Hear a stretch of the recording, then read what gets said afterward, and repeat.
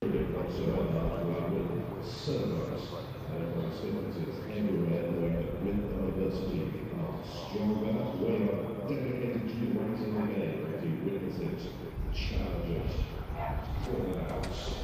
morning, everybody.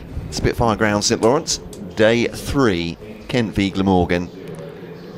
Glamorgan have dug a massive hole for Kent, and they trying to bat themselves out of it this morning. That sounds a bit dismissive of what Glamorgan have done, frankly. 5-4-9 for 9 declared when they finished their innings yesterday, and they have Kent 156 for 8. Quite how Kent get themselves out of this. Well, it's a simple equation. They need to bat for the best part of 2 days to do that, probably, depending on whether they're asked to follow on or not, which seems certainly they won't reach the target. Almost inevitable. 400 at 156 for 8. Chris Benjamin has 68 not out.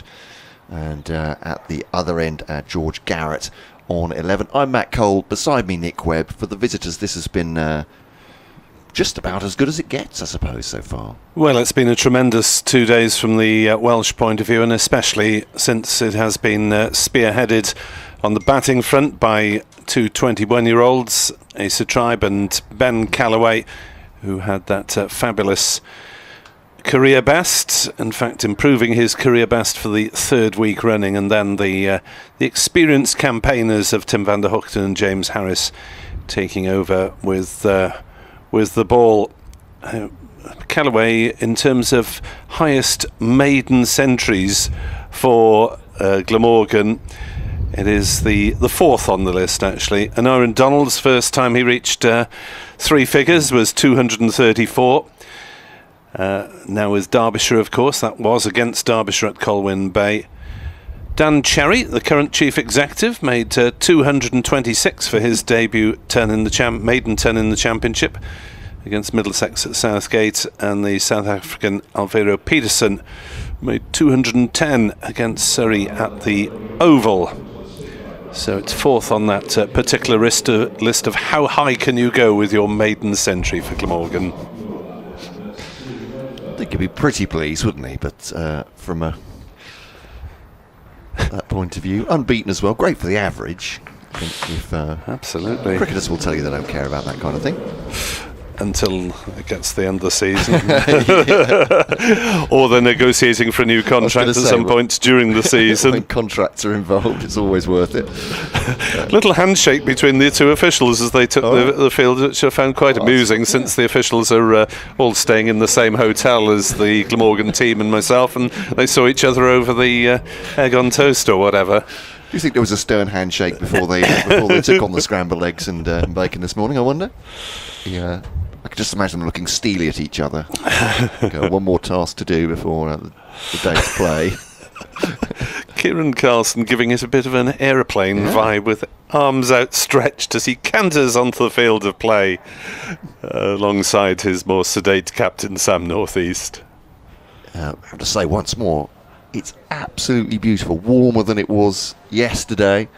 And the spectators that there are here, we have to say, this is a very sparse crowd today. I'd imagine it's an accumulation of factors. Not only it's a sunny Sunday and people will go, well, they'll go coastwards and have other commitments, but Kent's situation from a home point of view, not encouraging for supporters.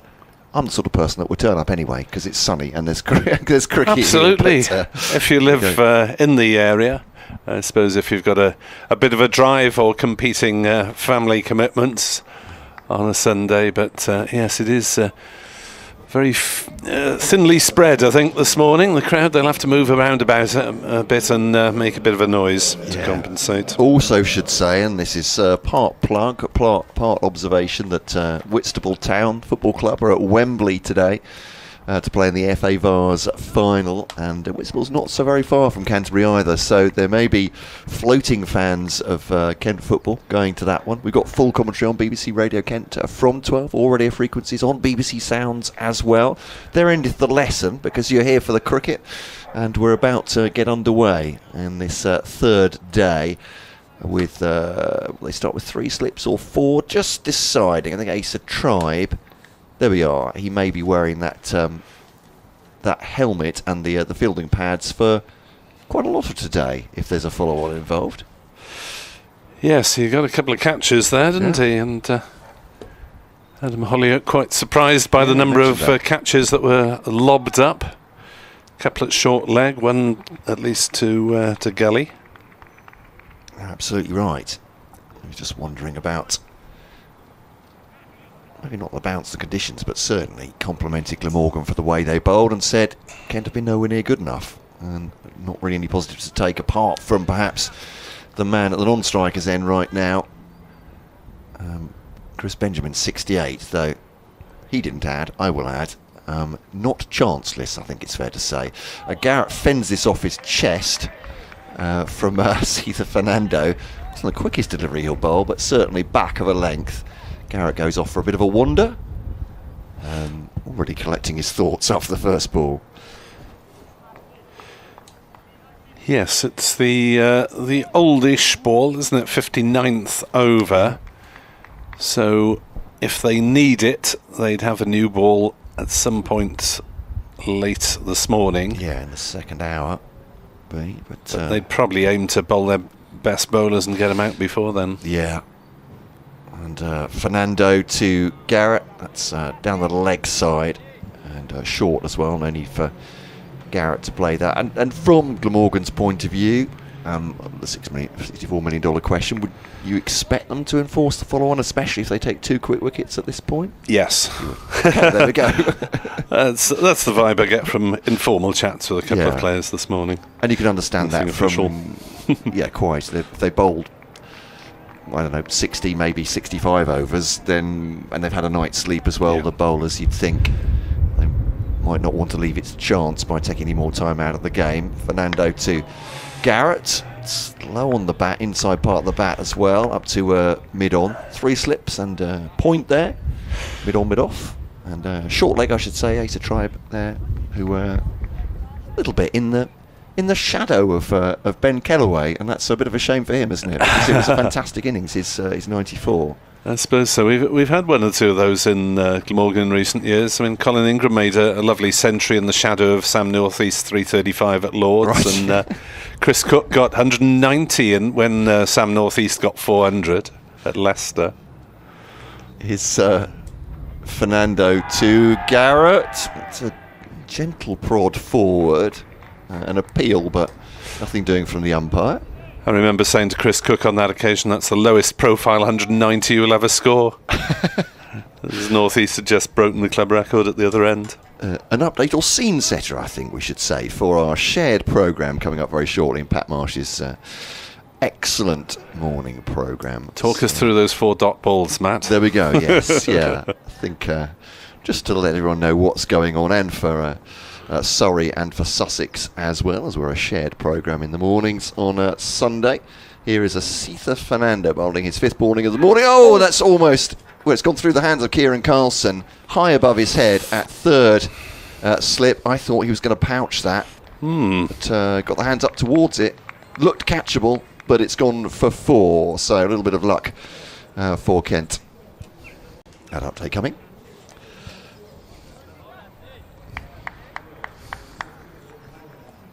A beautiful day here, Pat, at Canterbury, but Kent are in a massive hole, metaphorically, and need to dig themselves out of it against Glamorgan. It's been the visitors who have bossed the first 2 days. Kent holding on to their wickets, 160 for 8 in their first innings. They are 389 behind. The follow-on total, to avoid having been forced to or been allowed to bat again, is 400. Almost no way they're going to make that, and we have miracles, and you can remind me of that later on. So they are clinging on at the moment. Almost certainly will need to bat again during today and try to bat out the rest of tomorrow as well. Given, as I said, they're 160 for 8, and at one stage they were 23 for 5. That looks very unlikely. But you never know, do you? Commentary of this one, of course, and of Surrey's game at Warwickshire. Surrey with some battling back to do. They're 99 for 1 against Warwickshire, who posted a massive 665 for 5 declared yesterday. And Sussex batting second against Worcestershire in their second innings, 70 for 3, leading by 174 runs, looking better for them at Hove. Commentary of all those games and across the local radio network of all the county games going on via the BBC Sport website and app. And end of the over, 160 for 8. The last action, or significant action, was the... I liked your gesture for across the radio network. There was an outstretched blessing almost on a Sunday morning. Peace be upon you. Well, I put my hat in the ring for that one, but, if you know what I'm saying. But, you know, sometimes the vote goes against you. It was black smoke for coal as Gorvin is in and bowls, and that's nicely driven through the offside, and that will be 4 runs. Nice way for Chris Benjamin to get himself underway on this third morning of the game. Something of a half volley loosener from Gorvin and driven away comfortably. 164 for 8. Yes, last over, Garrett fending just over Carlson. Taller man might have got a paw on it, but Kieran Carlson, for all his many virtues, does not have that of extreme height. You'd have caught it, Matt. Oh, I mean, it would have gone at me. I'm not sure. As that is past the edge of Benjamin, whether he played inside it deliberately, maybe, through to Chris Cook. That's very kind of you. I would have been better placed to catch it. That doesn't mean anything. If your reactions had been up to it, yes. I'll just be getting my arms up there now, I think, probably, with my reactions. Yes, the Glamorgan team's sleep was not entirely untroubled. There was a fire alarm went off in the hotel at 6 a.m, which wasn't great. Gorvin is in and bowls. Be surprised if they held them back for the new ball, though. You'd think with 2 wickets to get in 20 overs, you'd go very much for that. But North East juggling them around a bit. To be honest, they all bowled well, didn't they, yesterday? I think as a unit, 5 of them. So field just changing here. Benjamin likes to attack, so there's a deep square leg and a deep backward square now for him. Fernando will take him on with a short ball. 3 slips in. Ingram, Northeast and Carlson. And defended by Chris Benjamin. Yes, we've had virtually all seam from Glamorgan, just the one over of spin from Ben Callaway, creaking slightly at the joints after 5.5 hours at the crease. And he said when he popped downstairs for a quick interview last night that he'd been just sitting still since play finished about 20 minutes previously. Couldn't move. Yeah. It was a busy day yesterday for him. Benjamin's in line with the off stump there and defends that. No run. Yeah, did a great job with the bat, obviously, and I won't say tireless in the field, but was still springing after the deliveries, wasn't he? And absolute commitment to try and keep the runs down. Yes, and understandably he's feeling good about life as he tries to nail down that all-rounder role for Glamorgan, and looks pretty likely to do so in this championship side. Fernando to Benjamin to enhance his own case for keeping the Kent side. So a single into the onside. He takes huge gaps there, allowing him to do it. He goes on to 74. Garrett has 15 so far. These two came together last night when Matt Parkinson was excellently caught by Chris Cook off the bowling of Andy Gorvin for 13 at 140 for 7, so good on 26. It has been a reasonable effort from Kent's slower order, hasn't it? Yeah. But the damage was so great that it still looks ropey for them. Yeah, 3 slips in the gully in behind the left-handed Garrett. Sorry, so my voice went slightly up a register there because, let's just say, very tentatively got in order there and sort of offered the bat to it, and it's hit the ground. So prodded at it fine. Suspiciously, didn't he? Rather, not a lot of foot movement, but there we are. It was safe enough. He's occupying the crease, and that's as much as one would ask of him at this point. Stay as long as you can from a Kent point of view. Kashi Valley is the number 11. Here comes Sita Fernando, and that's very much inside edge. Has that gone behind his pads? It may well have done, but he takes a single on the 5th ball of the over, and This is a public health and safety announcement. My colleague Nick Webb is doing the proper stuff. He's offering me his sunscreen. Very kind. I've got some in my bag. Thank you very much. It's very kind of you. But reminding me to, even when you're buying glass, that you can get some sun on you today. So yes, it's 2 hours of sauna in the commentary box in the morning session. You pay a fortune for that in a health spa. But wherever you are, take care of your skin. Is Fernando is pushing to the onside. Is that the right thing to say? 167 for 8. Yes, I'm sure spring sunshine can my sometimes colleague catch you Edward Bevan would agree with you if he were here, having had a minor operation to deal with a skin problem over the winter, which thankfully all seems okay. Morning, Edward, if you're listening. Absolutely. 167 for 8 then, Kent, with just the one minor alarm when Garrett fended one rather unconvincingly over the head of Carlson at third slip, off the bowling of Fernando. It is the medium pacer, Andy Gorvin, who will run away from us at the pavilion end and bowl to the left-handed Garrett outside off stump and prodded away backward of square. He's got a decent bat on that. It'll be picked up just inside the backward point boundary by Callaway, chasing back from point, and they've gone through for an easy 2. Garrett to 18, Kent to 169 for 8 here on BBC Sport Online through BBC Kent and BBC Wales, as Gorvin into bowl to Garrett, who prods another one into the offside, this time to the sun-hatted Zainul Hassan at cover. So emails bbckentcricket@gmail.com, nickwebb2017@gmail.com. That's also where to get me on Twitter and Blue Sky, and BBC Kent Sport on X as well, or X-Twitter I suppose. As Gorvin bowls and Garrett pushes that one out into the offside, and there is no run. John Hughes is hoping that Glamorgan can wrap up the Kent innings before he heads off to Cardiff for today's massive sporting event, Cardiff RFC v Newport RFC, in the semi-finals of the SRC playoffs. For those who aren't aware, Super Rugby Cymru is the sort of semi-pro level just beneath the professional game in Wales. Outside off stump from Gorvin, driven by Garrett into the offside, and there is no run. All the Welsh professional sides are in South Africa at the moment, with defeats for Cardiff and the Dragons last night. Scarlets in action this afternoon in South Africa, and that allowed the West Country to take over the Principality Stadium with 51,000 people present for the Bristol demolition of Bath in the English Premiership.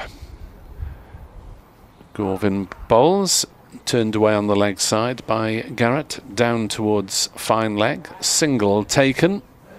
So life comfortable enough for these Kent batters at the moment on this third morning. 170 for 8. Not sure at what point the annoyance factor gets to Glamorgan. If they're still out there in an hour, I guess they'll start to get a little bit twitchy as they look to take as little time as possible to wrap up this first innings, A, to give themselves more runs to play with, and B, so they're as fresh as possible for the second innings, as Gorvin is in to bowl to Benjamin, steers it on the leg side, fielded by Fernando at mid-on. No run, 3 off the over, 170 for 8, Kent having added 14 without loss in the first 17 minutes this morning. Put the microphone on. The most significant chance, I suppose, was that one high to third slip. I'm not sure Kieran Carlson quite had the height, as he said, to take it, but certainly it was an edge by George Garrett. I'll be hoping to see at least a couple more of those to try and bowl Kent out this morning. As you say, the irritation factor as much as anything else, and the tiredness in the bowler's legs, if they're going to have to do a stint straight afterwards, will be a factor. Yeah, I mean, if Kent can keep them out there until around about the 80 over mark, that's more significant than 60, 65 we're approaching at the moment. So Fernando bowls to the left-handed George Garrett, sees that off his thigh pad, off his hip, and that'll be a single. Just looking at umpire Redfern, was there bat on that? There was, assuredly, yes, just backward of square.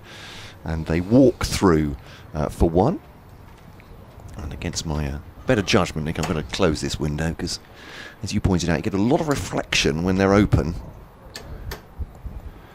And yes, we'll be slightly hotter, but slightly more able to see what's going on. I need all the help I can get when dealing with the cricket. Here we go. So Fernando from the Naki to road end, bowling to Chris Benjamin. Benjamin just want to jams his bottom hand against the bat, that one, but blocks it back to the bowler. He's on 74. Ben Davis messages on X. I was playing cricket down the Mumbles yesterday, Swansea area, while batting. One of the umpires decided to wear a helmet. I don't think I've ever seen anything so funny. It's obviously someone hitting the ball straight pretty ferociously from the sound of it. And on a serious point, in the professional level, you do get umpires wearing those arm and chest guards, don't you? Yeah, the Fernando bowls to Benjamin, driven into the offside. I suppose particularly in T20, when the MO for batters is to thrash around. Yes. You could be caught unawares easily.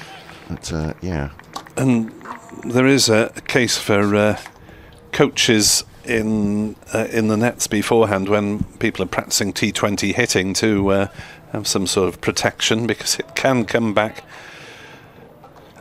fast at you, very hard indeed. Was it Luke Fletcher who got knocked out the Nottinghamshire bowler by a return drive, I believe? Indeed so, yeah. It's Fernando now bowls to...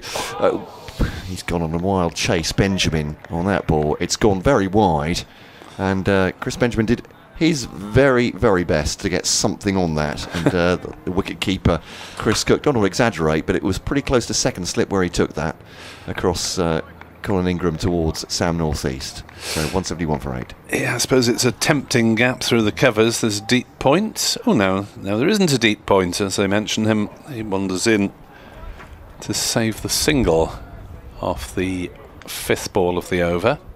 But there's still a big gap through the covers between point and wide mid-off.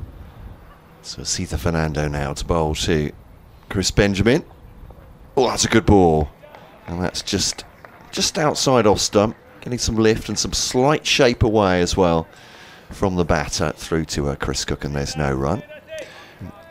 Yes, I've been quite critical of Fernando at times, but he has bowled much more tidily in this outing, under 3 runs and over. Had the wicket of leaning eventually, might have had him 2 or 3 times before that, and could well have got Garrett in that first over of the morning. He takes the ball back from Tim van der Hoogten, who's fielding at a wideish mid-off, so mid-on as well, 3 slips, point, orthodox mid-wicket, and Benjamin comes off. Again, does that come off thigh pad? It's a little bit clothy sounding. It is, yeah, it's leg by, umpire Redfern. He's tapping the knee repeatedly. There we go. Come on. Acknowledge me. She's keeping up a great rhythm there, I have to say. Also showing an enviable balance, I would say, stand that on the leg. Yes, I'm not sure. 72 for 8. I could stand on one leg that long without hopping around a bit as well to try and keep my balance. It's very difficult for us chats with a slightly higher centre of gravity, I like to say anyway. That's a good excuse. To do with poor physical condition. Yeah. As Gandhi Gorvin will continue from the pavilion end in the morning sunshine, and he'll bowl full toss to Chris Benjamin that he rather misses out on, turning it away on the leg side for a single. Fred Atkins from the press box is promised to join us at some point in the morning proceedings, so we look forward to hearing from him as well. Everyone swaps over in fairly leisurely fashion between right and left-handers. 173 for 8. Garrett going well on 20 in his second match of the season, as he turns that down to fine leg, and we'll pick up a single. It has looked fairly leisurely out there for the batters this morning, and I guess the top order watching on from the pavilion will take heart from that, because Glamorgan certainly haven't knocked them over as quickly as they would have wanted. Kashif Ali, the only remaining man to come in this first innings, as Gorvin will bowl to Benjamin on 75 not out, and he remains thus as he defends it to mid-on, and there is no run. Kashif hasn't done badly from his early Kent career. Actually, his average must be pretty good, because he's had 3 not outs so far. 17 against Middlesex, 34 not out against Gloucestershire in a big first innings there, and 10 and 2 not out against Middlesex, but finds himself at 11 in this lineup. As Gorvin in bowls, almost gets the edge of Benjamin's bat as he fished at that one rather. Just a little bit of away movement maybe. Went past the outside edge and through to Cook. Yeah, so averaging 53 this season, Kashif. I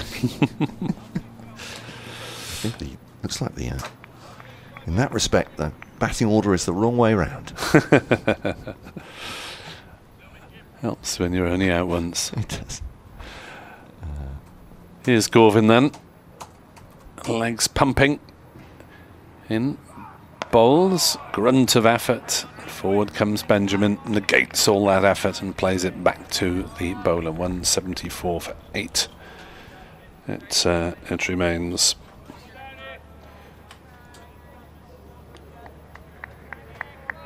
Yeah, still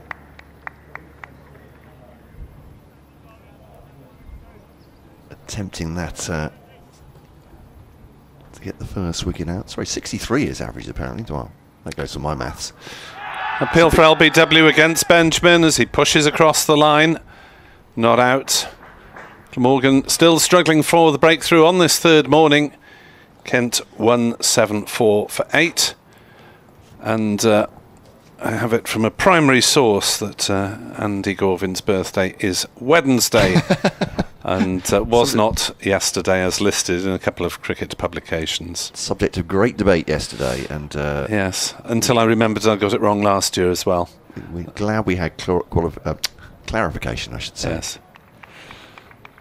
Yes, 63 is right. I beg your pardon on Kashif Ali, and that's what I've got. Which is not great for me, I have to say. There are just 4 figures to add up. To 63, I managed to get, what was it, 57? Goodness me. Right. All that statistical nonsense put aside now. Fernando. Hoping for a wicket here. George Garrett. Facing Kent Tailender.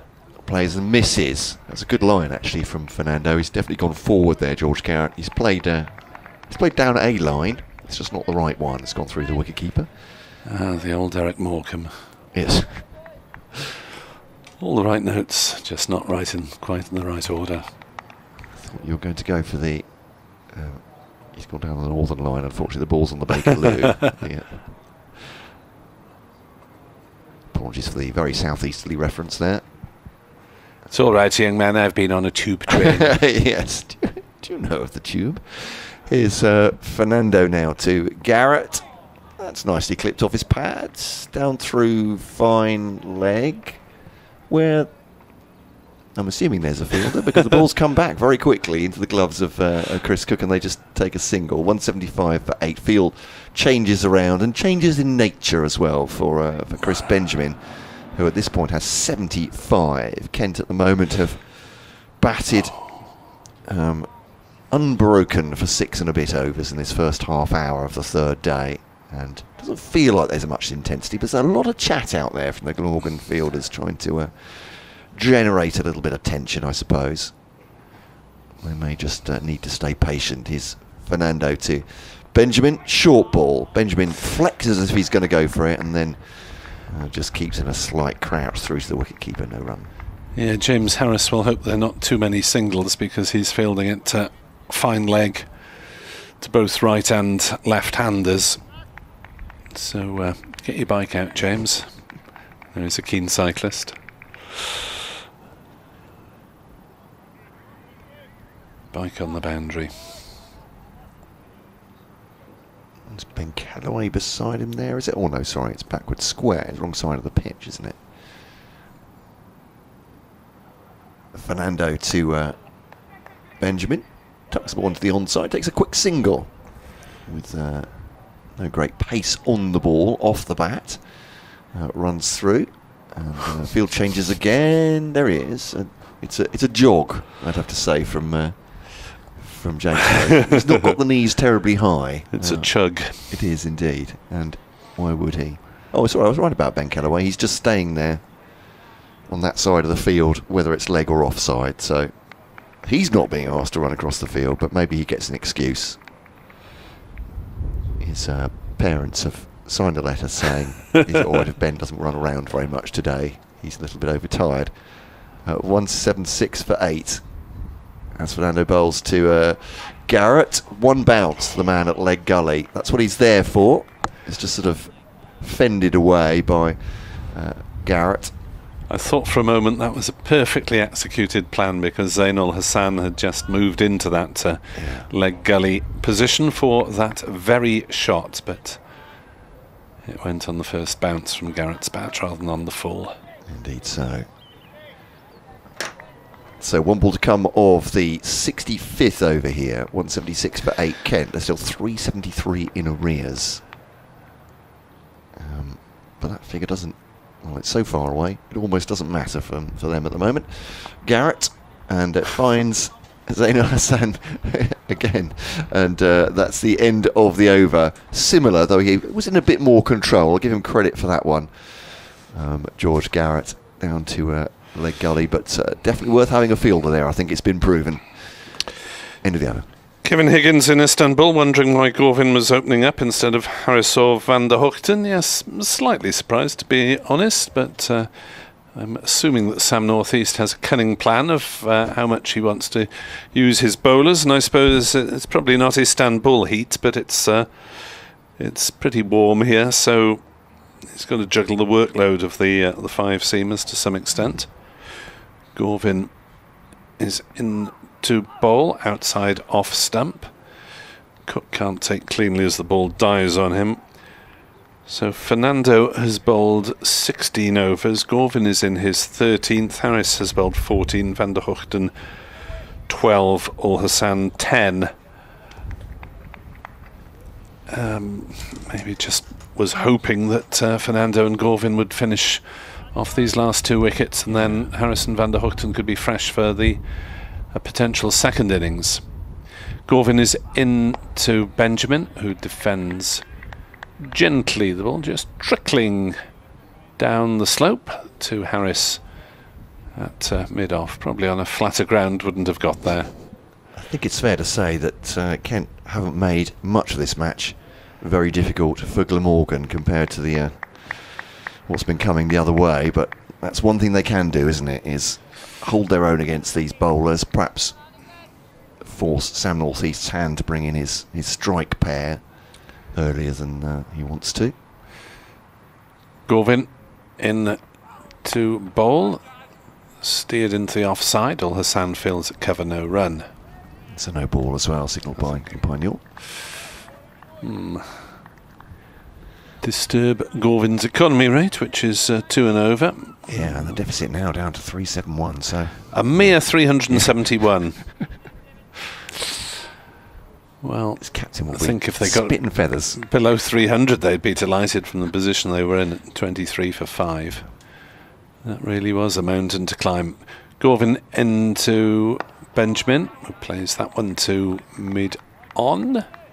Fernando fields, and there's no run. Other match in Division 2 at Northampton. Northants are 180 for 6 in their second innings against Lancashire. That's only a lead of 142, though Saif Zaib is 48 not out for Northants. But you would think Lancashire were favourites for that one at the moment. At Chelmsford, Gorvin bowls. Benjamin slaps that one away into the offside. Finds Callaway sweeping on the boundary in front of the retirement flats. Down the hill, single taken. Essex against Yorkshire. Yorkshire 141 for 1 in their second innings. Adam Lyth 94 not out. That's a lead of 234 over the home side at Chelmsford. At Trent Bridge, Nott 212 for 6 in their second innings. Haynes 81 not out. Lead of 349 against Hampshire. Gorvin bowls, and Garrett, I think, struck on the pad despite the shouts of catch it. In any case, the ball rolls away harmlessly on the leg side. First bit of welcome breeze this morning. Down the coast at Hove, Sussex 92 for 3, but that's a lead of 196 over Worcestershire. And Surrey still plodding along. 114 for 1 in reply to Warwickshire's 665 for 5 declared on a road at Edgbaston. Garrett drives, will get runs here down the hill. This may go all the way, in fact. It's a slightly weary chase from mid-off. Is the ball slowing up enough? No, it isn't. Disappears from our view, as does the fielder, but nicely timed sweet push. Ran away for 4. Garrett has 26. Benjamin has 77. 183 for 8. All hunky-dory as it could be for the home side this morning. Matt Cole and Fred Atkins. Thank you very much, Nick Webb. I thought he was about to say all to play for, but not quite. That's the first boundary from George Garrett. Well, it's the second one. The first one he's, dare I say, that he's directed with the bat. The other one went over the head of Kieran Carlson this morning at the third slip. An edge off Asitha Fernando, who is bowl coming down the slight slope from the Nackington Road end. The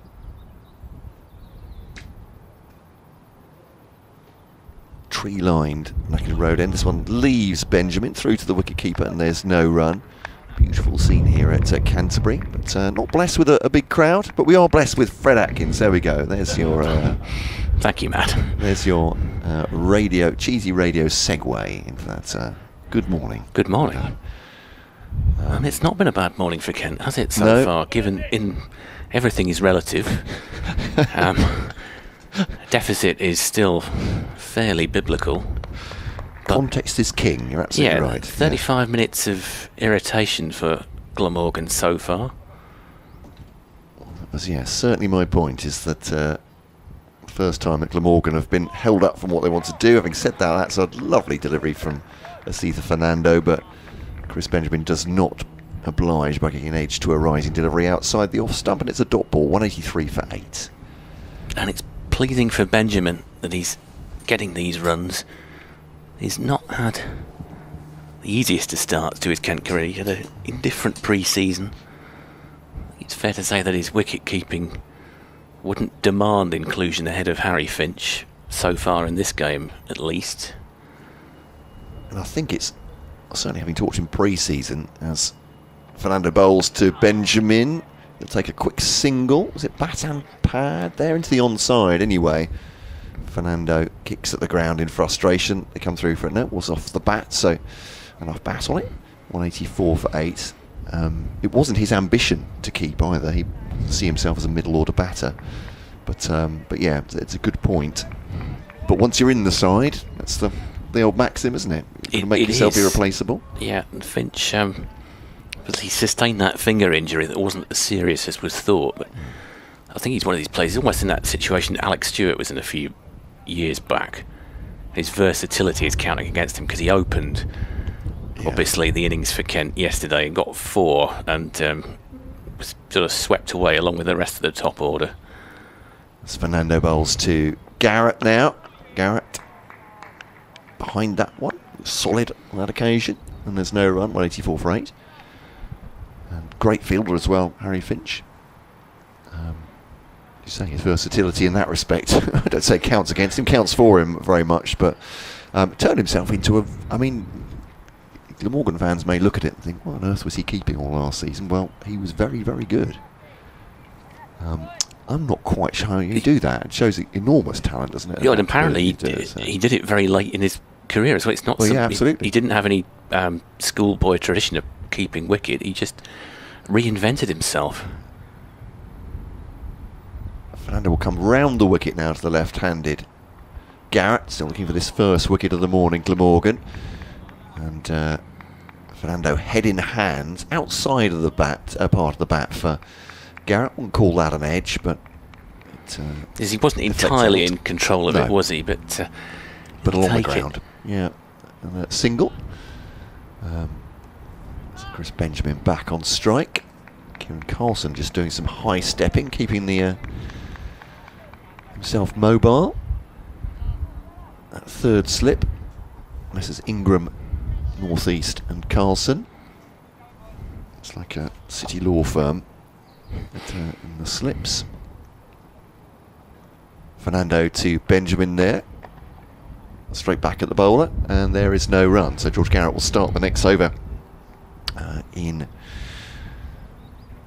possession of the strike. 185 for 8. I'll mention it every now and then, but it is a deficit of 364. But Kent's task, if you're just joining us today, for them it's about batting as long as they possibly can over the next 2 days to try and force a draw. Glamorgan want to chip away as soon as possible for these wickets, and it looks like one of their openers is going to return. Looks like James Harris has been brought into the attack to hurry things up from a Glamorgan point of view. Yeah, well, I'd say that's a small victory for Kent this morning. It's take the small victories, as somebody once said. Harris is being forced to come back when, sure, as was said before, they would be hoping to have saved him for Kent's second innings. He took 3 wickets first time out and looked a real handful on this track that had looked pretty much dead while Kent were bowling on it. He's just taking his mark now, bowling in from the pavilion end. Strides into bowler Garrett, and that one drifts rather uglily down the leg side. Garrett just leaves it alone. It's sort of short pitched, probably around about a foot outside a leg stump. Garrett just thought about it for a second and decided not to risk trying to score off that one. Yeah, I think we'll call that a loosener from James Harris. Maybe Sighter, perhaps. Yeah, he's bowled very well so far. As he comes in again from the pavilion end. And this one, fuller length on middle maybe. Garrett nudges it down leg side. They'll take one, come back for a second.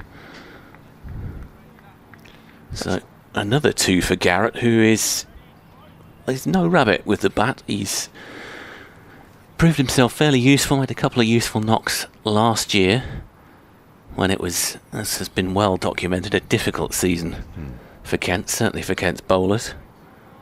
Back in the lineup due to a spate of injuries as Harris comes back in from the pavilion end. And this one, some good length, comfortably dealt with by Garrett, who just prods it out to Fernando, who's at mid-on there. Mid-wicket maybe. Fernando, you could see he was getting a bit frustrated towards the end of his spell, assuming it was the end of his spell. It's been a frustrating morning from a Glamorgan point of view. As Harris comes in again, that one is more outside of the off stump, and that's nicely played by Garrett. That should go to the boundary for 4. Nice looking cover drive from George Garrett, and that brings up the 50 partnership for Kent. 14 of them to Benjamin, and Garrett has actually been the senior partner in this stand. He's got 33 of those, 68 minutes so far, and it's taken up 101 balls. So Garrett is doing exactly the job that Adam Hollyoake will have asked of him when he went out to bat this morning. A very good shot, that one, from Harris, who comes back in this time. Bowls it more on middle, slightly shorter length. And that one is just pushed away, and there'll be no run there. Yeah, it wasn't the greatest ball, but well dealt with, wasn't it? From Garrett, absolutely safe and steering it away for a boundary. Yeah, the follow-up was more kind of... wonder if he might have been tempted to steer that down the leg side. So he decided to opt for caution as Harris comes back in again. And that one's more outside the off stump. Garrett just plays that one fairly carefully towards the mid-wicket area, sorry, towards the cover area, I should say. Field leg position's confused with the switch of the left and right-hander. Kent move on to 191 for 8. Garrett on 38. Benjamin on 78. And we're just looking to see if there's going to be another bowling change at the other end. It looks like... I think, is it Hassan is going to come on replacing Fernando? Yeah, so no Tim van der Hoeken, and they're keeping him in reserve. You're just looking at George Garrett's high score, which is 48, was against Surrey last year when he came in as a night watchman and did a great job in eventually a defeat for that, but 101 balls that was as well. Yeah, he can take care of himself, Garrett. Yeah. He's proved himself down the years. Sometimes he does, obviously, all tail-enders go for the odd low score, but he has been more than capable on occasions for Kent. All the sound just goes through the motions. Windmilling to get ready there at the Nackington Road end. Bowled really well yesterday, but without success in terms of wickets. None for 40 from 10. I think that does him a disservice, probably, the actual figures there. Chris Benjamin sees one outside the off stump and tries to crash it through the covers. Ends up thumping it into the ground. It was a very theatrical appeal that eventually did for Jack Leaning, wasn't it, yesterday? He was practically at the batting crease. He sort of ran backwards with his arms splayed wide. Eventually Sue Redfern's finger went up, and I've got a feeling that Leaning might have had to go to the umpire for his reaction. Yeah. I feel there was some bat on that, but possibly... Oh, that's a great delivery from Hassan. That was Fernando's wicket, wasn't it? That Leaning. Hassan yet to get his. And I really feel like he's... We were looking at the replays. We thought there was a suggestion of inside edge. Yeah. Leaning clearly felt that he'd hit it. But, you know, we could say it all day long. You just can't go off at umpires like that. No. You've got to, as difficult as it is, you've just got to swallow it, and they may well have got called in. We have to try and... As Hassan bowls to Benjamin, and just guides that away through backward point for a single ball outside the off stump. So one for him. He goes on to 79. Garrett to 33. I think it's fair to say that Jack Leaning can be quite demonstrative when he's dismissed, and as you say, it's whether that goes over the line of...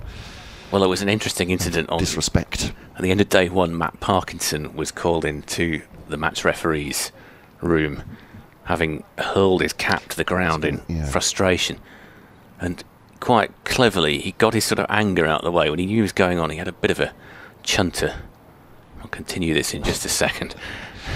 We were talking about that incident, but didn't realise he'd been called in, as Garrett faces actually does well to keep her out of the way of that one. Looked like he wanted to play it. Suddenly, late on, shoulders arms to a wideish one through to the wicketkeeper, no run. Yeah, he was told about it, and he had a bit of a chunter when he heard that he was going to have to go in.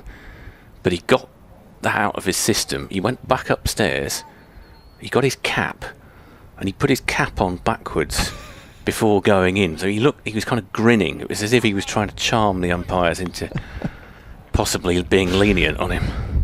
So Hassan bowls to Garrett, leaves that one earlier through to the wicketkeeper.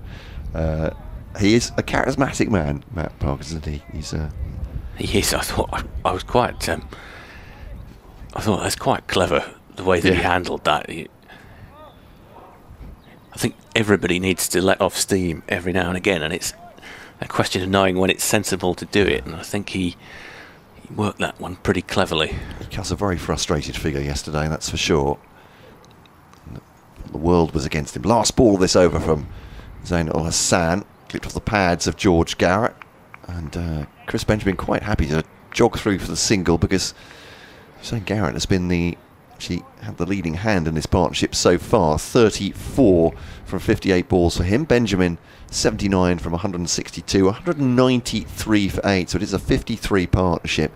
And Garrett has this morning played a couple of attractive strokes, as well as being stubborn, obdurate at the crease. Irritating for Glamorgan, but it'll take a long time and a lot of overs for it to go beyond irritation into some sort of damage to their prospect of winning this game. It is. Keep going back to that figure of 23 for 5, at which point we were thinking that we might not even be here today. Kent's collapse was so drastic at that point, but they have recovered to an extent as Harris comes in from the pavilion end to bowl to Garrett. Onto fuller length just outside off stump, and Garrett just prods that one safely back past his batting partner. No run taken. It's Gorvin, I think, is the fielder there. Yeah, just a bit becalmed, as Kent found themselves yesterday when they were bowling, didn't they? When trying to take quick wickets to finish off the Glamorgan innings. That really didn't happen.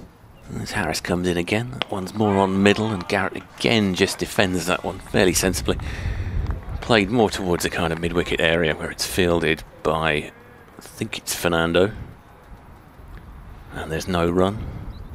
Yeah, just to put this in context, Kent were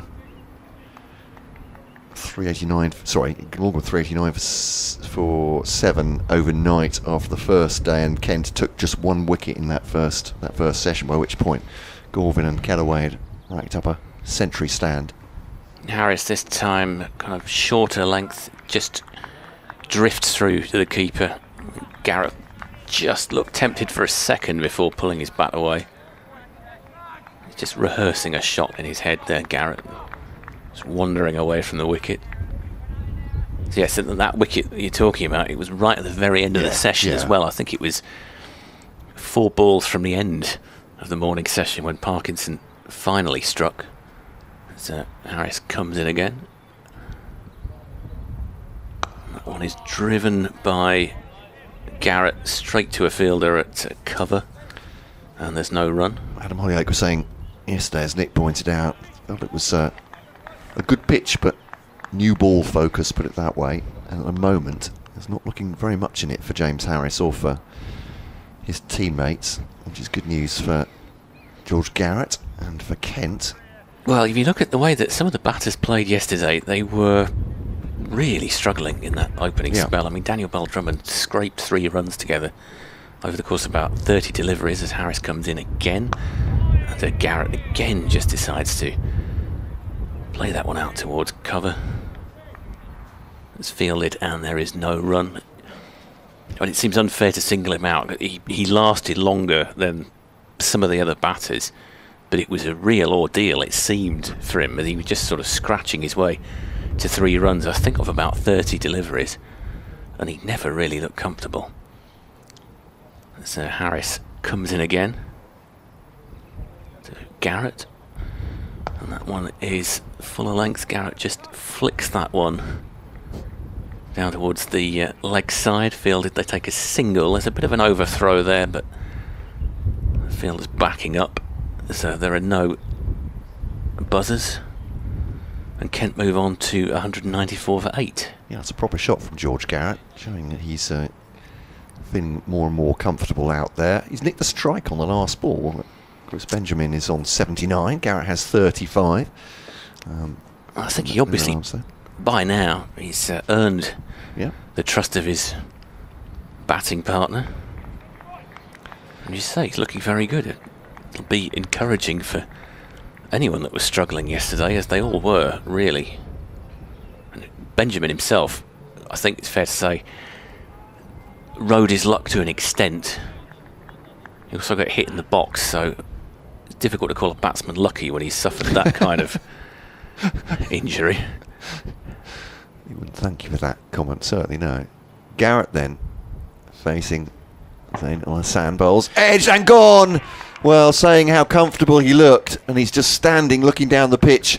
And umpire Redfern with the finger in the air. He's not certainly questioning the decision, but annoyed with himself, slaps his thigh pad with his bat as he comes off.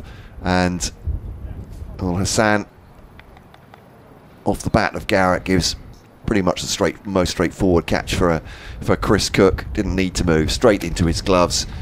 And George Garrett knows what he's done. A little bit of shape perhaps away, bat away from body anyway. Applause from this Kent crowd, and rightly so from George Garrett, who's put up some resistance there, but does go now. Kent 194 for 9. Joy for Glamorgan. Still a lot of work for them to do to win this game. We'll have to take another 11 Kent wickets, but at last they have got the breakthrough. 12 overs. 12.1 overs, there we go, to be absolutely exact, into the third morning. Kashif Ali comes out.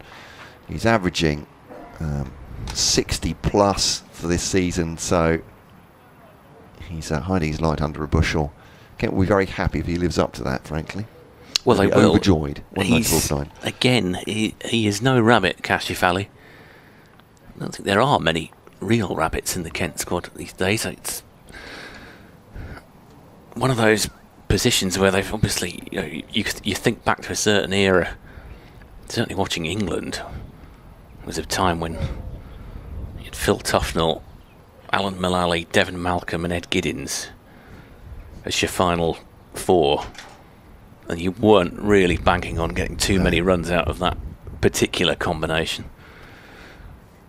It's looking at the great West Indies side of the 70s and early 80s, and the final 4 were very much tail-enders, but they earned their places in other ways. I think it's fair to say. When you had Desmond Haynes and Gordon Greenwich and Viv Richards at the top of your order, you didn't need to milk the odd 30 from your tail, did you? I'd like to say that. I feel like I'm going to an outrageous territory here. I'm not going for clickbait by saying, well, they couldn't bat those 4, could they? That was a big problem for the West Indies. You wouldn't. Courtney Walsh and Curtly Ambrose, they weren't in the side for their batting. Actually, Malcolm Marshall was handy, wasn't he? I think he was. Yes. It's Hassan bowls to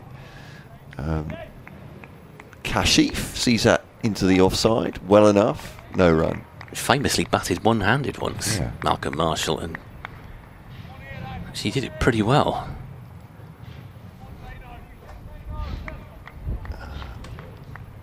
There are plenty of stories. What must have been one of the most feared bowlers on the circuit, Malcolm Marshall, when he was in his pomp.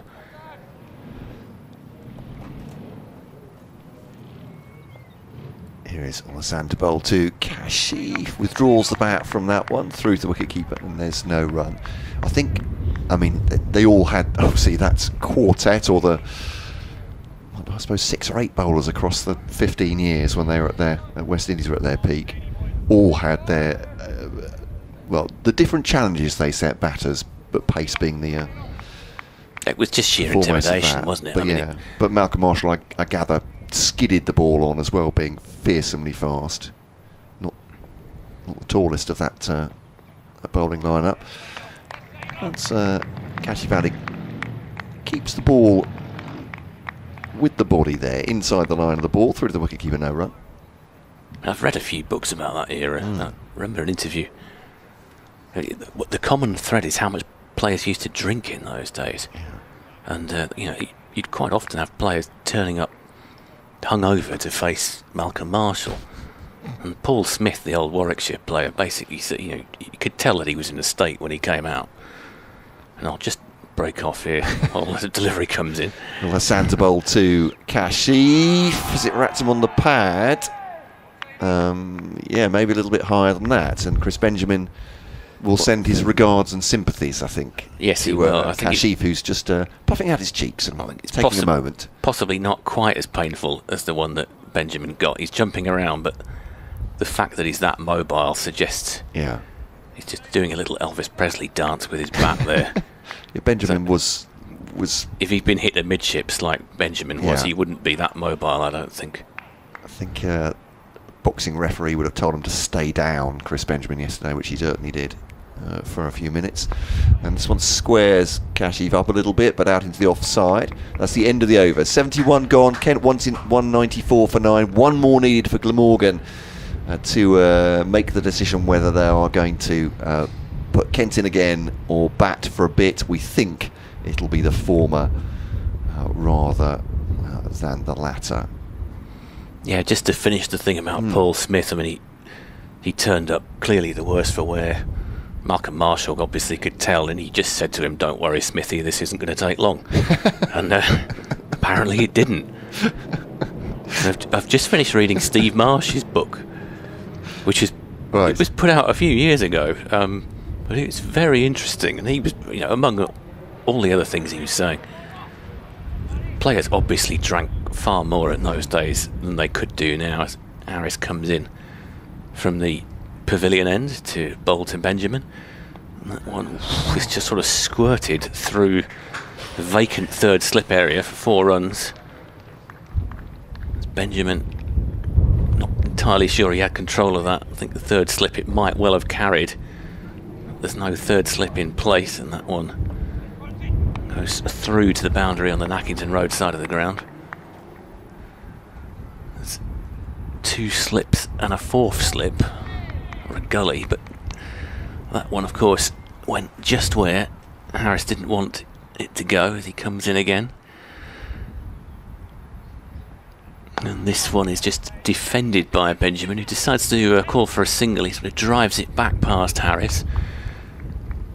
And I think Ali was just a little bit on his heels there. Wasn't entirely sure whether the single was on, but Benjamin decided to scurry through.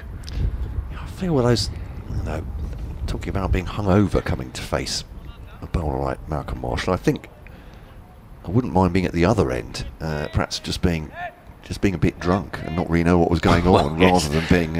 I can imagine it might be a bit easier to deal with your... existential crisis that sometimes comes with a hangover, and then you've got Malcolm Marshall perhaps looking to hasten your exit from the globe. It's a very interesting from the crease. It's a very interesting book that Marsh has written. There's just a bit of a delay here. Most autobiographies written by cricketers or sports stars in general, they are usually pretty diplomatic about the people that they've worked with and the people that they've played with. But Marsh didn't hold back on a number of topics. And I mean, he's not the sort of player I've ever seen here, and I wonder if that's why.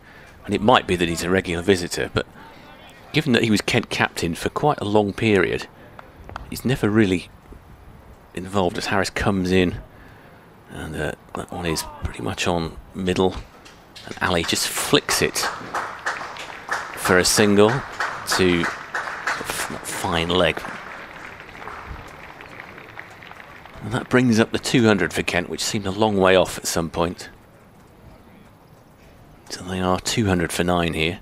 But yeah, Marsh, given that he was Kent captain for quite a reasonably successful period in the club's history. They didn't win a great deal. They won a Sunday League title while he was here, as Harris comes in again to Benjamin. Benjamin just squirts that one through backward point. They'll take a single. But yeah, Steve Marsh, fairly important figure, but he did not hold back in his criticism of the committee in that book. He basically accused such as Jim Swanton of manoeuvring to get Matthew Fleming the captaincy while he was here. He was very outspoken about Cole Hooper and his work ethic while he was the overseas player, saying he preferred Paul Strang. So Harris comes in again from the pavilion end. This one goes to Ali, shorter delivery. It doesn't really cause Kashif Ali any problems, it just sort of prods it down. And it's fielded by Fernando. There's no run. So I can't remember reading too many books that have been less tactful than Steve Marsh's book. It's quite a good read. It's called It's called The Gloves Are Off. It's not available on Amazon, but I got a copy of it on World of Books somewhere. So it's worth digging out if you want something that's not the usual cricketer's autobiography. Harris comes in again. And this one is decent delivery that time, just at that nagging corridor of uncertainty, as it's known, and it just goes through for no run. The other thing I'd say, it's not the only book that's called The Gloves Are Off that's been written by a wicket-keeper. I think Godfrey Evans' book is also called The Gloves Are Off. I think it's less controversial. I've got a feeling Les Ames might be called that as well. It's a fairly standard title for a wicket-keeping autobiography. The score has moved on to 201 for 9. And this, I think we're being given some cue from BBC Radio Kent's show, but I don't believe we're going to be doing an update because they're about to go into their coverage of Whitstable against Whiteleaf in the FA Vars on all radio frequencies and online as well. This is a shot by Benjamin. It's a pull away towards the boundary, and there is a single run, so he's not protecting Kashif Ali either. I know there's a fair amount of interest in that FA Vars final from people around here, Whitstable being one of the more local sides. We are doing a cricket update here, unscheduled, but we'll go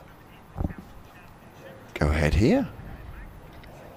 Yes, indeed, and Kent here, 202 for 9. They are holding up Glamorgan at the moment and just making it awkward for them, probably in the first time in the match. Given the context, Glamorgan 5-4-9 for 9 declared yesterday, and Kent at one stage 23 for 5 in their first innings. This has been a fight back. So 202 for 9, the one wicket to go this morning. George Garrett, the tail ender, making a very creditable 35 before being caught behind of the bowling of Ul Hassan just a couple of moments ago.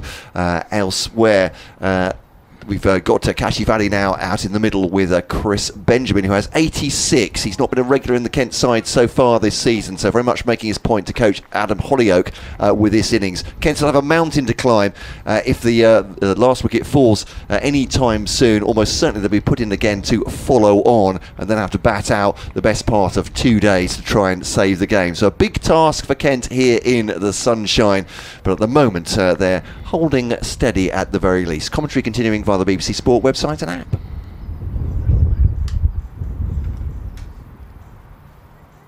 And Fernando bowling to Ul Hassan bowling to Kashif Ali, and it's pushed back into the offside, and there is no run. Yeah, just going back to Steve Marsh, I've got a feeling he played for Whitstable Town. Did he indeed? He was certainly played as a footballer. He played football during the winters. I may have got it confused with Herne Bay, in which case I apologise profusely because they are big rivals. As Ul Hassan bowls to Kashif. That's a decent shot into the onside, and there's a single. But yeah, big day. So if you're that way inclined, we don't want you to leave us, obviously. But there is coverage of Whitstable against Whiteleaf in the FA Vars. Kent side looking to be only the second side ever to win that competition. Of the Deal Town in 2000 will be the first one for quarter of a century. And Steve Lovell, who was part of that Deal Town team, and former Gillingham player and manager, of course, is part of the commentary team. But there we are, on all radio frequencies on BBC Radio Kent and all on BBC Sounds. That is a smashing shot by Benjamin. A little bit of width from Ul Hassan. He's crashed that away forward of point. He goes on to 90. Kashif Ali has 207 for 9. Kent still 342 in arrears. Be a few words from Fred Atkins, and then he'll be joined by Nick Webb. And that was a terrific shot by Benjamin.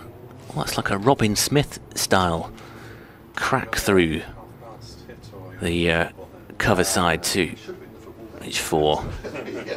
So Harris is going to continue from the pavilion end. Kent 207 for 9, trailing by 342. Ali to face, and just at that point, if you're Benjamin, you're 10 runs away from what would be a maiden century for Kent. So Harris comes in to Ali. And Ali, well, I'm not sure how you describe that shot.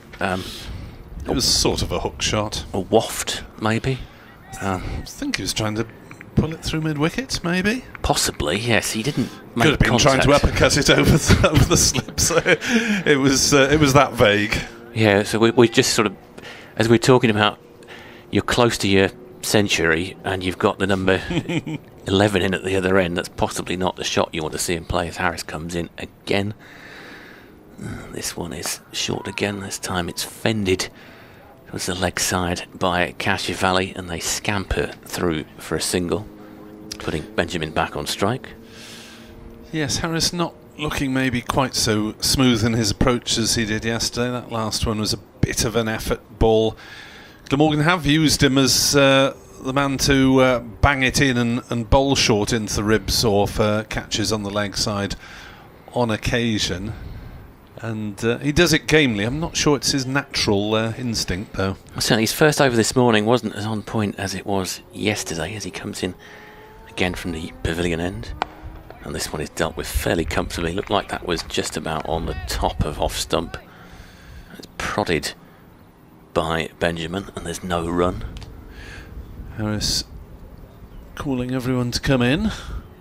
Because yesterday he was right on it, right from the start, wasn't he? It's a really good start to the season, wasn't it? Both of them were, really. It was a torrid opening spell by Harris, and Van der Gooten as well was causing the Kent batters all sorts of problems.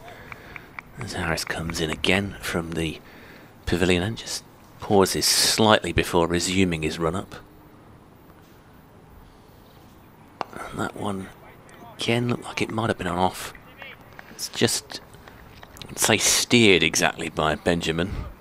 There's a dot ball. Looked like he was never really troubled by it, but not necessarily fully in control of it either. So there's no run taken. Kent 208 for 9. Had about an hour and 10 minutes this morning.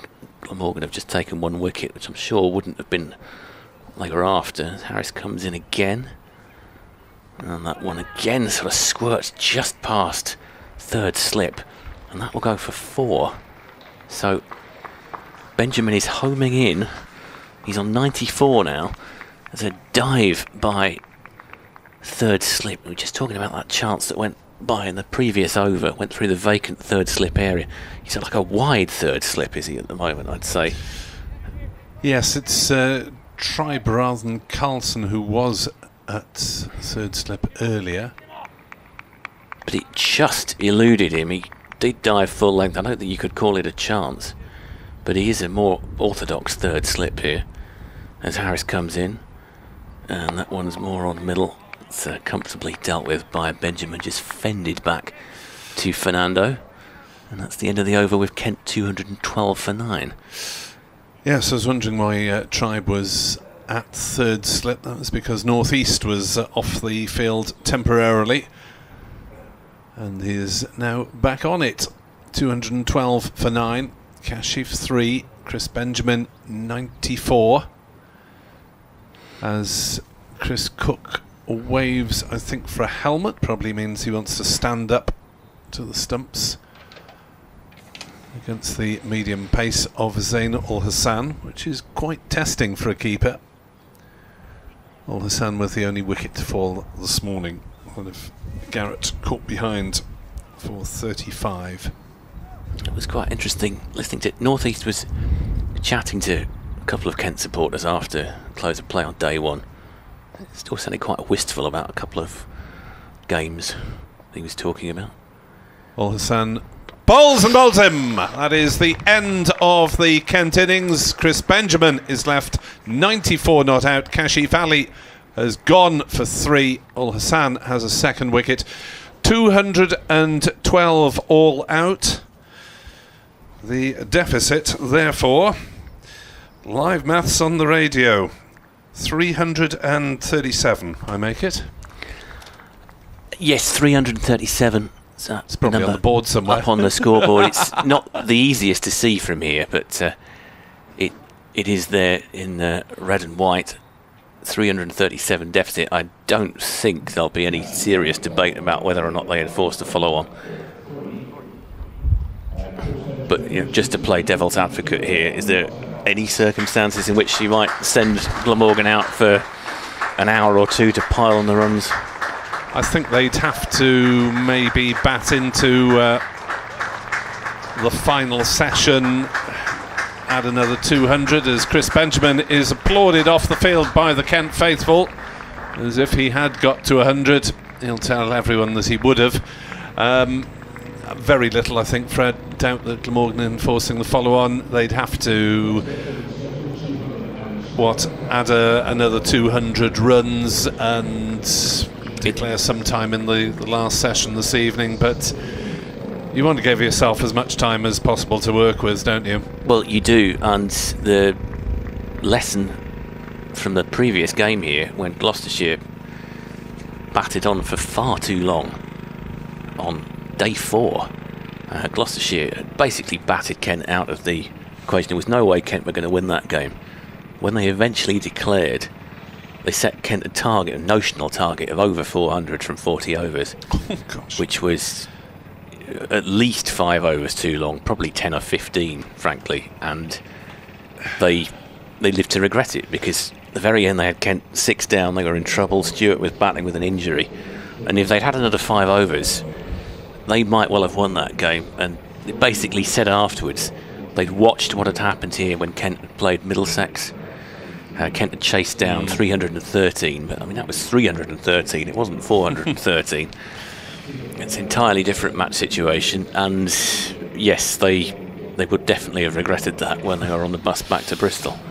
Yeah, is it stereotyping to say there's a not entirely surprised from an Australian captain? They tend to want to grind the opposition into the dirt, don't they, and make sure that the opposition has no chance of winning. But yeah, watching that one from afar, I thought, why on earth are they batting on? You need to give bowlers two sessions basically minimum, don't you, to bowl out the opposition on a final day. Yes, and it was so close as well. I think the other possibly slightly odd aspect of that performance is Zach Crawley played the anchor role for Kent that day. Not the phrase you'll say very often. No, you won't. Where everybody else was losing wickets around him, Zach Crawley stayed there. Normally expect him to either go big or get out early. On this particular occasion, he made a very patient 50-odd and stayed put while you would normally expect Ben Compton to be the man that would hang around. He'd be dropped by England for playing that sort of role, won't he? Well, I don't know. I mean, there's a hot topic, isn't it? Ben Compton, whether he should be Zach Crawley. You would think that Ben Compton would be the England contender from the way that he'd started this season. So obviously there are other contenders that are ahead of him. Zach Crawley, people around here get quite defensive when I think it's inevitable when you're talking about your home player. Zach Crawley's a Kent boy, so there's a lot of loyalty towards him here, and he's not had the worst of starts to the season. In fair, he's made some contributions. He helped in that day 4 chase against Middlesex. He got them off to a flyer with a very aggressive 50, and then effectively saved the game in the second win here, the draw against Gloucestershire. But it's just a question of, is that going to be enough for England? Yes, you do wonder about England. Well, it's better brains than I've wondered about England's selections and how it seems to be more difficult to get out of the team than into it on occasion. We have had that debate in Glamorgan with Shoaib Bashir coming to Glamorgan on loan. He takes 2 wickets in 3 matches at an average of 150 in the 2nd division, and he's England's #1 spinner then for the Test summer. Which, without wishing to slag the young man off, because he's obviously very talented, but should he really be given that cast iron position? Yeah, it's the age-old question, isn't it? There have been times when England have clearly been too fickle when it comes to players. Yes. Yeah. Just to chuck one name out here, who I thought probably deserved more of an England career than he actually got. Steve Watkin, the old Glamorgan bowler. Yep. I remember him coming into the side and not really doing anything wrong, taking some wickets at the end of the 93 Ashes series, And I thought England might have found a bowler there, and he never really figured after that, did he? No, I mean, you might argue that Steve was peculiarly suited to British conditions and might not have flourished overseas, but he never got a chance to find out, did he? Did the flourishing in England and Wales bit, and didn't get a chance overseas. But it was that era when I think if you flourished anywhere, you were worth a shout, because there were players who I suppose he might have been a bit unlucky in it. Darren Gough emerged that following season, and he was not really the sort of player that you could leave out of the side. But there were just one or two times when I thought, well, he must be worthy of a recall. Surely he's, the performance he put in against Australia at the end of that series, I thought showed that he could do it at that level. If you're wondering why Fred and myself are chatting, we are on the interval between innings, and although I haven't heard the official announcement, the fact that there are Glamorgan players gently warming up or keeping warm on the boundary's edge tells you that they will be back out in the field very closely, and indeed Kent have been instructed to follow on.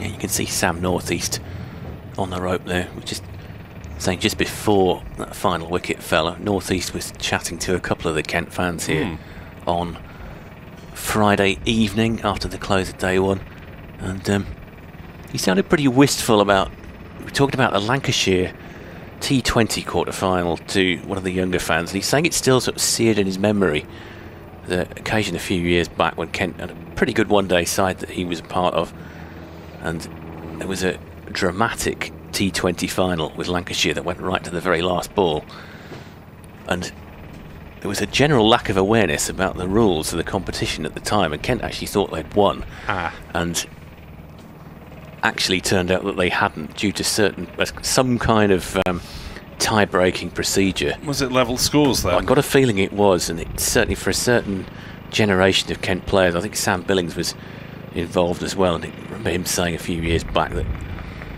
he got to a quarter-final with Warwickshire and he was thinking, he was dreading the same thing was going to happen. So Glamorgan returned to the field. Yes, Glamorgan had a T20 quarter-final up at Lancashire to be regretted, where they seemed to be cruising to victory and then lost, I think it was 3 wickets in the penultimate over. These are the games that somehow stick in the memory longer. Especially since it was the second day of the game, it had been flooded basically on the scheduled day. Glamorgan are back out in the field. This is not something you see a lot of anymore, is it? You don't often see games go to a second day. Being at one of the women's Tier 1 games a couple of years ago, the South East Stars almost ended up having a bowl out. All right. I think it was with the Vipers. It got to the point where, although the second side was playing the third side in the league, and I would have said, under those circumstances, the second side probably should go through. Yeah.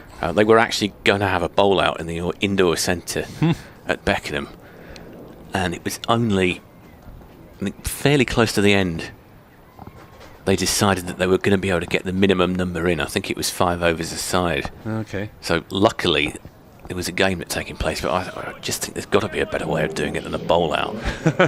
If it's persisting down outside, then possibly not, and there isn't a spare day. I've never seen a bowl out. No, I haven't. I've only ever heard of it. There was a fairly notorious case of Kent and Warwickshire having a bowl out back in the 90s. It still lingers in the minds of a certain generation of Kent supporters.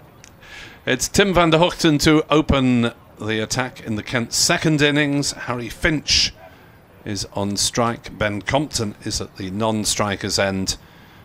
And van der Hoogten bowls, and Finch defends it just about. Ball pops out in front of him. There was, I believe, one of those sort of semi-official trophies up in Yorkshire, possibly in Harrogate, where Glamorgan won a bowl out after a rained-off match because they had 1 or 2 players who'd drunk slightly less than the opposition, I think, while waiting for play to resume.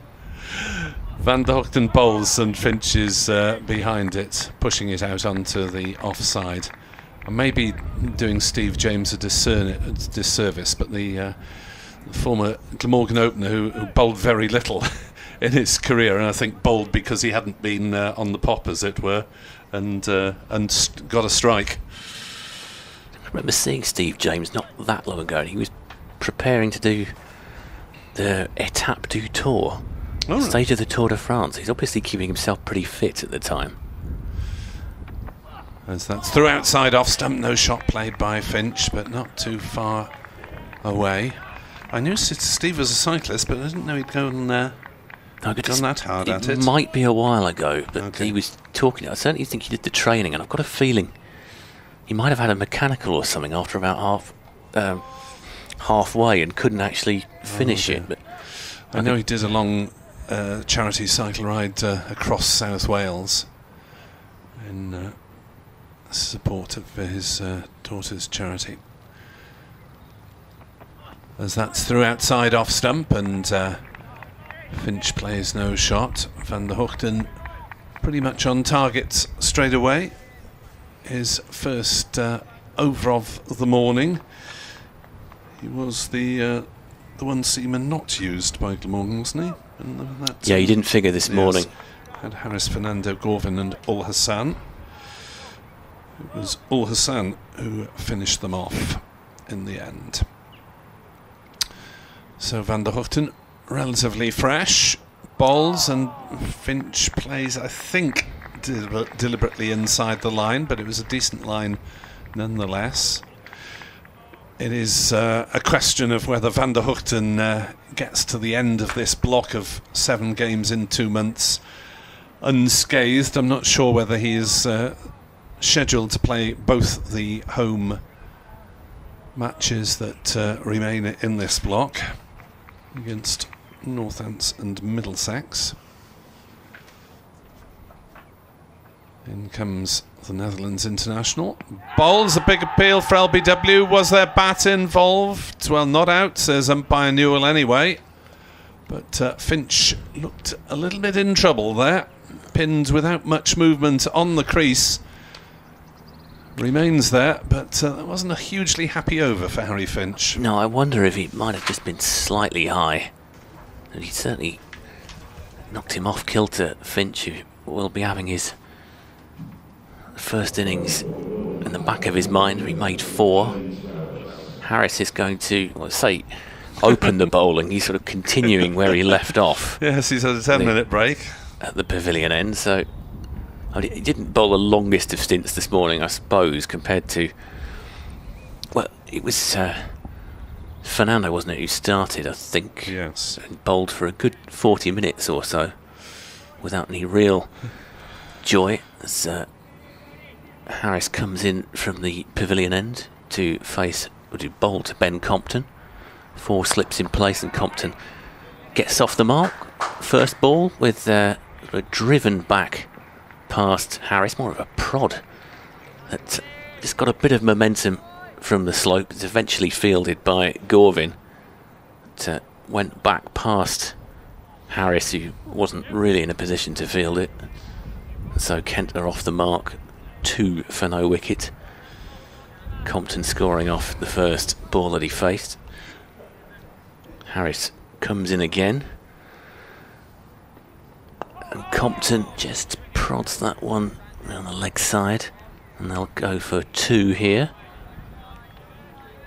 And Compton already on 4 after facing 2 deliveries. His scoring rate currently 200, which is... Campaign for brighter cricket. Well, he's not something that he's associated with, but I did an interview with him pre-season, and he was very keen to I think he's kind of irritated by the idea that he's this sort of Jeff Boycott-like opener. He can actually play his shots. He's just very disciplined about choosing when to do it. And certainly in that run chase against Middlesex, he got quite flamboyant towards the end as Harris comes in again. And Compton could be out here. There's a big appeal. He flicked it down the leg side. I think the umpire is saying that it might just have flicked a pad. I certainly heard a noise there. Yeah, there was a noise and a deflection, but as you say, it was fairly near the pads as well. Wasn't full-throated, was it, that appeal? It didn't really have a huge amount of conviction. It wasn't a "we're absolutely convinced it's out" appeal. So Harris returns to his mark. Compton, it has to be said, looked fairly unflustered by it as Harris comes in again to Compton. And Compton just prods that one back to Gorvin. And talking about Compton's reputation as a sort of slower scoring batter, I mean, there aren't that many traditional openers around on the county circuit, are there really? It's not. Well, this was another. It's not a description to be sneezed at, really. Absolutely not. No, the value of somebody who can pace innings. As Harris comes in again to Compton, who lets that one go well outside his off stump, just straight through to the keeper. And Glamorgan have had all sorts of problems putting together an opening combination in the last couple of years for the championship. Yes, I mean, it was the big bone of contention with Compton last year was his exclusion from the one-day side, which I think was largely political from what I could tell, but he was very sorely missed in that competition. 50 overs. Still need somebody who can pace an innings in that as Harris comes in again to Compton. And Compton will drive that one. Thinks about a single, it's a misfield. I think he was just waiting to see if that got past Gorvin. And that'll be the end of the over with Kent on 4 for no wicket. And I will hand over to Nick and Matt Cole. Thank you very much indeed for your time, Fred. Much appreciated as always. Fred Atkins returns to the day job in the written side of the media area, and Matt and myself will just have a little shuffle around and continue commentary at 4 for naught.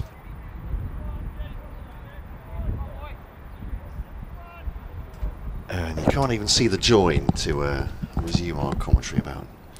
Van der Hoogten is in. Bowls edged by Finch, stopped at slip. A good diving stop by Kieran Carlson at third slip. The shade has permeated to Matt's side of the commentary box.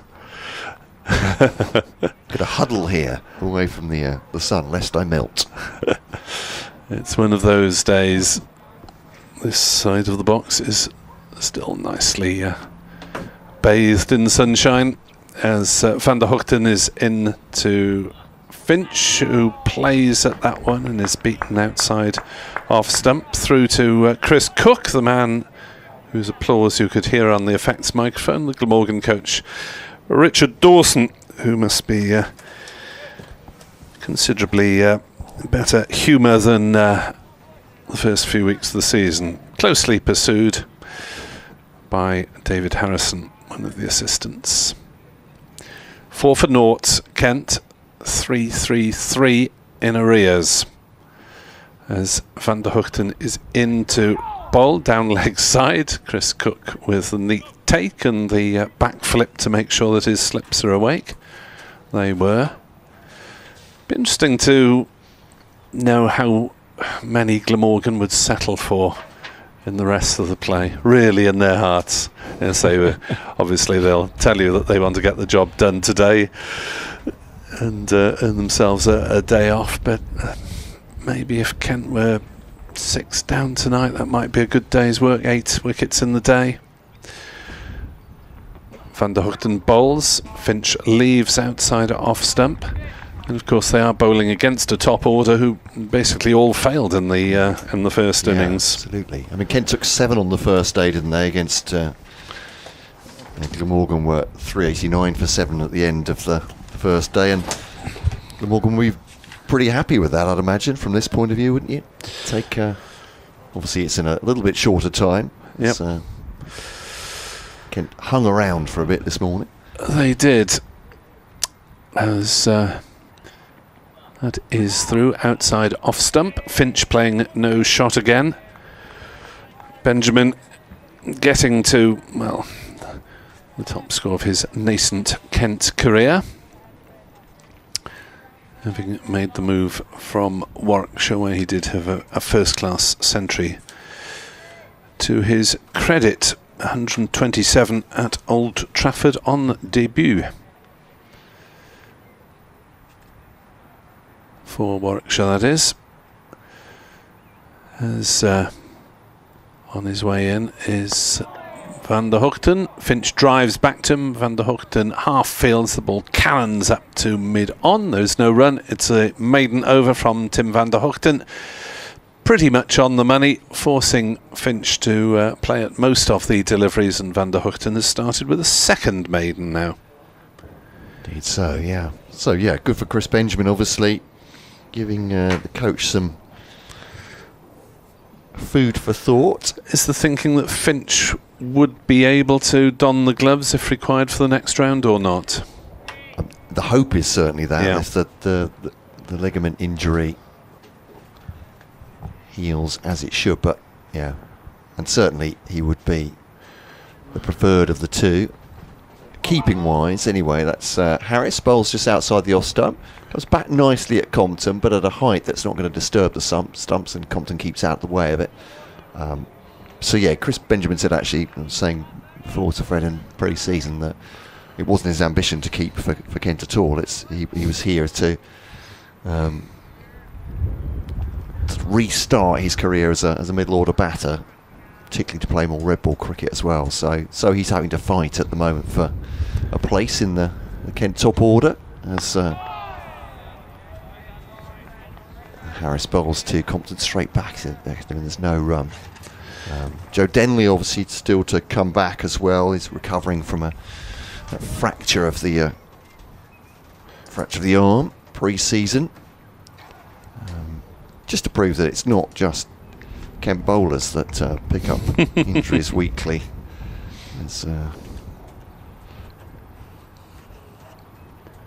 As Harris runs away from us, bowls now to Compton, up on his toes, steers that forward a square on the offside.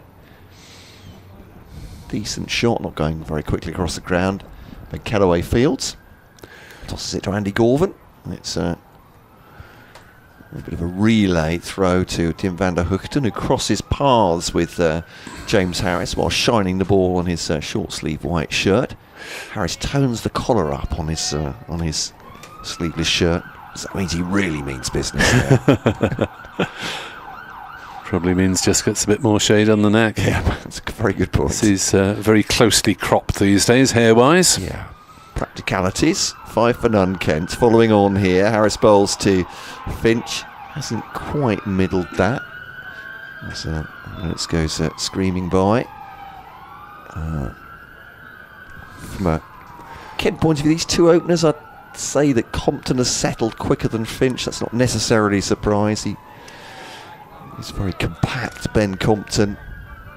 But it feels to me Finch hasn't really middled the ball terribly well in his 13 deliveries so far.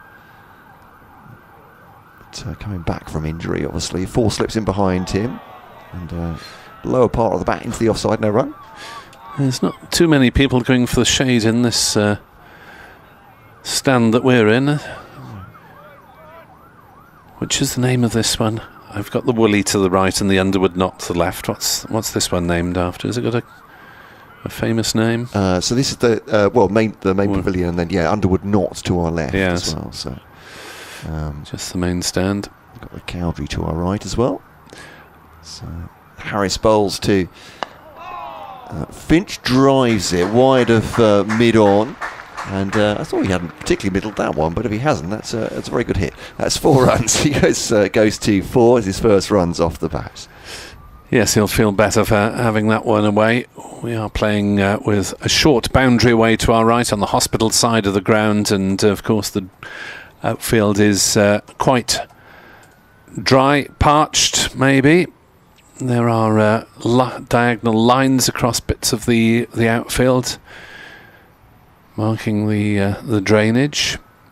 9 without loss, Kent's second time round. Survival until the lunch interval at 1 o'clock, the first priority of these two. It's officially the Cheeseman Pavilion, I should say, after a benefactor from the 60s and 70s, but yeah, it's the pavilion block.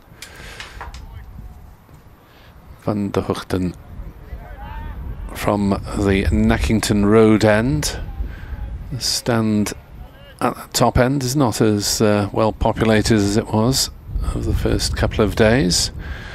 There's room for you to grumble if you want to come along. Grumbling space. Van der Hoogten bowls to Compton for the first time, and he defends it back to the bowler. There are 4 slips. Edward Cooper on Blue Sky quite rightly points me, of course, to the Glamorgan website to confirm Gorvin's date of birth. And also queries the bowling analysis on the scorecards. They are very peculiar. I must find out well, there's a little computer glitch in there somewhere. 9 for naught, Kent. 3-3-7 behind on first dig, as that is pulled away nicely by Compton. Van der Hoogten, first time he's dropped short of a length really on the hip, and Compton swiveled and dispatched it towards that shorter side of the ground, the square leg area, for 4 runs. 13 for naught, Kent. I feel like Glamorgan are going to need to be patient, even given a bit of shine on the ball early on. Yeah, I mean, since 23 for 5, they've had to work hard, really, haven't they? Getting to 212 all out, respectable recovery. Van der Hoogten round the wicket, but again on the hips, again flicked away. This time it is fielded at fine leg. 14 without loss. And since James Harris is bowling at one end at the moment, it's the unfortunate Zain Ul Hassan who is faced with making the migration between the 2 sides of the ground, fielding fine leg to right and left-handers. He's the only sun-hatted member of the Glamorgan ranks. 14 for naught. Van der Hoogten in, bowls. Finch pushes forward, thinks for a millisecond about pinching a single, but realising that he hasn't really hit it into the gap, and that Kellaway is in from point.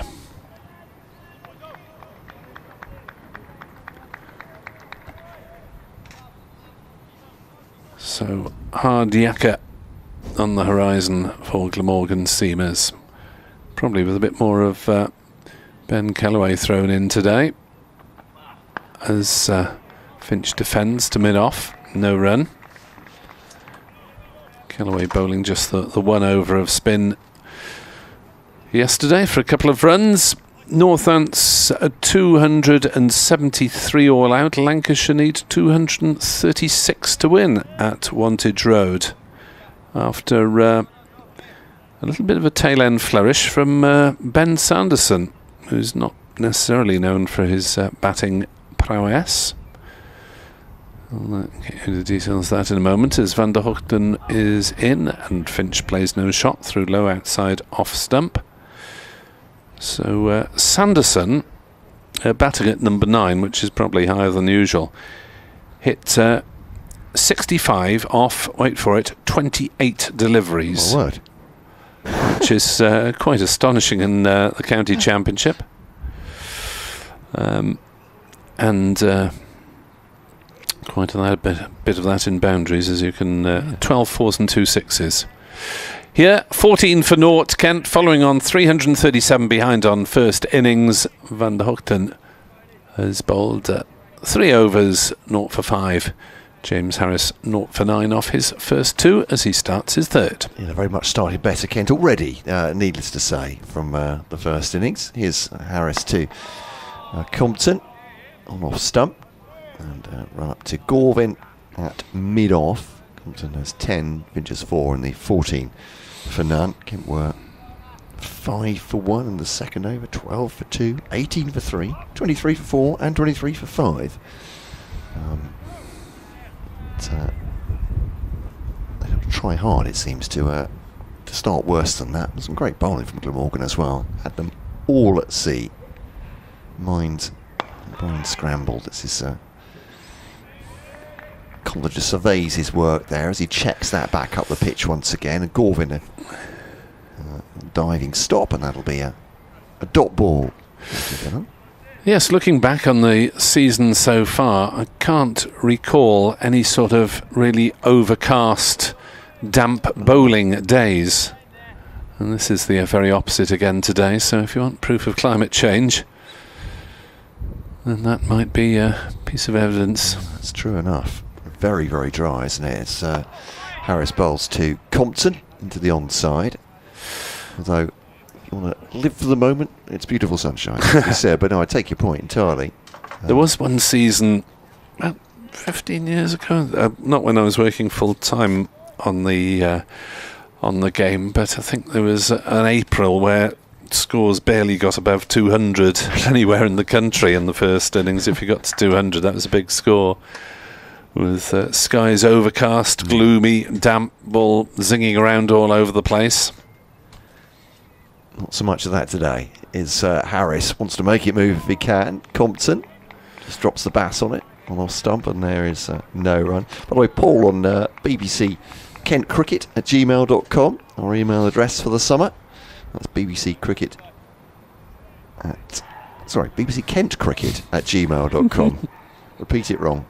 Talking about Steve Marsh's biography, which Fred had said was an excellent read.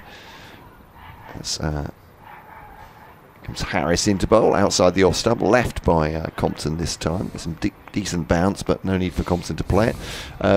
Paul says standing up is an updated and revised version of The Gloves Are Off. Okay. Available on digital download. There we go. Thank you for that, Paul. I wonder if Fred knows that. It'd be interesting if Fred reads both and finds out if some of the more acerbic detail has been taken out, or whether it's been enhanced. Who knows? With extra features, maybe extra tracks, as they'd have on a record. The remix, bonus tracks. Steve Marsh tees off remaster at X. Maiden over, absolutely right. End of the over from James Harris. More than a better factor, Matt, says Nigel. Giving me a history lesson. Thank you for this on BBC Kent Cricket at gmail.com. That's BBC Kent Cricket at gmail.com. You see, Nigel, all I have to do is actually read it. Rather, I can't remember it. So I need to tell everybody else. More than a better factor, Matt, he says, Colin Cowdery's father-in-law, grandfather to Chris and Graham. Thank you very much, Nigel. I didn't realise that, but in his honour, the pavilion is named here at Canterbury. Yeah, Duncan from Sevenoaks emails, even first hour. Has there been any confirmation? I'll break off as Van der Houten starts a new over and Finch pushes into the offside, thinks about a single. Callaway is in quickly. Any confirmation as to where the women next play in the T20? If you're referring to Glamorgan women, they're playing Lancashire Thunder at Brecon next Saturday, Christ College Brecon. Presumably because... well, obviously it's a cup competition, and it would have been difficult to book a club ground on the assumption that you get through 2 rounds. So it's a Christ College Brecon. I haven't seen a start time for that. As forward comes Finch to defend the next Van der Houten delivery to mid-off. Kent's women are playing this afternoon. Yes. At 2:30, they play Berkshire at Wokingham in the County Cup. In the T20 County Cup, I should say. That's the one. Glamorgan won yesterday, hence their progress to the third round. Yeah. And that is when the big clubs come in, is it? That yes, Lancashire Thunder, Glamorgan are playing, who are Tier 1. Yeah. That's a decent delivery, but it's a decent leave as well, as Finch plays no shot, ball going through just wide and over the off stump. Duncan also asking, what is Jazza up to these days? Remember his last game when Glamorgan won the National League? Do you remember a Jazza on the Kent side? Am I being very dense indeed? Quite possibly. Well, it was a few decades ago. As that sees Finch playing out on the offside, no run. 14 for naught it remains. Oh, Matthew Fleming, sorry. Okay. There we go. Yes. He's been on the ground. Actually, he was on the ground last year. Not entirely sure how he's filling his days, but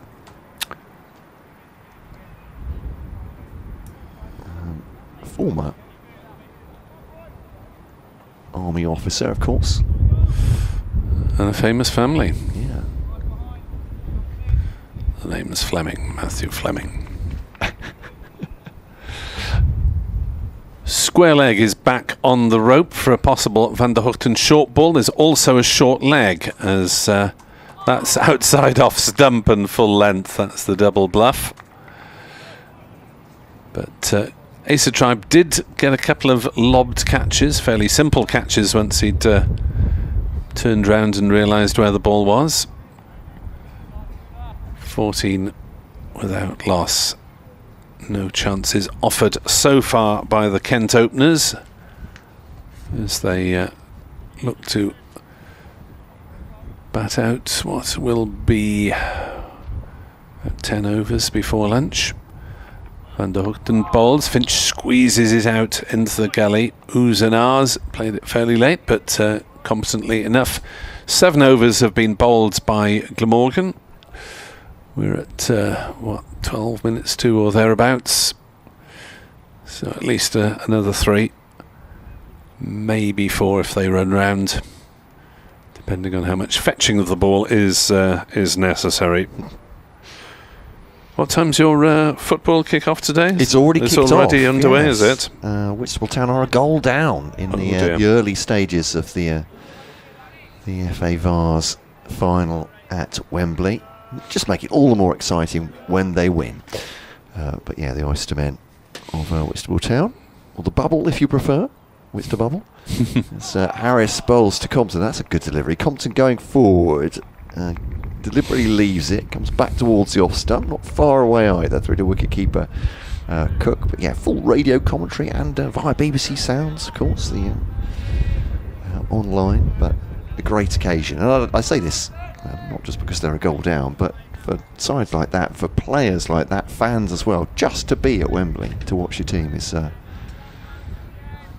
quite something. As a lot of footballers will not go that way again, and don't have been there before. Is fending outside the off stumps. A loose shot by Compton for once, goes across him, little bit of width, and he's just sort of angled the bat at it more or less horizontally. I'm not quite sure what shot that is from Ben Compton, which calls into mind he's been beaten by James Harris. Yes, I worked at Wembley twice, I think, over the years. An Ospreys European rugby match against Saracens, I believe, and a Wales-France international once.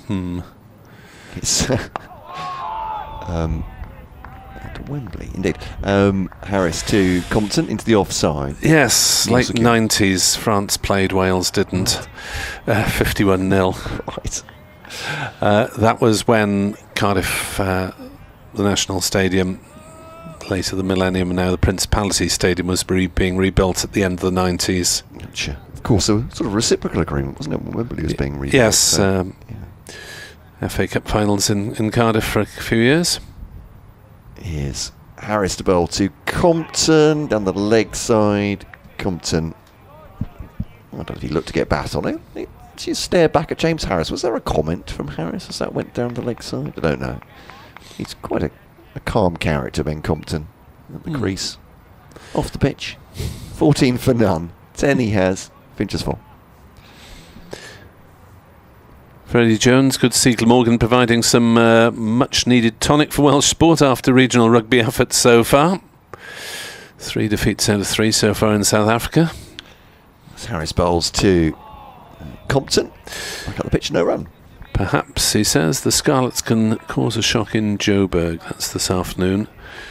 And asking about Glamorgan games at the Knoll. Yes, there are 2 at the beginning of August in the One Day Cup, very much as there have been in the last couple of seasons. Glamorgan's visits to Neath are on Tuesday the 5th and Thursday the 7th of August. So Harris to bowl the last ball of the 8th over, to Compton. There's asked him some questions in this over, and this one scoots out into the onside via the bottom of the bat from Compton. In control enough though. 4 overs, 2 maidens, none for 9 for Harris. I've been to a Vars final with Tunbridge Wells. They were beaten in that one, and playoff final with Gillingham as well. They won that one back in 2009, I think. I'm terrible with years. Yes, perhaps I should try and remember these things. But yes, yeah.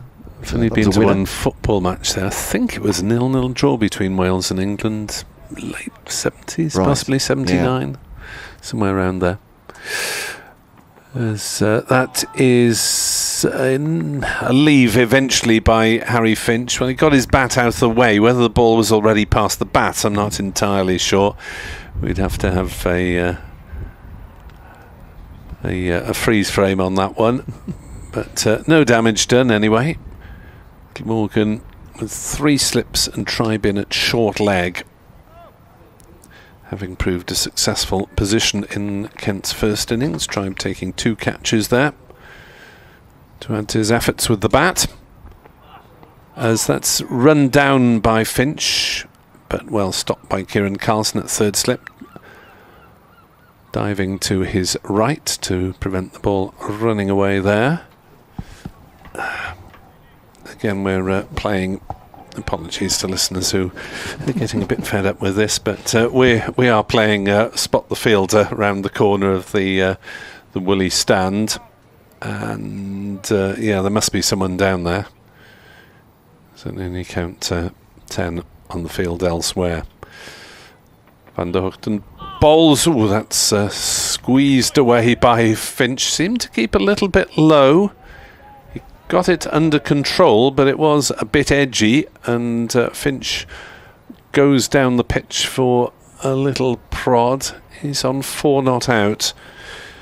1 boundary through the leg side off Harris, but it is not looking a happy bunny against Van der Hoogten at the moment. He's got 3 balls to try to survive in this over, as there's a shout of catch and not really an LBW appeal. There's obviously 2 leg side-ish, and the ball thumped up in the air. Didn't carry to Tribe anyway. And Ben Compton is wandering down the pitch for a bit of gardening as well,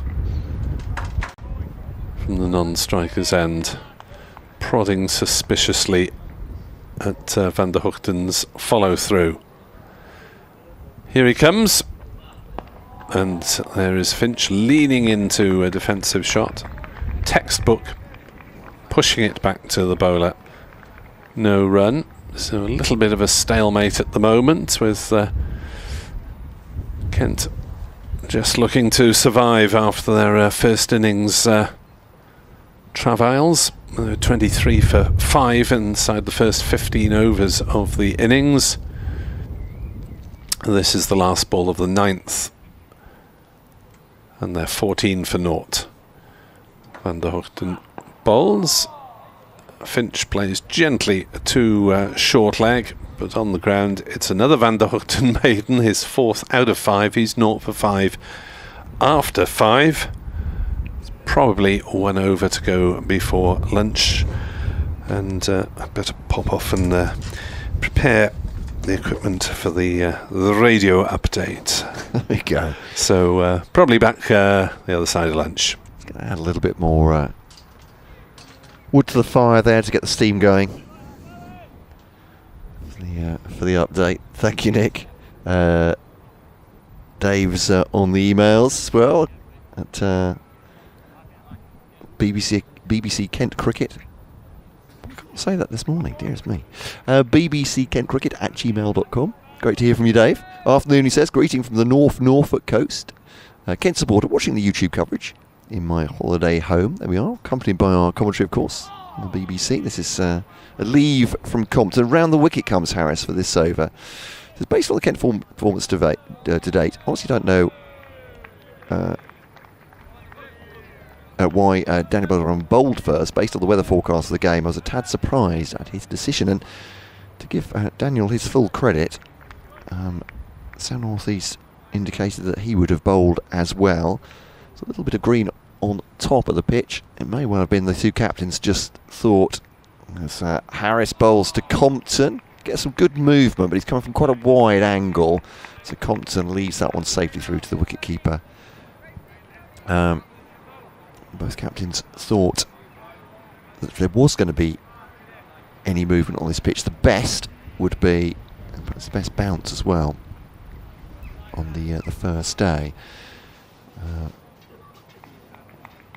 It didn't turn out very well for Kent, though. Obviously, we do completely understand Dave, your email in that respect. So Compton pushes it up towards mid-on, gets himself a single fielded by Van der Huchten. And one out to the score, 15 for none. Kent still 322 in arrears, so it's time they need to bat out, and Glamorgan have all sorts of time to bowl them out. At the moment, finding it difficult to make breakthroughs, but keeping it pretty tight, as they did in the first Kent innings. They were destructive in the first few overs. You need to be a bit patient after that. Harris a bouncer to Finch, who just for a moment looked like he was going to take that on, then ducks the head under it in the end. Decent one from Harris as well. Certainly hurried Finch through to the wicket-keeper. There's 4 slips ranged next to Chris Cook. Point, mid-on, mid-off. Square leg. Long leg. See if there is a man at cow corner. Nope, that will be the 11 that I've just named. Here's Harris to Finch, up to mid-on. Van der Huchten languidly leans down with the his right side to pick that ball up. Shines it on his Glamorgan shirt, short sleeved, as I said before. Red logo across the chest. And gives it to James Harris. Shaven headed, collar up. Bowls now to Finch. Back of the bowler. End of the over, just the one from it. It's hustle from the Glamorgan fielders. They want to get one in before lunch, and not just because of the over rate, they just want to keep going at Kent. Keep them out there, don't let them settle. Is everything in place in time? Oh, it's just ticked over to 1 o'clock. Mark Newell says, what does he say? He says, I will allow it. There we go. Or indicates that, certainly. Ben Callaway, hero for Glamorgan of their batting, will take the ball and see if he can do more heroics for his side.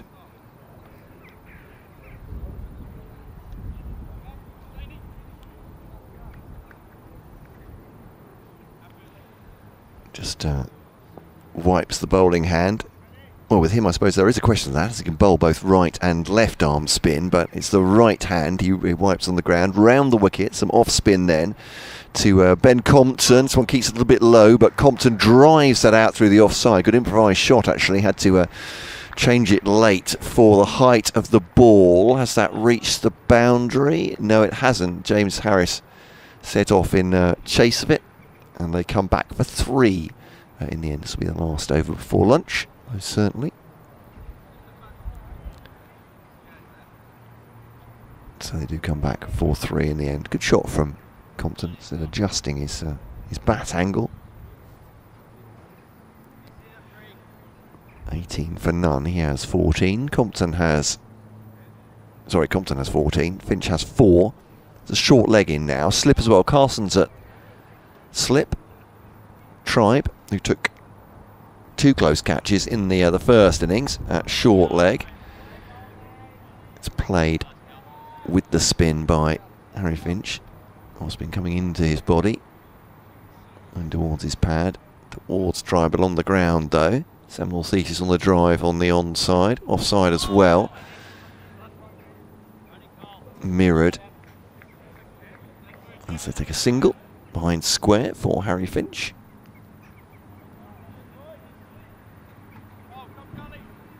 Three balls available then for Glamorgan. towards, or we're in the 11th over here. A couple of minutes past 1.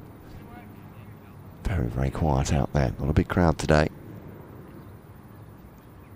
Round the wicket once more comes Kellaway to Compton. Makes himself room, does Compton. So perhaps there was a little bit of excitement from the bowler. Compton has 2 slips for company. Ingram and Carlson behind Chris Cook, right up to the stumps, of course. One goes on with the arm, but straight back up to the bowler from Compton. Almost like a medium pace delivery, that one. Quicker one from Kellaway.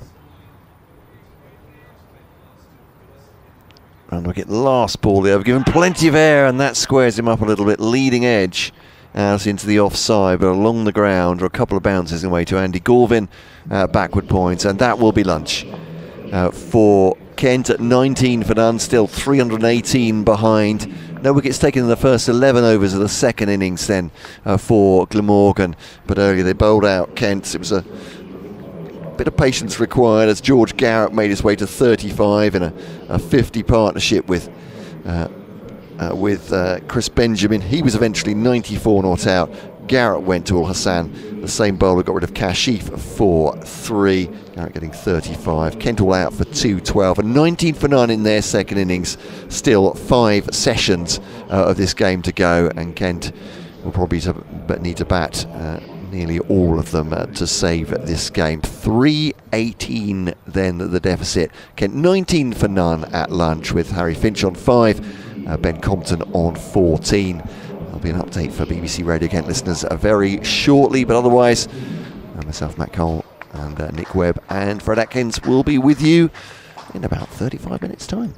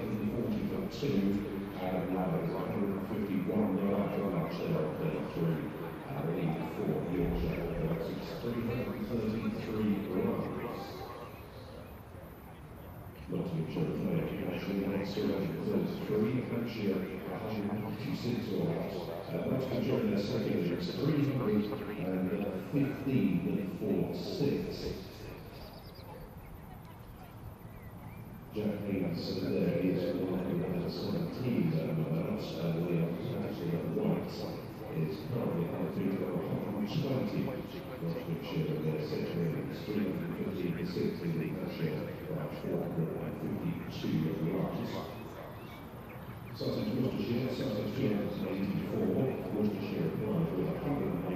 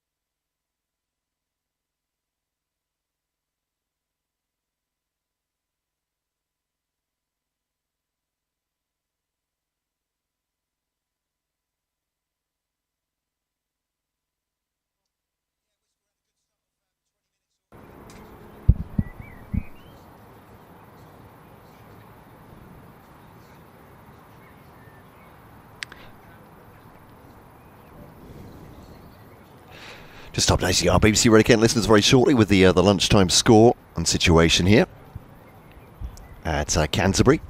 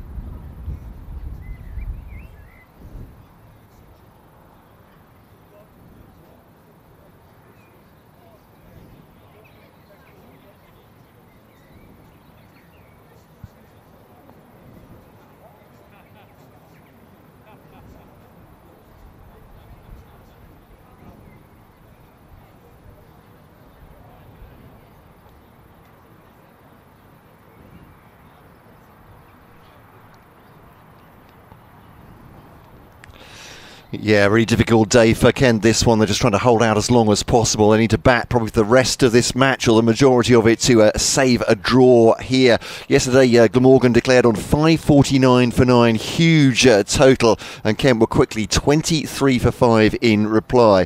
156 for 8 when they resumed this morning, still 393.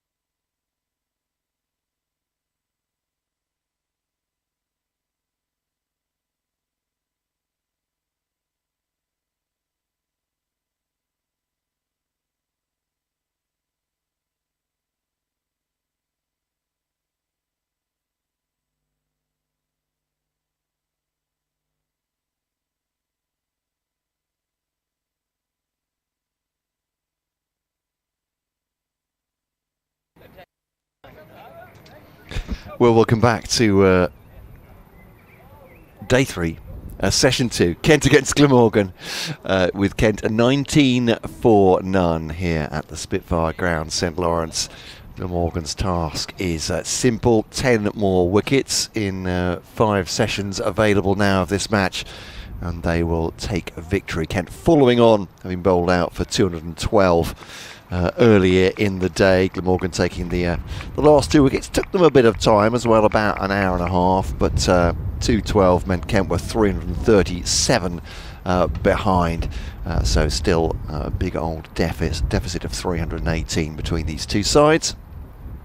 Kent have 5 sessions to protect their stumps. I think they may need to bat at least 4 sessions of those to have any chance of saving at this game, and probably into the 5th to make it absolutely sure. But, how much the fatigue on the Glamorgan bowlers will count, and how much this pitch will flatten out under very sunny skies. I think it's fair to say today, and we're expecting that tomorrow as well. There still will be some hard work to do, I'm sure. I'm Matt Cole, beside me Nick Webb, joined by Fred Atkins this afternoon as well for this second session. It's going to be Zain ul Hassan to take the ball for the first ball. That's clipped off the pads of Harry Finch. A floating delivery, that one, into the leg stump, and Finch took full advantage and has clipped that away for 4 off the first ball of the afternoon session. Nick. Yes, a little bit of a gentle loosener from Zain ul Hassan, and Finch, who'd struggled against Tim van der Hoogten early in the innings, was not slow to put that one away up to the old scoreboard. Fernando's stretching as well, so could be double change from before lunch. Well, Hassan bowls now to Finch, straight back at him. This might be 4 more, actually, and Fernando is after it. It's raining down the slope across the practice wickets. He's not going to catch that. There'll be 4 more on his follow-through. Hassan just throwing a despairing hand at the ball, but it's gone. And, that's a very sharp start from Harry Finch. Runs not entirely unimportant, but inconsequential at this point in the game. Yes, I mean, if Kent get into the lead midway through tomorrow, we might have to start doing calculations as to how many per over Glamorgan might need for various targets. Well, Hassan then to Finch. Finch, oh, that's a lovely shot off his toes. Again, perhaps slightly overpitched by Hassan, but that's Finch looked a little bit scratchy in the time he had before lunch, with the ball doing a little bit as well. But that is a beautiful shot. Best of the day, I would say, from a Kent point of view. 4 runs. Yeah, so 3 4s in a row. Don't often see that when you're in the situation that Kent are in. And although there are 3 slips, there are still 5 saving the single, as Tim van der Hoogten offers a few words of counsel as well to the bowler. Yeah. He hasn't really been throwing the bat, Finch. They've just been good shots, these 3 so far. This one's just turned into the onside.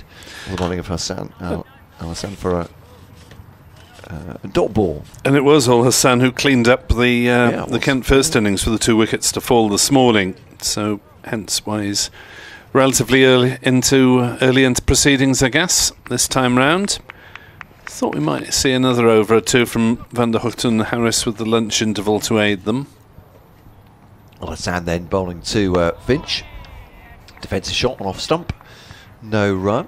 Gorvin trots round, thinking about picking the ball up, but it is van der Hoogten, the aforementioned seam bowler, who is mid-off, just polishing the ball now. But Fernando doing some interesting warm-ups there. He was leaning forward, so opposite arm and opposite leg almost stretched out. He's got a feature on the chorus line in the Folie Bergère. Down towards the ground with his arm and keeping his balance. That's a great job if you can do it. And it's driven up to van der Hoogten. Doesn't beat the mid-off. That'll be at the end of the over then. So 12 off that from Olasan. Rather rude start for him, considering how well he's bowled. As you say, finishing off the tail, and before that, in his previous overs yesterday, very tidy indeed. But Harry Finch taking a liking to his first half of that over anyway. 31 for none, Kent. Still 306 in arrears. Compton 14, Finch 17. Yeah, Van der Hoogten 3 for 23 in his 12 in the first innings and started economically again in the second, but he too will be replaced straight after lunch, and the Sri Lankan paceman Asitha Fernando will come into the attack from the Nackington Road end. Van der Hoogten 3 for 23, Harris 3 for 59, Fernando 1 for 45 in 17, but quite tidier than he has been in the first innings. Gorvin 1 for 31 and Ul Hassan 2 for 48. Just one over of spin from young Kellers, Ben Callaway, as Asitha Fernando steams in 3 slips as he bowls to Compton, played out on the offside to Ben Callaway at point, and there is no run. No short leg at the moment. Asa Tribe appears to have the fielding pads on, but he's fielding at mid-wicket at the moment. So 3 slips, a third man, a point, mid-off, mid-on, mid-wicket, and fine leg. As Fernando's into bowl, outside off stump. No shot played by Compton on that occasion. A couple of emails have flooded into nickweb2017@gmail.com. Reese, Welsh supporter, reports that he had a lovely day out here yesterday with his missus, as he describes it, who, by the way, is not a cricket aficionado and had forgotten her sun hat. So she ended up buying a nice blue Kent one, despite being a Glamorgan supporter. As Fernando's into bowl, Compton on the defensive, no shot. I think I'm right in saying you won't be allowed to take that back over the bridge. There'll be tariffs on it these days. Sitting among the Kent faithful in his Glamorgan hat alongside her in a newly acquired Kent hat helped take the heat off me, says Reese, as Callaway and Glamorgan's superiority was beginning to irritate the locals. On another point, watching the stream at the interval, he said the heavy roller left the wicket on a diagonal route across the pitch. Back in the day, on Barry Island, we were always told not to stop the roller on the pitch and always depart on a straight trajectory. Through outside off stump, no shot played by Compton, to avoid the danger of creating ridges. Well, that's beyond my technological expertise to see how you can actually drive a roller. I haven't been forced into that at my local club as yet, so I'm not au fait with the manoeuvrability of rollers, I'm afraid, Reese. Thank you to Paul Moe, who's emailed me as well. Happy to listen and watch Glamorgan over the coming months, as Fernando doesn't deliver there. Doesn't appear to be anyone moving behind or beside the screen. And forget about football for a while. Paul being a Cardiff City follower, at least he says there's no relegation from County Championship Division 2 yet. Yes, people do occasionally say, oh, there ought to be relegation, but it's just a completely different setup for the national counties. You couldn't do it. As Fernando threw outside off stump, Compton again playing no shot, maiden over, but one in which Compton was able to leave safely most of it. Umpire Newell just... Hang on, was that not the overs? There been a no ball? Or I can't count the dots on that board. It's 5 dots. Thought it was 6. Apologies. Newell with a sort of mild gesticulation at Asitha Fernando there. Not sure he's... Maybe just a little cautionary word as to his follow through. Fernando in bowls. There is another dot ball outside off stump, so I was there ahead of me time. maiden over from Asitha Fernando to open with, but he really needs just to tighten the line a fraction outside off stump and force Ben Compton to play at those. You couldn't have promotion and relegation really between a professional setup and the semi-pro stroke amateur outfits that are the national counties. I suppose the way that cricket has grown and developed, and I suppose the way that the money's actually generated, I suppose, in county cricket or English cricket would make that impossible, wouldn't it? There's just not a structure in place to do it. No, I mean it would take, well, Durham were the only county since Glamorgan in 1921. Durham the only nouveau arriviste since then. We still think of Glamorgan as whippersnappers, to be honest. Is Kellaway bowling to Finch. Bit of spin then from this pavilion end.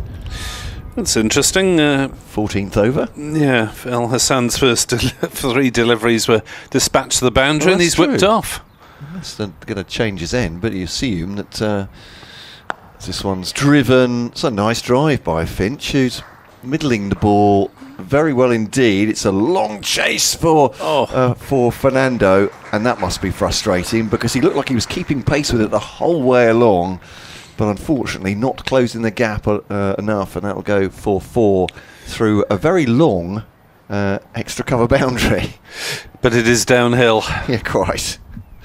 It was all downhill from there, from Asitha Fernando's point of view. So Finch on 21 has himself 4 boundaries since lunch, which was 12 minutes ago. End of lunch, so yeah, it's gone well so far. Ben Kellaway bowling to Finch, tosses it up outside the off stump, gives it a bit of air. Is that's normal for Ben Kellaway? He's he can do both. Bigger as well, isn't he? He's 6'2", so yeah, he's got a bit of a natural height for it to come down from. So dot ball there, slipping a short leg in. It's this one seemed to get very much turn, but almost on the full taken by Finch up to back to the bowler, no run. And he's there to take wickets, not worry too much about the run rate, so I'd hope he'd give it some air. Yeah, I've got 300 to play with. You probably feel fairly okay with doing that. Quick single by Finch. Great throw by Van der Hoogten from not a run, actually, just standing, has thrown the middle stump down from his mid-on position, but Finch quite safe. So just some target practice for the Glamorgan man. 36 for none, Kent. An email from Tresbon, possibly not the real name, saying it rains so much in Barry, taking the roller offline creates valleys, not ridges. There's lovely. Très bon. So round the wicket comes Ben Kellaway now to the left-handed Compton, makes room, single taken into the offside. I mean, there may be something in the reverse of that, is that it's so dry, who knows if the ridges will be quite so deep. Even with the heavy roller going across this outfield here, it's pretty much like concrete anyway, but 37 for none. Having said that, I know absolutely nothing about rolling pitches, so... Yes, I do know someone who rolls our club pitch, so I must ask him about it. End of the over. 37 for none then.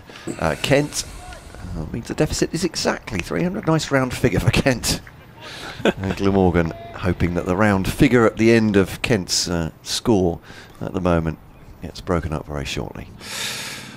Yes, 37 for naught. 10 wickets still required for Glamorgan. They've got at least 4 sessions, you would say, to get that. If Kent are 100 ahead and Glamorgan have that to chase in the final session, they'd probably settle for that, as Fernando bowls a shortish delivery that's worked away by Compton off his legs. I think there was a bit of bat involved because it's gone quite a long way, and they go through for 2 runs. It's the ball trickling up rather than racing up towards square leg on that occasion. 39 without loss. So positive resumption from Kent after lunch, having been very circumspect until the interval when they were 19 off 11 overs. A further 20 added already.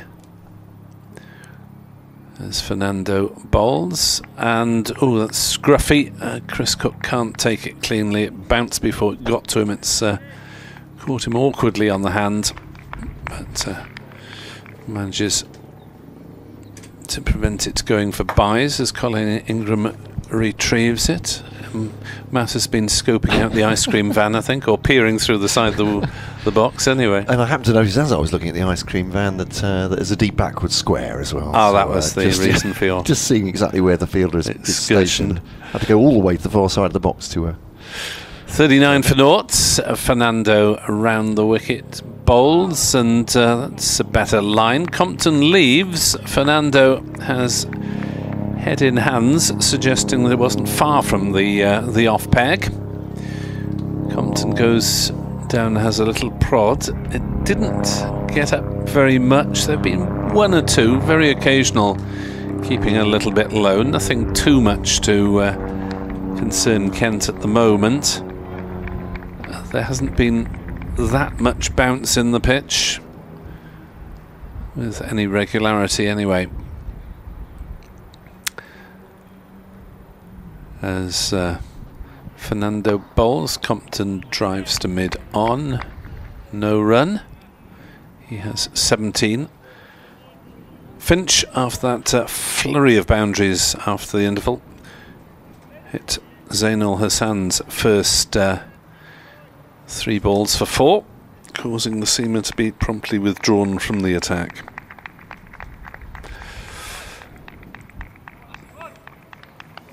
.39 for naught. Kent 212 all out first time round. Zainul Hassan taking the 2 wickets to fall today. Fernando bowls, big appeal for LBW out. Compton's gone. Didn't get that far forward, and Glamorgan have the breakthrough they were looking for. Ben Compton leg before to Asitha Fernando for 17. It's 39 for 1. That was doing a bit. It's quite difficult to even judge from the replay in real speed. It was hitting him fairly low down, I think. But Compton was sort of falling across outside off stump. Question would be, I suppose, he did just momentarily stay at the crease, didn't he? Whether it would have been heading down. As you say, I think height was good for Fernando. And finger goes up. Ben Compton obviously very disappointed, but well, maybe short of elation, certainly a great deal of joy from Glamorgan. One of the 10 they need, 10% of the way there. With Fernando having Compton LBW for 17. Yeah, it's taken them until the 15th over to get there. We've got another 62 remaining after this one today, plus of course 96 available tomorrow. Daniel Bell-Drummond, recent scorer of a double century, but quickly departed in the first innings. Well, not quickly departed because he was around for 32 balls, but he was given a bit of a working over by Tim van der Hoogten before edging to slip. Didn't look happy at all, but of course that recent double century fresh in his memory. Radio update for me, so Matt will finish the over. Thanks, Nick. Yeah, almost merciful it seemed when he eventually went. Daniel Bell-Drummond having such a tough time against the Glamorgan seam bowler. Fernando now to try and finish him off quickly for Glamorgan if he can. What can Bell-Drummond do second time around? Fernando to Bell-Drummond. On top of that one, that's a point, and there's no run. Callaway Fields. And that is the end of the over here on BBC Radio Kent, BBC Wales. On commentary of this game between Kent and Glamorgan via the BBC Sport website and app. And my most via most smart speakers as well. Just tell your smart speaker, ask BBC Sounds to play Kent v Glamorgan Day 3. Those are the magic words, ladies and gentlemen, for your smart speakers. Of course, with the pictures for a Kent Cricket Club as well. We're going to have Andy Gorvin then bowling from this pavilion end. It's almost like T20 here, rotating the bowlers at one end, over by over. So Kellaway it was last over. Gorvin takes the ball this time on the leg side, and Finch has a little glance at that, but well taken by Chris Cook, although it kept very low. Will be a dot ball.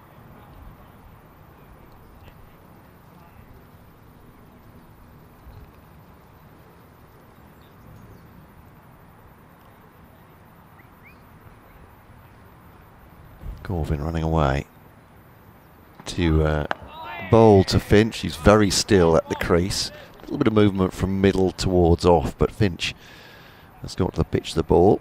Stifles that. Defensive shot. No run. Those who are interested from a Kent point of view. It's up the road from here. Whitstable Town has emptied to follow its team, Whitstable Town, to Wembley in the FA Vars. That's Andy Gorvin too. Oh, Finch, he thought about playing that one and withdrew the bat very, very late into the gloves of Chris Cook, who's also whipped the off bail off. So you could hear the appeals. Nothing doing, says the umpire. Whitstable 1-1. They're 1-0 down at half time. 1-1 in the second half of that FA Vars final at Wembley. Besides at what we used to call county level amateur sides. The next ball from Gorvin's a good one as well. It's come off the lower part of Finch's bat. Didn't quite middle it, out towards square leg. Trots through for a single. It's absolutely safe all the way on the ground. James Harris fields at backward square, coming in from the boundary. But they are enjoying this over, I think it's fair to say. The Glamorgan fielders have been buoyed by that wicket of Ben Compton in the last over. Finch, 50 balls for his 23 so far. Kent 40 for 1. It's a floating delivery into the off stump, straight back at the bowler by Daniel Bell-Drummond. It's just his second ball, making solid contact with that, which he, in the 30-odd balls he played in the first innings, there was not much solid contact, that's for sure, before Tim van der Hoogten had him caught at slip by Colin Ingram. Here is Gorvin beetling in now towards Danny Bell-Drummond, just drops the hands on it, and Chris Cook is up to the stumps, keeping up the stumps to Gorvin there, who's pretty lively to be doing that with. But Daniel Bell-Drummond just dropped his hands as that went past the off stump into the gloves of Chris Cook. He'll take himself a drink, was that? Not quite sure. Something in a yellow container which now sits inside the wicket-keeping helmet. And perhaps some hydration as they go on. But 40 for 1. Glamorgan have made inroads in this second session of the third day towards the 10 wickets they need for victory. Yes, Paul Moe reassuring us that he didn't mean the suggestion about promotion and relegation in this particular case seriously, but yeah, I know you didn't, Paul, but there are some who do put it forward on social media, but operating a professional club is not something you do at the drop of a hat. Fernando is into bowl, edged short of slip by Finch. Got it down into the ground, but not entirely under control there from the bat of Harry Finch. You never know, says Paul, given the infinite wisdom of the E and WCB. Don't forget the Wales bit. Yes, the England and Wales cricket boards seems to lose the W in its abbreviation for some reason. Yes, good point. I shall remember to add it. In The future. EWCB would be almost as easy to say as ECB. As Fernando is in to bowl and hits Finch on the pad. No appeal. And of course that would avoid any possible confusion with the European Central Bank. Well, yes, which Also known for moving large amounts of money around. I could tell my mind was going there, but I wasn't prepared to open my mouth on that one, which I think is good from everybody's point of view. But 40 indeed, for one. There's been a big influx in investment in one of the ECBs from the subcontinent over the last few months. As that's deflected away by Finch down towards third man. Is there a third man?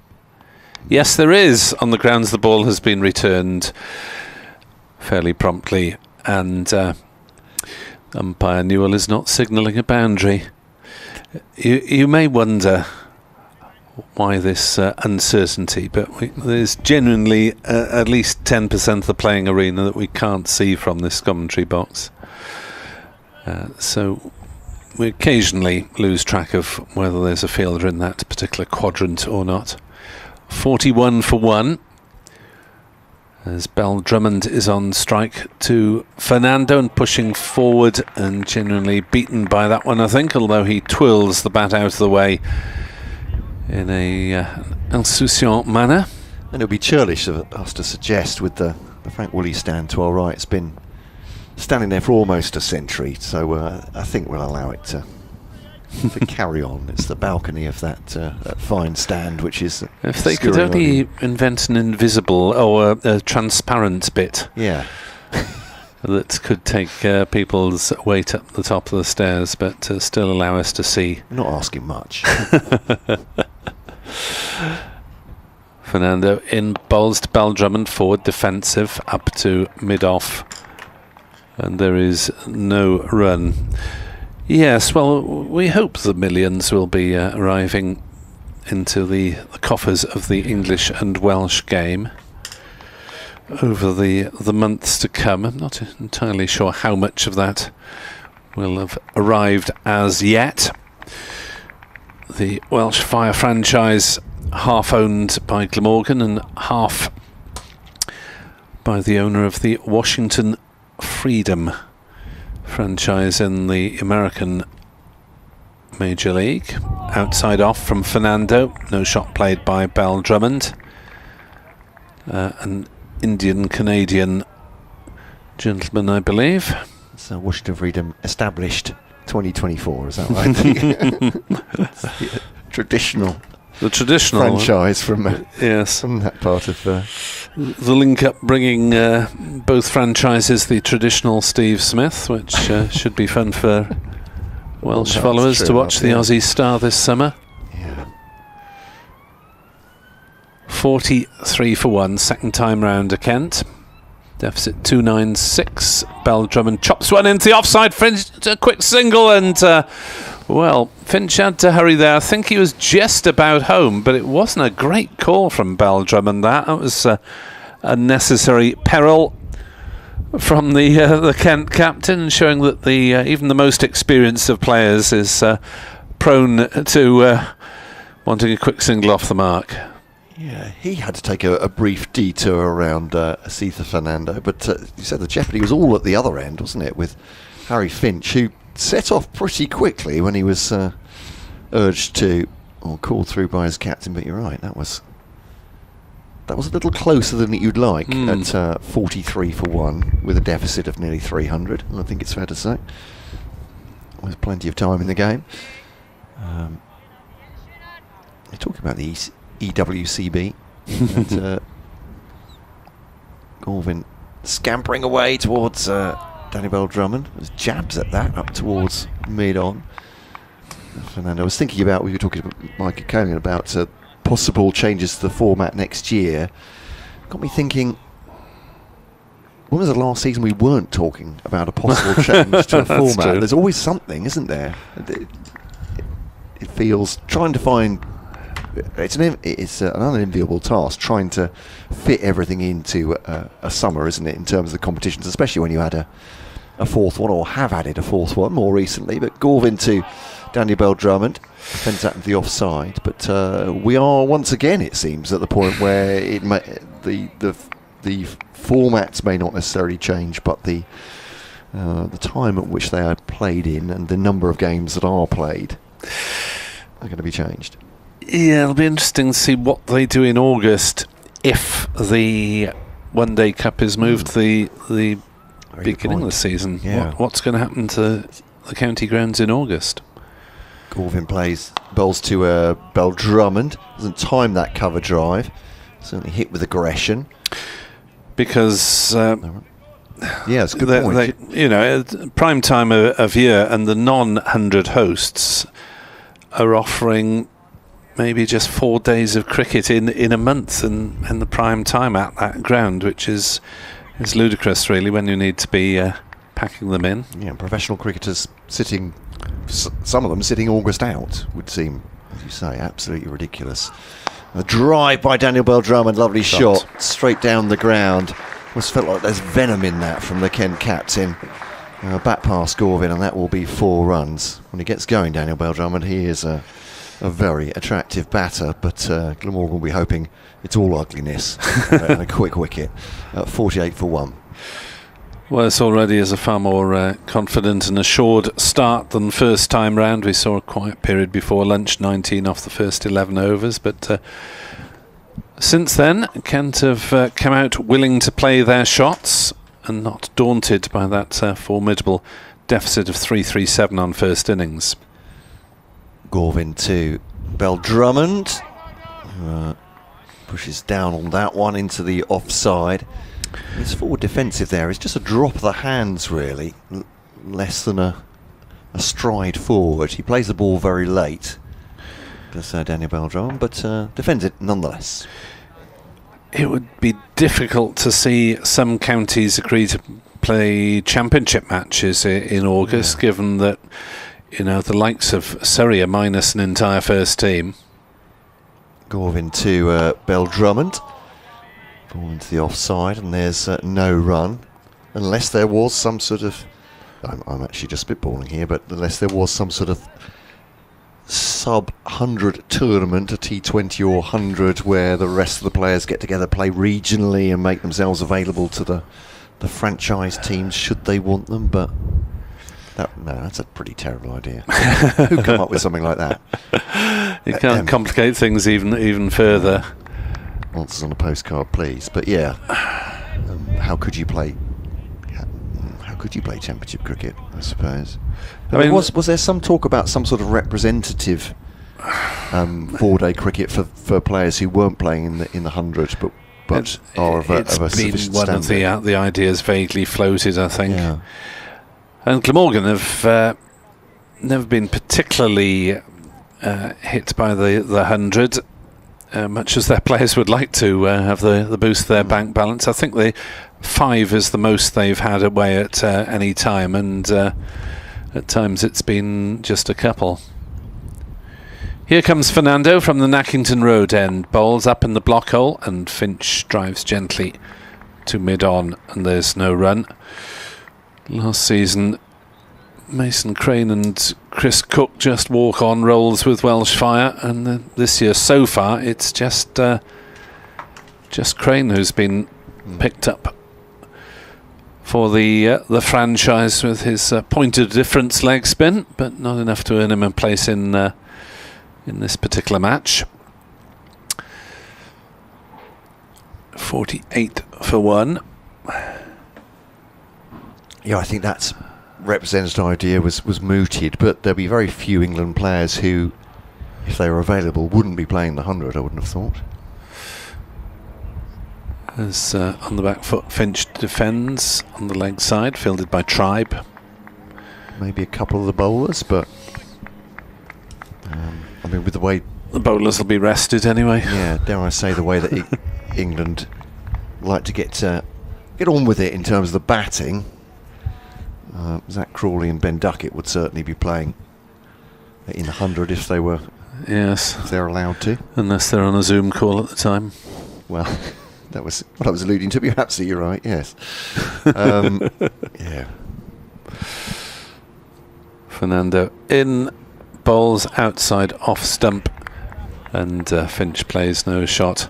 That is not suggesting that Crawley wanted to be on a Zoom call, but that was what he was told to do. So it's one of the bizarre things. This is going over old ground probably, but with the 100 is that surely you would, as a sort of flagship tournament for English and Welsh cricket, that you would have those England stars playing in the 100, but that's not always been the case, has it? So, and actually build the 100 around those and then bring in the best of international players. But it is a weird old one, that. There we go. Fernando in, bowls, and Finch defends it back to him. Fernando gets a hand to it in his follow-through and then doesn't deign to pick it up. Van der Hoogten wanders in to do that. Got his man to do that for him. Van der Hoogten, pick that up from me, will you? Well, it does rather bring to mind that comment, the time that Sourav Ganguly, who had a brief spell with Glamorgan, appeared to have his own personal thrower down in the nets before one game. As in comes Fernando down leg side, poor ball, and Finch trying to pull it away.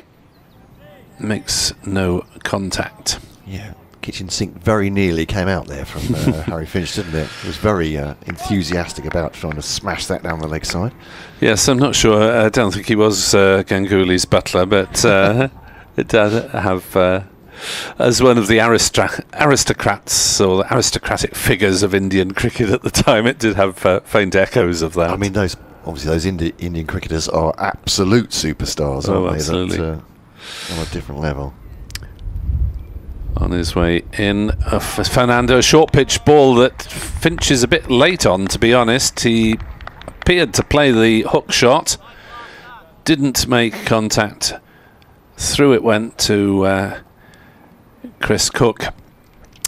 Yeah, speaking of the IPL, one of those affected will be Glamorgan's president, Alan Wilkins, who was on commentary duties out there, and presumably he's as frustrated as everyone else.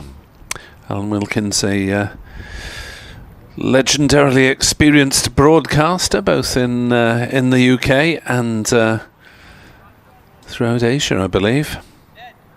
Certainly well known in many parts of the world. 48 for 1 here, having started 3-3-7 behind.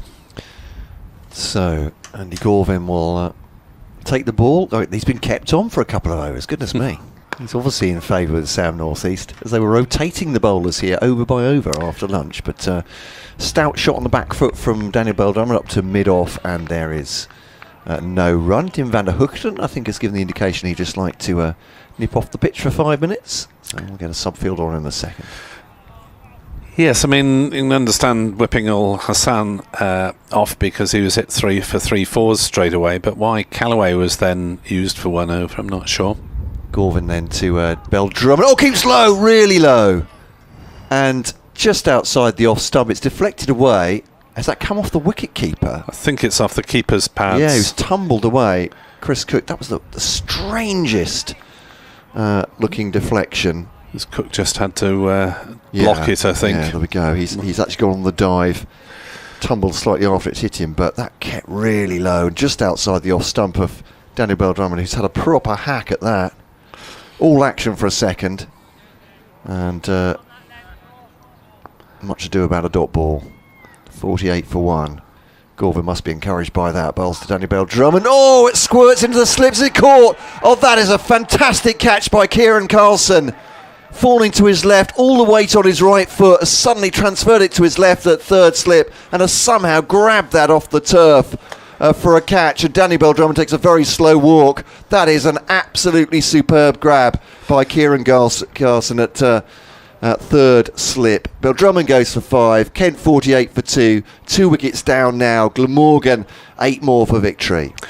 Maybe Bell-Drummond, unsettled slightly by the previous delivery, was squared up by that one. The ball really did shoot off, flew towards the slips, and Gorvin, as his man, as Bell Drummond was looking, I think, to play towards mid-wicket. He didn't want to look at the umpire, but he knew the finger would go up with a big deflection like that.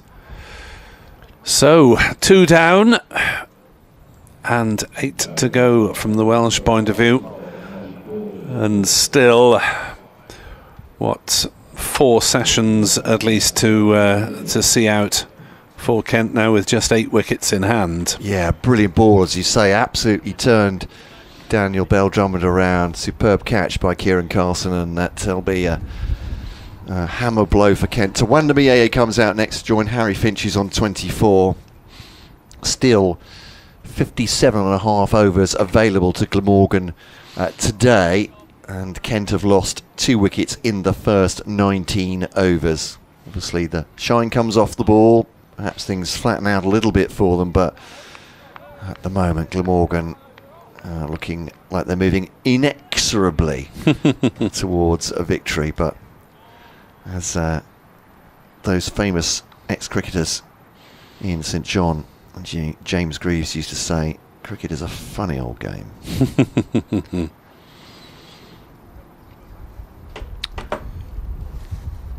So Gorvin has his first wicket of the innings, 1 for 5 from 2.5 overs so far. Tawanda Miyeye comes in next. Didn't last very long yesterday.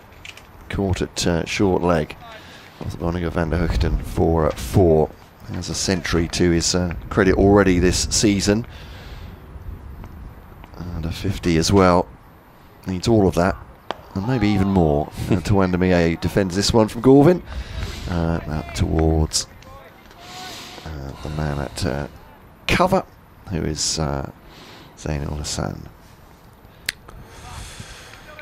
I think Kent's women getting underway shortly. They may well already be underway against Box. It was 2:30, wasn't it? 2:30. Oh, right, believe. so 7 minutes indeed. I'm wishing my knife away. But, the men are struggling here. That one just sticks in the pitch slightly, and it's pushed by Tawanda Miyeye back up to Fernando at mid-on, and there is no run. If you're a Welsh rugby listener, you may care also to keep an eye, as well as on this game, as on the Scarlets' progress against the Lions in South Africa. I believe the Scarlets just scored the first try of the match.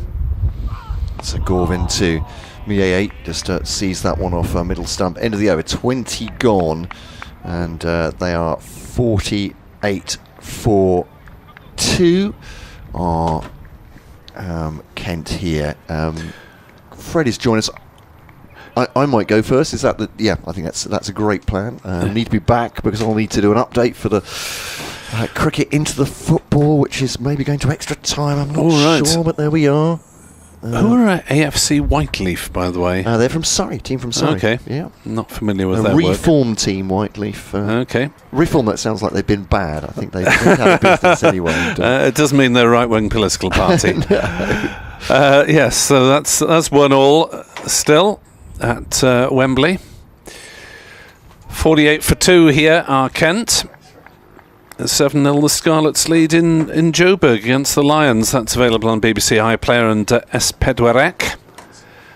48 for 2 as Fernando is in to bowled down leg side. Finch plays at it, but makes no contact.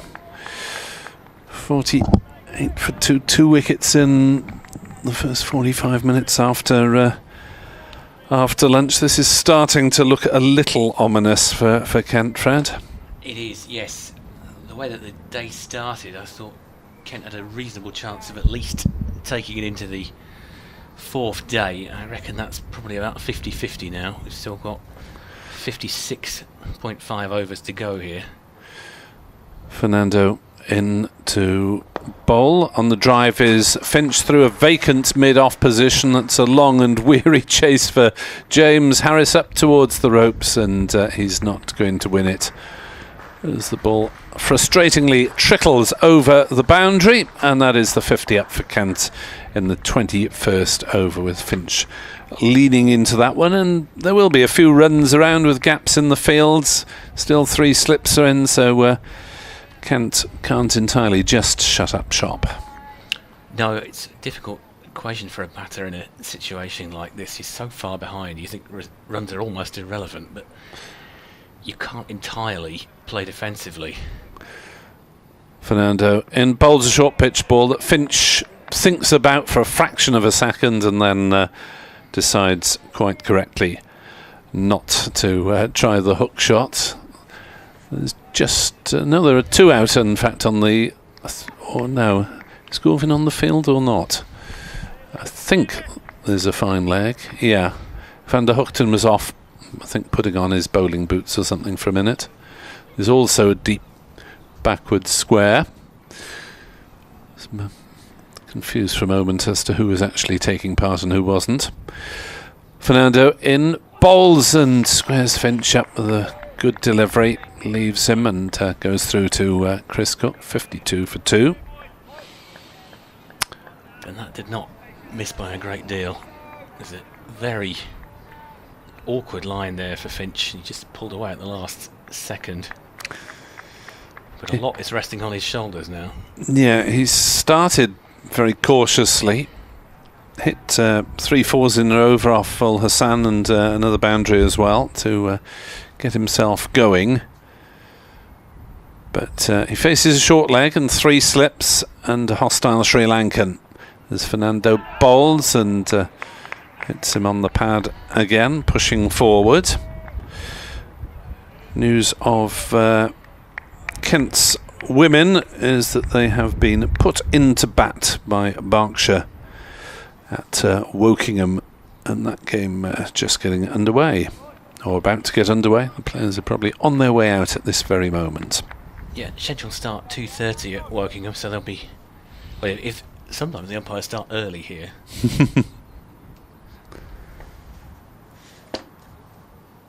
As Fernando's on his way. Bowls, and Finch is caught behind, nibbling at that one, pushing forward. And on his way, 3 down, Finch goes for 28. Glamorgan have 2 new batters to bowl at the same time. And the celebrations increase in fervour for the fielders. Yeah, just as we said, just as I said, that a lot was resting on Finch's shoulders here. He'd been playing with a certain level of restraint, lasted for 65 balls, but very similar to the one that he left the previous delivery. And this time he just couldn't help having a bit of a nibble. You could just see the way that he threw his head back. He knew that he didn't have to wait to be told that he was out. So 39 for the first wicket, but that has become 52 for 3 as Glamorgan claim wickets in the 15th, 20th and 21st overs of the Kent innings. The men gone Compton for 17, Bell Drummond for 5, and now Finch for 28. Faced 65 deliveries, hit 6 boundaries, as Leaning comes in to join Muyeye at the wicket. And Leaning will have a point to prove after his first innings, where we mentioned earlier he felt fairly disgruntled at the LBW decision that he got. And a fairly visible dissent he showed on his way off. He is the sort of player that can hang around.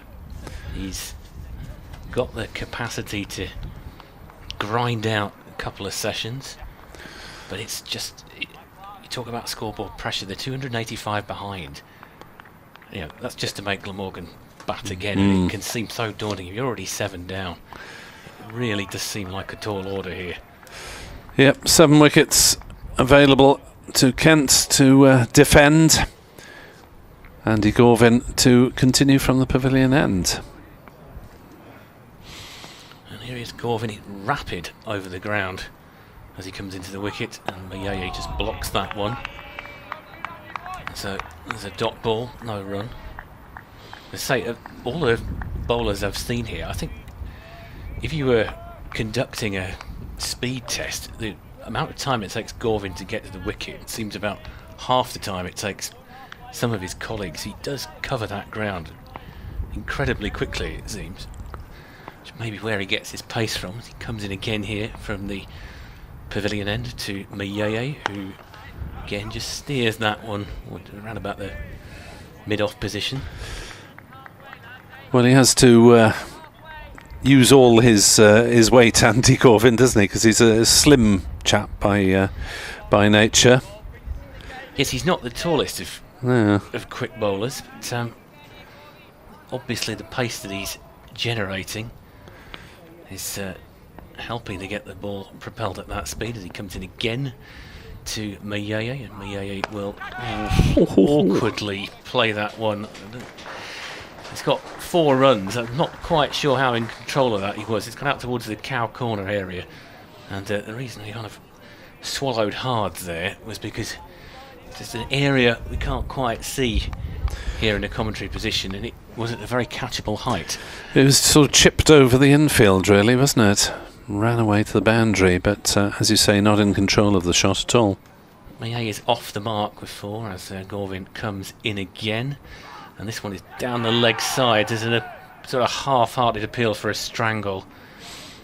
There's not really any conviction among the fielders, and Gorvin didn't really seem interested. It did seem a long way down leg side, that one. Cook fiddling with the bails. I thought he was about to have another double appeal then.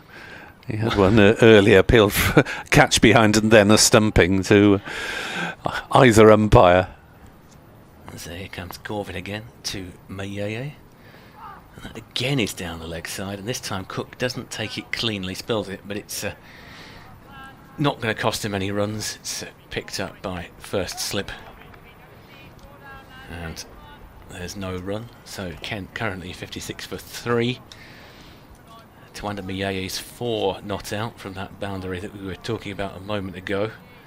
Leaning as yet to face after Harry Finch fell to the final ball of the previous over. And Gorvin comes in for the last ball of this over to Mayeye. One's fuller length, probably around about just outside off stump, and Mayeye is content to just block that. You get the feeling that if you were Glamorgan looking at the game to be won, you'd probably have said we'll settle for 3 wickets in the afternoon session, and they've already got that with another hour and a bit to play, so I think so, yes. They're ahead of their target, I would suggest. You're always going to get partnerships that hang around and irritate you, and as it turned out, it was the first partnership of the day that was the most frustrating for Glamorgan. Yeah, they lasted a further 16 overs into day 3 for the 9th Kent wicket in the first innings, but the 10th followed fairly quickly after that. To the frustration of Chris Benjamin, who has left 94 not out, just short of what could have been a first century for Kent. Here is Fernando, 2 for 10, is in to bowl. That one shoots through low. Chris Cook has to go down and desperately try and block it. The ball cannons towards fine leg and is retrieved for him. Yeah, I think Jack Leaning is fairly relieved he didn't get a golden duck there, because beat him all ends up. Looked round in a half horror and then realised that he was safe. Kept low, just starting to misbehave a little more frequently now. Well, as you'd expect, I suppose, on day 3 of a wicket.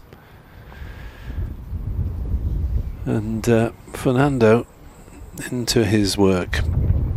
Bowls just back of a length, well defended by Leaning, up to mid-on, no run. And it's from a Welsh point of view, it's nice to see Asitha Fernando charging in and looking hostile and looking largely accurate, having looked a little forlorn for a few weeks after a promising start in Cardiff. Well, he certainly didn't look forlorn yesterday when he was dancing backwards down the wicket, appealing to the umpire. He's got a dramatic appeal, hasn't he? As he is in now, and it's just an exclamation rather than an appeal as Leaning is hit on the pad. I'm not quite sure how he can shout loudly and run fast backwards at the same time, but Fernando tries to do it. Now, what is going on here? Everyone is down temporarily. So there's a swarm of bees around somewhere. I don't know. The umpires are on the deck. The players are on the deck. This is a very strange situation. It's I can only assume there are insects out there or something, but literally everybody was down on the floor there, including the umpires. Unless there's some sort of in-joke going on between everybody out there. I'll have to try and work out what happened there. All down, all back up again. Fernando in. Bowls, edged, caught! Leaning goes without scoring. Well, that might have disturbed his concentration. 4 down, Fernando has 3, and he is celebrating with his teammates again. And Kent's struggles after lunch, going from bad to worse. Yeah, simple catch for Cook there. And you do wonder if those shenanigans before the delivery might have put Leaning off, but we're now in the territory where Kent are 4 down. I've got 54.2 overs to navigate just to survive the day. And having said, when I came into this commentary box, I thought it was probably about 50-50 that we'd be here tomorrow. I now would say that it's probably more like 20-80 as Leaning trudges off, and you can tell he's not complaining about this one. He knows he's beaten all ends up. I think he's just dejected as he makes his way off. And Erkanch Singh, on his debut, is I hate to say it, but he's actually on a pair here, and he's coming dancing out there, exuding teenage vibes. Well, let's hope so, because he was asked in an interview after day one who his heroes were, and he said he wanted to be Jack Callis. So you can't accuse him of not aiming high. So if he's even a third of the player Callis is, I should think he'll have a very good career. Yes, the South African all-rounder. One season at Glamorgan, it was a good one. They enjoyed him. Well, I'm sure they did. It's probably one of the best all-rounders of his generation, if not the best. Yes, in the days when British county cricket could attract overseas players still in their prime, which is it's difficult these days. Glamorgan have got a brief visit from Marnus Labuschagne for the next fortnight, as Erkanch Singh faces up to the hostile Fernando and gets a good ball outside off stump that he is able to safely leave. Yeah, always drifting slightly away from off, and he wasn't tempted to nibble at that one. Erkanch, yeah, just talking earlier, I think we were talking about Carl Hooper, Paul Strang, the overseas dilemma from the late 90s for Kent. Of course, Glamorgan had Viv Richards in that era. And, Kent had Aravinda de Silva during the mid-90s as well. Pinning a lot of hopes on Wes Agar's arrival soon. As Fernando is in and bowls, and that's just squirted past short leg, and Erkanch Singh is up and running with his first couple of runs in county cricket. And he will be a very relieved man there, Erkanch Singh, because that didn't miss short leg by very much at all. Outstretched arm, I think he probably got within about a foot of it, and he scrambled to get himself off the mark, and what you might call sympathetic applause from the crowd, or sympathetic's probably relieved. The wrong word. Relieved, yes, well, welcoming the youngster into the game, and let's hope he has many successful years ahead of him. Well, let's hope so, because he did score a century for the second team at against Essex at Beckenham earlier this week. Jaden Denley also scored a century in that match. He was not selected for this particular game, but he scored a century for Whitstable yesterday against Broadstairs in the Kent League. And we're just waiting for Gorvin to run in as he bowls to Mayeye. And that one is going to be a dot ball. Mayeye just plays that one really casually out towards extra cover. Another interesting score from the Kent League this weekend. Nick Compton, All right. cousin of Ben Compton, made a century for Sevenoaks Vine. Mm. And look, I believe in Vane. I've got a feeling they lost, but it's interesting to see that he's still playing as Gorvin comes in. And probably got bad on leg stump there, and Mayeye again just prods that one forward. Doesn't really cause him any problems. Yeah, it was understand it, but I think it's a shame that more county players don't carry on playing at some level. You can understand why physically and maybe emotionally they're worn out by the end of their careers. As Gorvin comes in again from the pavilion end as a bird flies across the wicket. Doesn't seem to put off Mayeye. He manages to steer that one down to fine leg for 4 runs. Races away to the boundary there. There's a bit of there's a reasonable tradition of players carrying on. Certainly in the Kent League, after they've retired, you've had some very strong sides. Bromley a few years ago had basically almost half a ex-Test side. That's good going. People like Ed Giddins and Alan Wells were playing for them for quite a long time. So here comes Gorvin again, in from the pavilion end to Mayeye, and Mayeye, well, that's going to go almost exactly the same place. It might go for 4, and it does go for 4. So successive boundaries for Tawanda Mayeye, who moves on to 12 runs, eroding the deficit to 271, which struggle to call that manageable. Just keeps the fielders honest, doesn't it? If you can't keep blocking, I know you've not got, you can't really play your shots in this situation, but you can't just block, as Gorvin comes in again, and that one is pretty much on middle. Mayeye will just drive that back past Gorvin, fielded initially by Fernando. Yes, I mean, Kent should be able to stave off going into the Glamorgan record books. I was looking at the Glamorgan's largest victory by an innings. In the Championship, it's an innings in 190, and that record dates back over 70 years. Well, it still looks a fair way off, to be honest.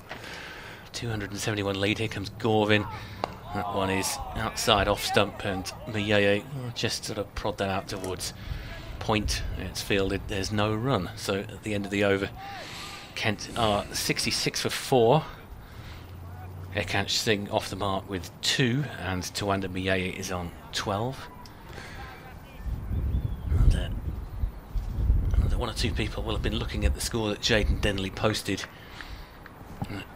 Admittedly, the standard is different in the Kent League. It's variable. It's not the same level of competition, but you can only play the bowlers that you're facing, and I think he was left out. They said he wasn't quite fully fit.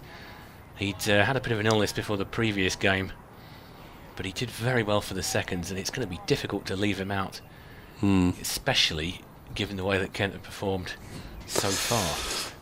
Yes, there haven't been, apart from Benjamin, an awful lot of hugely positive performances as forward goes Singh and defends out on the offside. And there's no run. In the bowling attack, Kashif Ali had his best figures for Kent so far. Stewart was tidy. Parkinson eventually came up with 3 wickets, but had to work for a very long time to get them.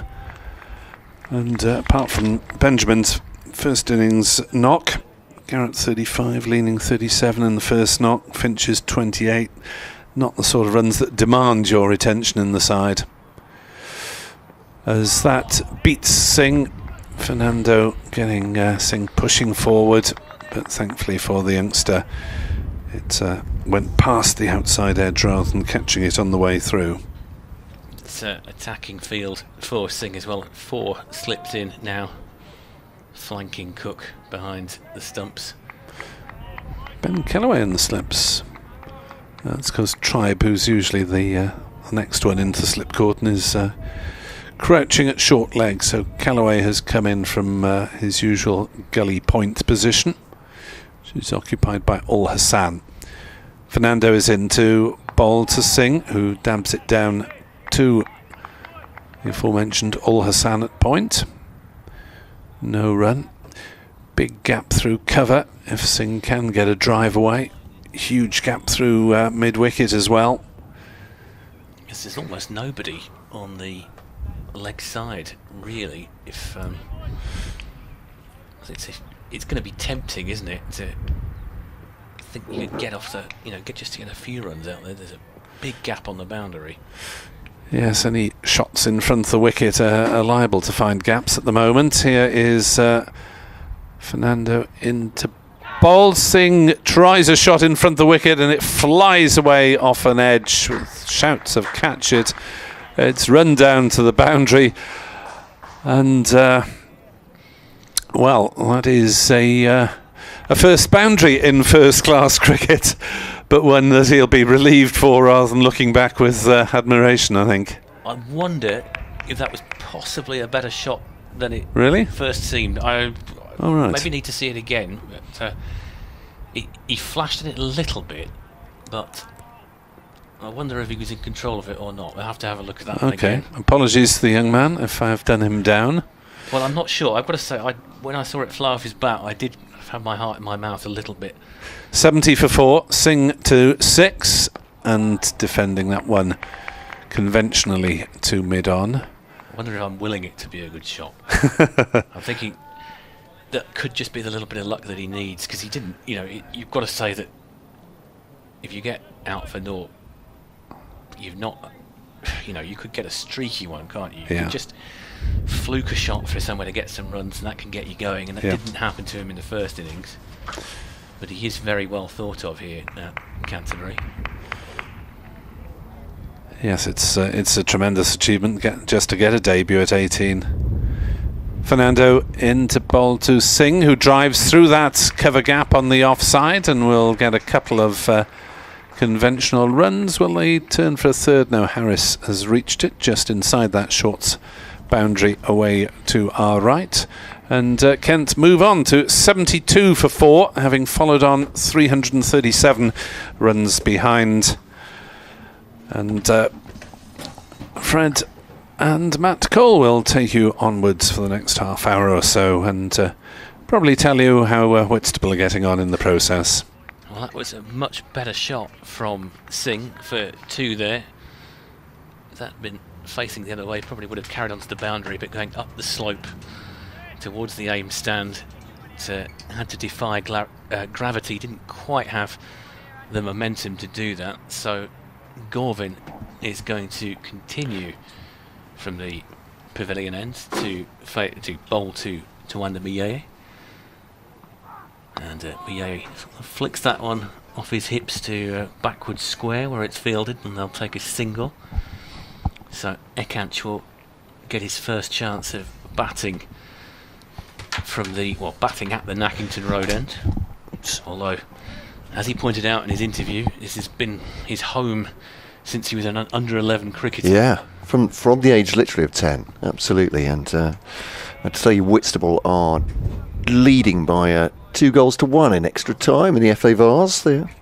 Well, that's a good effort, as they were a goal down. A number of ex-Kent-based players playing for Whiteleaf as well today, as Gorvin comes in from the pavilion end to bowl to Ekanch, and that is left alone by Ekanch Singh, well wide of off stump, and it's fielded by Cook. He sort of grabs it at almost head height as it goes past, or would have gone past him. And so, do we know how far away from the end that is at Wembley? I think they are.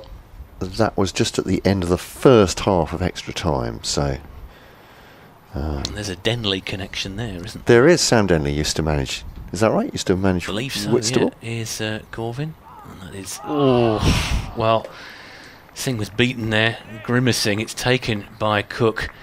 Seemed to just bounce over the stumps almost. Ekanch is just sort of feeling his way in the early stages of this innings, isn't he? He's faced 10 deliveries so far for his 8 runs. He didn't look entirely comfortable with that one. No. It's a very difficult situation, and some great bowling out there too. You wonder what Adam Hollioake will have said to him before this, given the match situation is pretty much, I wouldn't say unsavable. Here comes Gorvin, and again Singh leaves that one alone, and that one is, I say, comfortably outside the line of off stump. Probably not that comfortably, but he obviously knew where his off stump was and just let that one go through to Cook. What does a coach say to a young batter when he comes in this position, 264 behind? Go out and enjoy yourself. Is that too much of a cliche? Maybe it is. Play your natural game. There we go. I've got all the coaching cliches, but I'm not sure. Why not? Here comes Gorvin from the pavilion end to face Ekanch Singh. And Singh just about steers that one, almost gets it past the slip cordon. I think he was in control of that, but didn't quite go past third slip, where there was a diving one-handed stop. And a very quick throw into the stumps to dissuade Singh from attempting the single. Just almost went past the slip cordon there, and if it had done, it would pretty much certainly have been 4. As it is, Gorvin is coming in again from the pavilion end. And this one is more on the line of leg stump, and Ekanch Singh is happy enough to just block it. At the end of the over, Kent are 73 for 4. Yeah, and then pretty much untenable position, but to see how long they can maintain it for. When you said we're talking about Sam Denley, I was about to say brother of, but of course these days might just be father of. Well, yes. Depending on which way you look at the Denley family, either brother of Joe, father of Jaden, of course, former Whitstable Town manager. Yeah, I think Joe Denley used to play for Whitstable as a junior, so I wonder if he's there today. Yeah.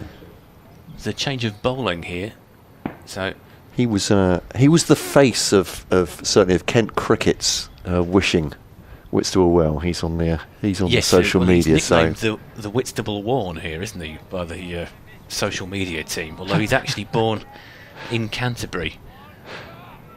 He's one of the very few players from Canterbury to play for Kent, which is remarkable, really. Van der Hoogten returns 5 overs for 5 so far to bowl to Andamiye. Just stops that on off stump, back up to mid-on. Some very brusque shoulder rolls from Tim Van der Hoogten, who does the same with his head on his neck there. It's almost a classic disco move. He's got big shoulders to roll, hasn't he? He has got big shoulders to roll, yeah. A couple of coat hangers wide. He's an unlikely disco dancer, but who knows? He has the athleticism. As on the off stump, Miaye manages to dig them out back up towards James Harris now, who's going through some warm-ups himself. Pretty obvious, I think, that he'll be on shortly as well. He's bowled a couple of deliveries. Yeah, 3 wickets in the first innings of Harris. Yeah, those two combined really well, didn't they? Van der Hoogten and Harris at the top of the Kent order. This one just sits up a little bit for Tawanda Miaye. He makes no mistake punishing that delivery either, and just closes the face and clips it through. You can say it was a pull. It's a deflection as much as anything else, with perfect timing out to the leg side boundary for 4, and Kent move on to 77 for 4. There's a bit of style from Miaye, and after the win against Middlesex, when he hit his 100, Ben Compton said he was going to make the transition, Miaye, from being a stylish player to being a serious run scorer. Well, he's got to play a different kind of innings here. He's got to play a survival innings. If he can.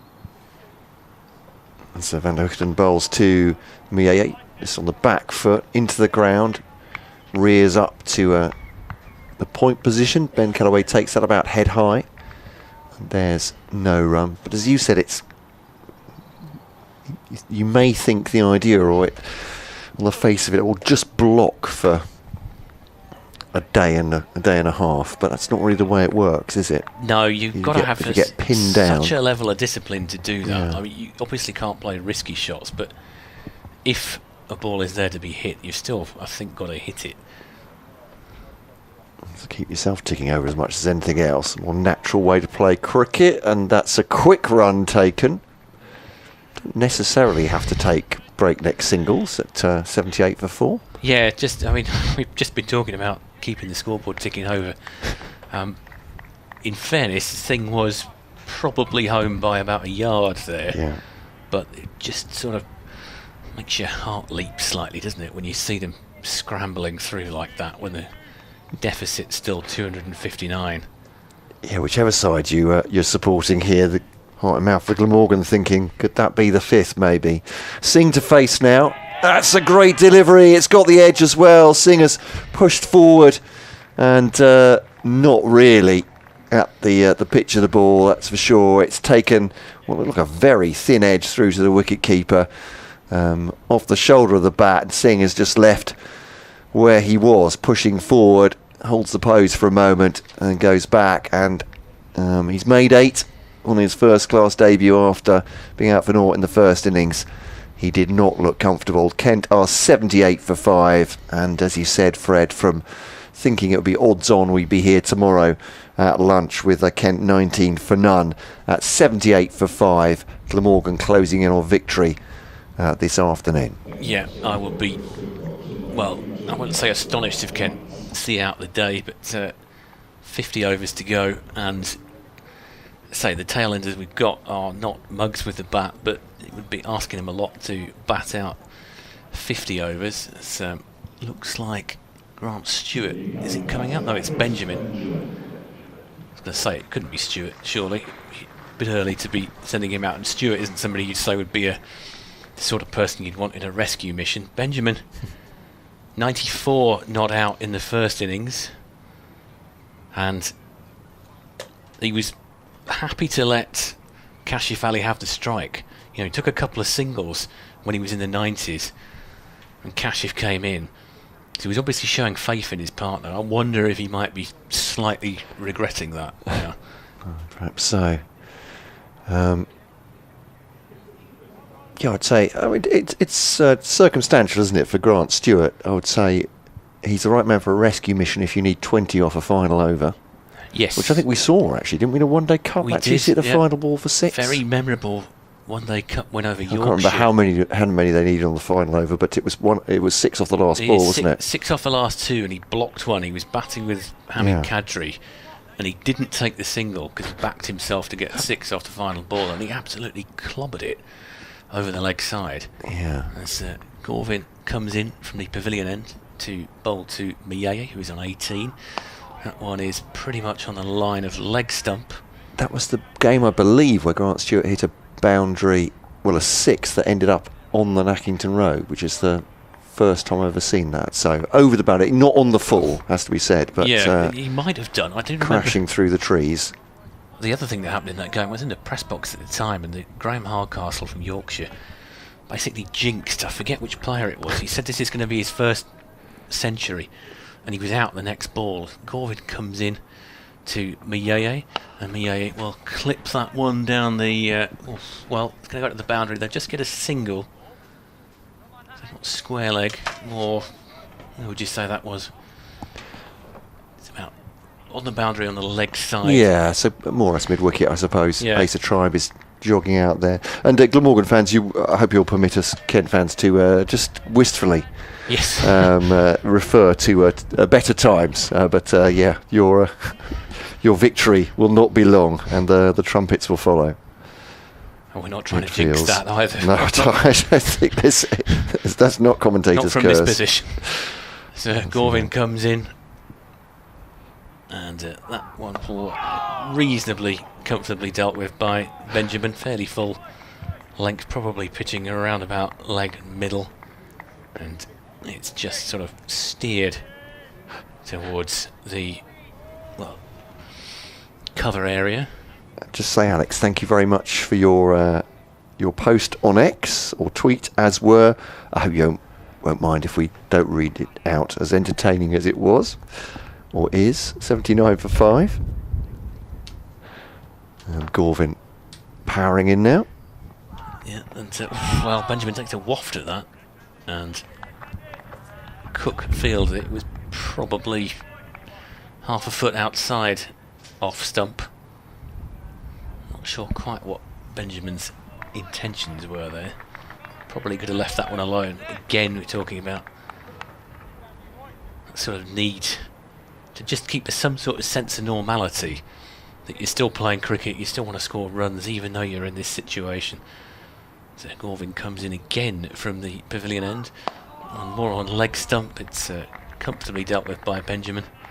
It's prodded to the leg side, no run is taken. One ball left in the over. This is the 28th.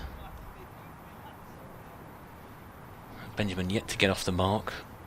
Faced 3 balls.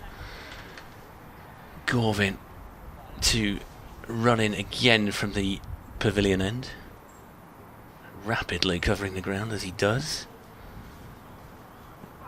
That one just goes outside off stump, decent length, bounces, a nagging sort of line, and it's comfortably taken by Cook, and there's no runs. So Kent move to 79 for 5, trailing by 258. And the bonus point situation, for those of you keeping score, Kent have got 2 and Glamorgan 7. So this is a game that's going to do a fair amount of damage to Kent's promotion hopes. Say, last week, I think the general air at the club was that although they lost at Lords to Middlesex, the manner of the defeat was about as encouraging as you can get when you've lost a game. Really. Yeah, absolutely. And with a weakened bowling lineup in that case as well, wasn't it? He ran it very, very close. Was it 6 balls? I think it was just 6 balls, wasn't it, left in the day? It was a thrilling game. And they might even have... dot ball, sorry, for Van der Hoogten's turn of the onside by Mayeye. Yes, it was actually some debate in the press box yesterday about the correct pronunciation of Van der Hoogten. Well, I'm going with Nick, as he's met him many times, but... I was told it was Van der Guten, but I may have been. We're going to say. I may have been missold. We're going to say stay consistent. As I said, Nick's been commentating on for a long time, and he's not taken offence yet. So, and he's a big lad. So I'm sure Nick is careful about it. Oh, lovely back foot drive by Tuanda Mieye. That will be 4 runs. Wallace stood and delivered off the back foot there, didn't he? Using his timing for 4 runs. Very attractive through extra cover. 83 for 5. Extra style points, no extra runs though, which will disappoint Kent fans there. But, no, but he is one of those players that we do say it fairly often. He is worth coming just to watch him.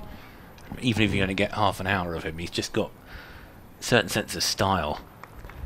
You mentioned a sort of short arm jab which he uses. He used earlier in his innings. Edged, low, and bounced just before Sam Northeast there, who's stooping to pick his fingers up. No, he's one of those that would jar the fingers, but didn't quite carry, but an edge. And it wasn't far off, was no. It? Just sort of between. It was nearer him than Ingram, I think, but I don't think either of them were really in contention for that. We are talking about some extraordinary shots that Tuanda Mieye can play. That one was almost an extraordinary grab by Sam Northeast to get him out. So he's on the back foot again, and again it's gone through extra cover. It's such an attractive shot, so difficult to play, that one. It comes back for 2, 85 for 5. I think you mentioned it was the one early in the innings which you said he didn't quite control, but he has a shot that looks like a pull, but he actually pulls out the pull, so he sort of jabs the ball over towards mid wicket. I've seen it before where he's caught it right and hit it for 6. And so much power in his wrists. You don't see many, if any, players playing that shot deliberately, but there we go. Maybe another day for Tuanda Mieye. Well, maybe it will be today. Drops it into the offside. They take a quick run. Chris Benjamin sprints through. Completed, well, you'd say his uncompleted innings of 94 in the first innings. His highest for Kent.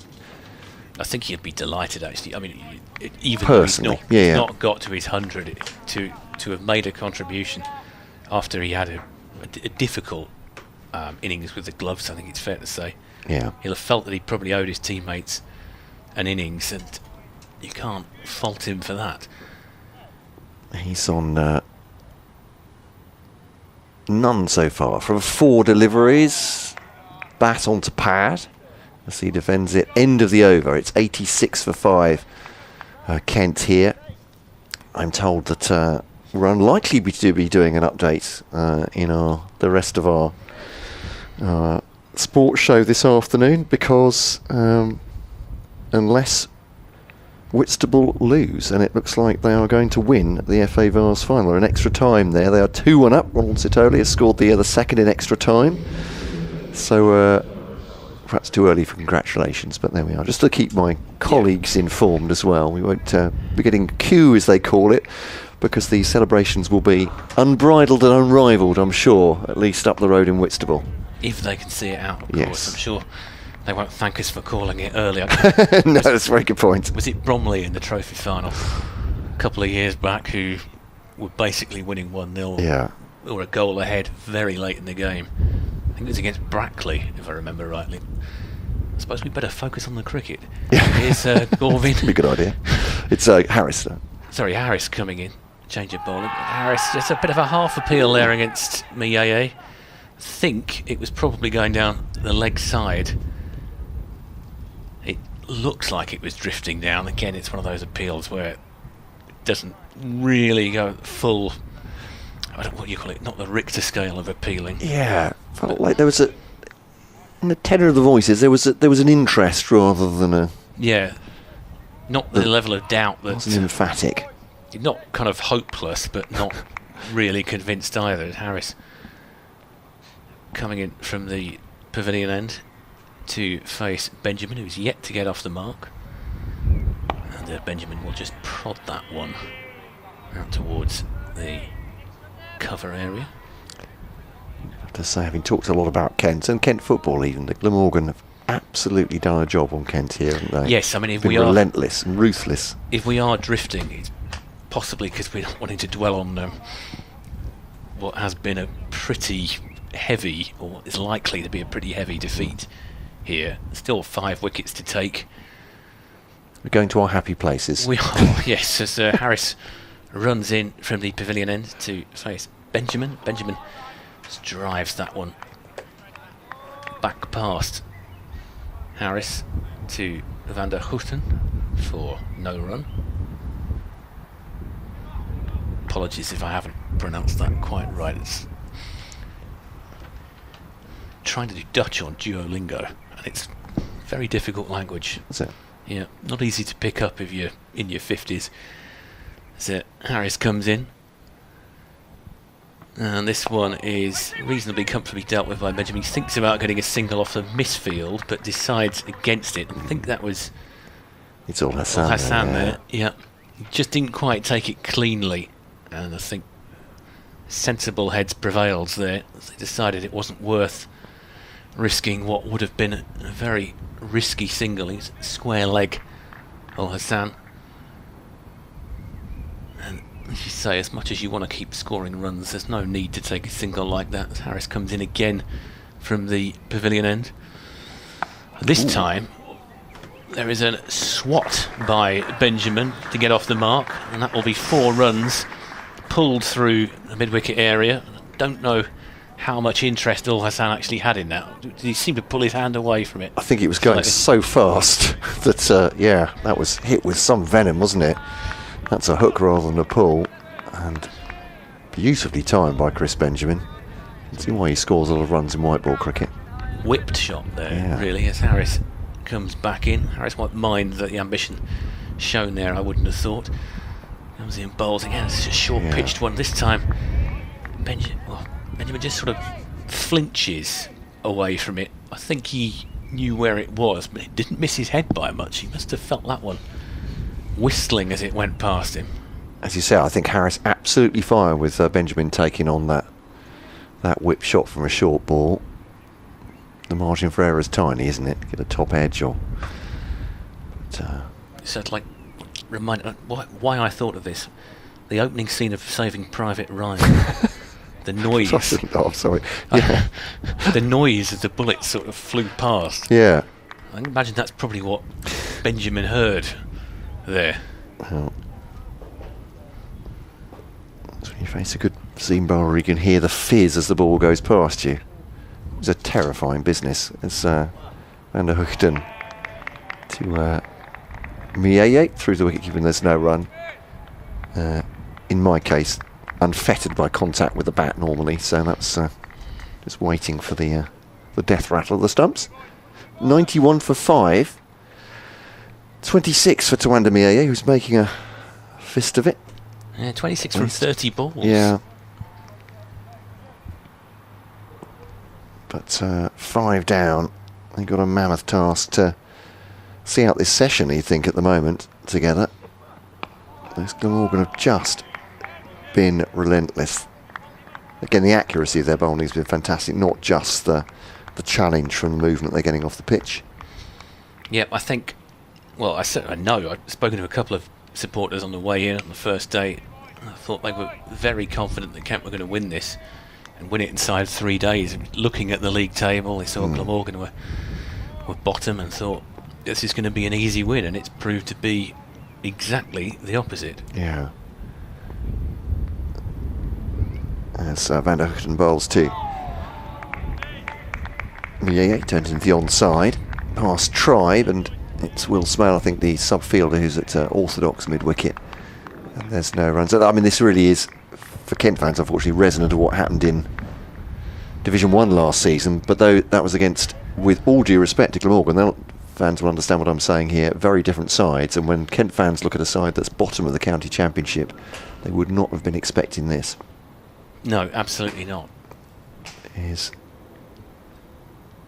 Van der Hoogten to Mieye on the back foot, defends that back up the pitch. Having said that, the injuries to the bowling lineup have been extreme. Yeah, it's almost kind of parody when you get the update on the morning of the game and you find out that another player has been ruled out for an unspecified period. I think there's a bit of bad luck with Gilchrist in that had the game started a day later, I think he would have been able to play due to the concussion protocol, but you can't pin this on the absence of one bowler, I don't think. No, I think you're looking at the absence of 2 or 3 in the rotation, at very least, aren't you? Probably 5 in the rotation. That is a great delivery from Van der Hoogten. Tawanda Mieye has tried to tee off through mid-wicket on that one. It's come back at him and has missed the edge. Well, you'd need your microscope out to see the distance between bat and ball, I would suggest, on that occasion. 91 for 5. Kent staring down the barrel of the inevitable being a huge win for Glamorgan here. The deficit 246. Mieye has 26. Benjamin has 4. 5 men have gone since lunch. Compton, Beldrummond, Finch leaning, and Ekant Singh all back in the pavilion. Van der Hoogten to Mieye up to mid-on, and there is no run. 91 for 5. The other, sorry, Glamorgan fans, I'm going to say one more Kentish thing. The other problem for Kent here with this defeat, whether or not they're a weakened side, is what this will do to them psychologically going into subsequent matches. They have to show some real resilience and some real, I wouldn't even say character, but... Well, I think that's where Adam Hollyoak will earn his money, because I don't think he's the sort of character that will let things fester like that. He's very big on backing his players. So, I've already seen how that worked in the case of Jazz Singh. He backed him at the start of the season, and Jazz really was starting to look the part. So Harris is going to come in from the pavilion end. Benjamin just waiting to get set. It's just that he's not quite ready because Fernando is just moving round towards a sort of square leg position. Harris comes in, bowls fended off to the leg side, and it is Fernando that fields. And I'm just going to butt in and say it is congratulations to Whitstable Town. The Oystermen have won at Wembley. They won the FA Vars 2-1 against AFC Whiteleaf. Congratulations to them. There will be celebrations and there'll be much reaction on BBC Red Against Breakfast Show tomorrow, of course, as well as what's live on the radio now. Just the second team to win it and the first for a quarter of a century. Yeah, Kent well team, done I say. indeed, yeah. Here's Harris. One is prodded forward to Van der Hoogten by Benjamin, who is 4 not out. Van der Hoogten just having some problem with his footwear. He's whipping his boots off and seems to be making some sort of adjustment, whether it's his sock or his screw-ins, I'm not entirely sure. Anyway, Harris is not going to be delayed for too long. I don't think run rate's going to be a factor here today, or over rate I should say, as Harris comes in to Benjamin. Benjamin will, that one down the leg side of the square leg area, it's going to go to the boundary, it'll be fielded, they will come back for 2. So Benjamin will move on to 6 not out. Miele currently on 26, and there's still a polite smattering of applause from the Kent fans here. I'd say it's a huge crowd in. There was a big crowd in on Friday, over 1,000 we're told, but so there's probably nearer about 400 here today, as Harris comes in, and it one is squirted towards fine leg by Benjamin. It'll just take a single. But a few Glamorgan supporters dotted around. I've seen while walking around the boundary, 1 or 2 flags up, 1 or 2 shirts being worn. Nothing like the takeover of 1993, when it seemed that half of South Wales had migrated here for the day. That's what they might. But very different circumstances today, although it looks like the outcome is going to be the same. Harris will bowl here to Miele. It's just slightly outside the line of off stump. Miele will get a single from that, playing it towards the cover area where it's fielded by Ul Hassan, I think, to cover area. So Kent move to 95 for 5. Of course, the other issue that's dogged Kent this year is although they've won a couple of games and had a couple of decent draw against Gloucestershire, they just haven't performed in the first innings. Yeah. As Harris comes in again, this time to Benjamin. That one is on the line of leg stump, and Benjamin will just drive that one back. It's fielded behind the stumps by Van der Hoogten. And Kent are 95 for 5 at the end of the over. Now, I think I'm just going to have to make way, because I'm probably going to have to file my report. I'm not anticipating this going much beyond tea, to be honest. So thank you very much, Matt and Nick, for having me on. No, it's been great to have your company, Fred. Thank you very much. And, back to the day job. Yes, back to the day job. So I'll hand you over. Thank you for your wisdom, Fred, and your company as always. 95 for 5. Miele 27. Benjamin has 7. And Glamorgan trying to make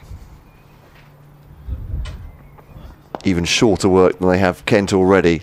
Nice drive from Miele, herring after it. I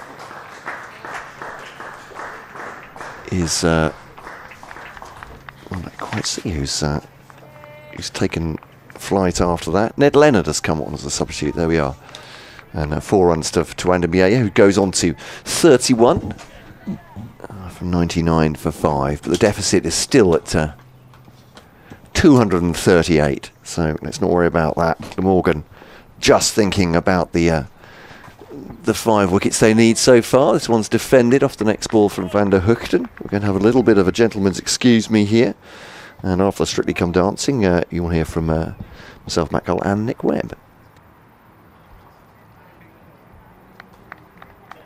Thank you, Matt. 99 for 5. And Glamorgan must have visions of earning themselves a day off. Yeah, looking pretty much likely at this stage, you'd have to say.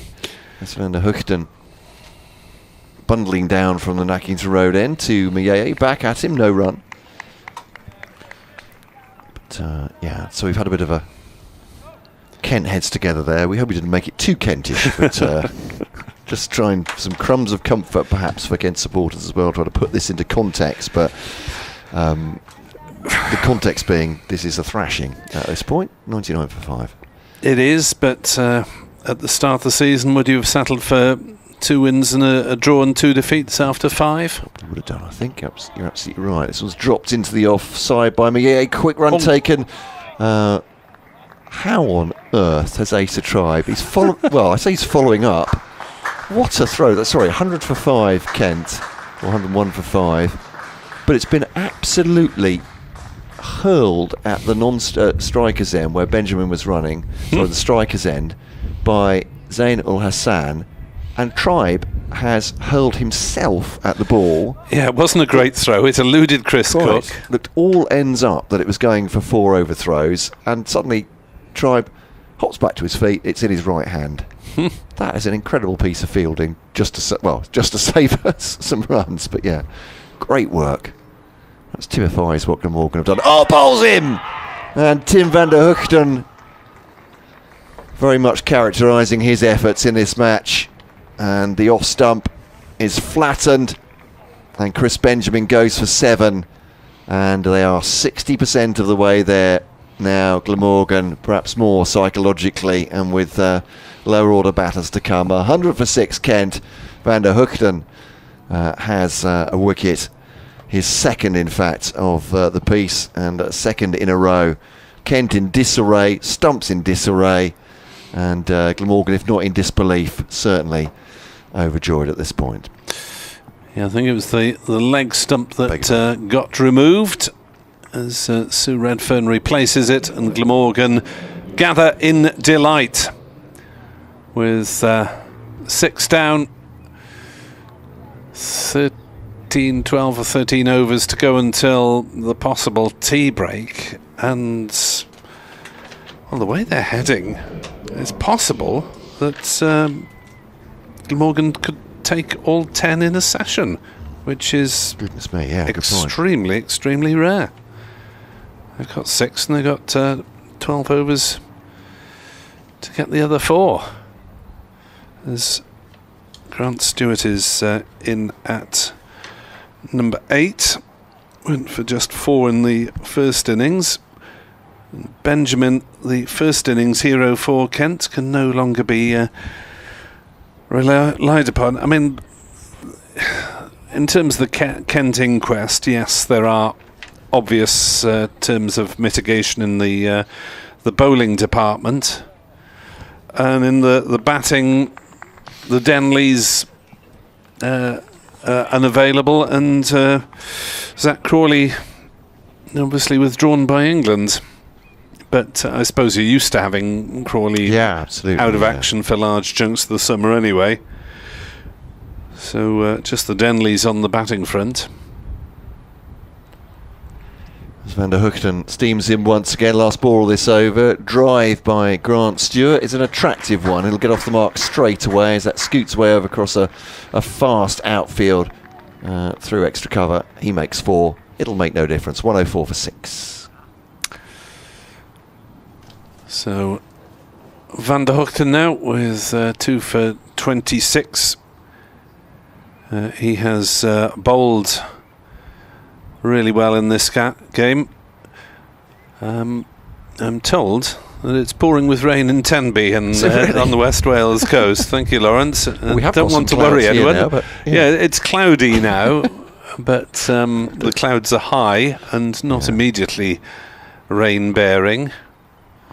As James Harris lopes in to bowl to Mieye, who is forward defending. Just looking at the replay there, it does look like Benjamin got a bit of an inside edge onto that one, which is why it's ended up on the leg stump. Okay. It was a good ball. It wasn't quite that extraordinary, but yeah, absolutely.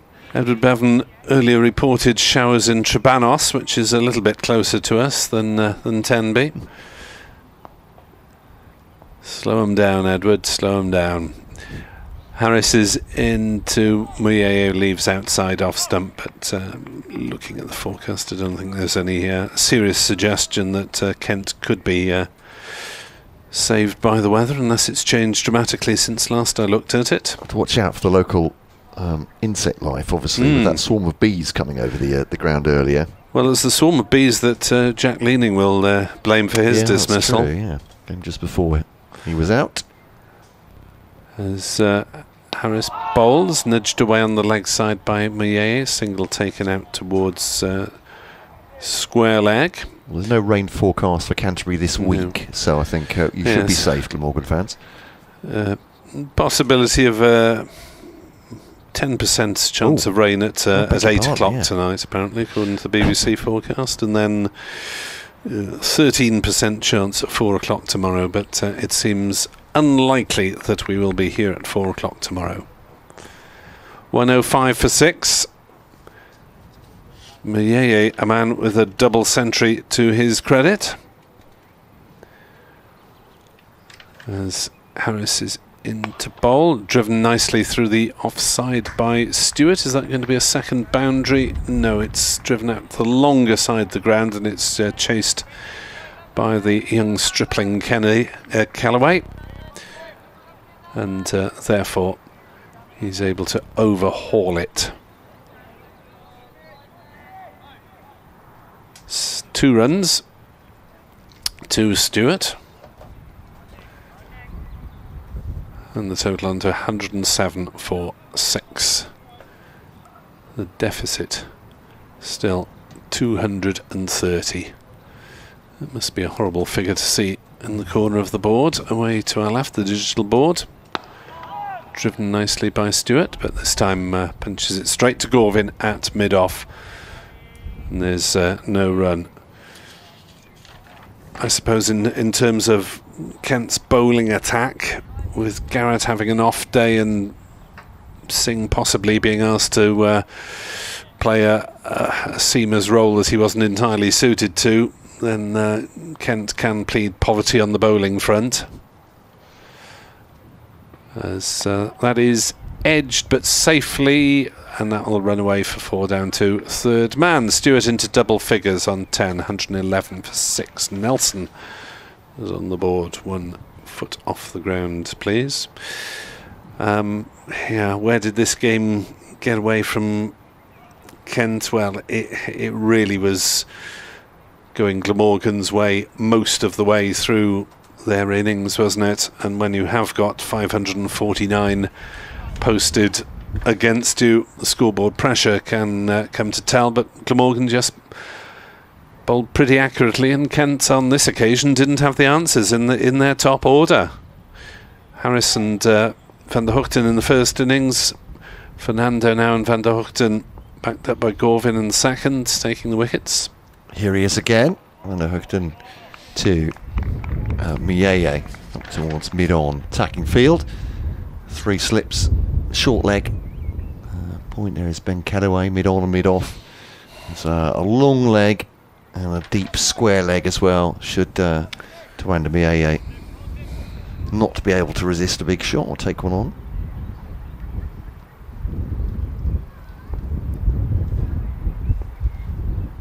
That's Van der Hoogten now comes in to bowl to Mier. Defensive shot up to mid-off, no run.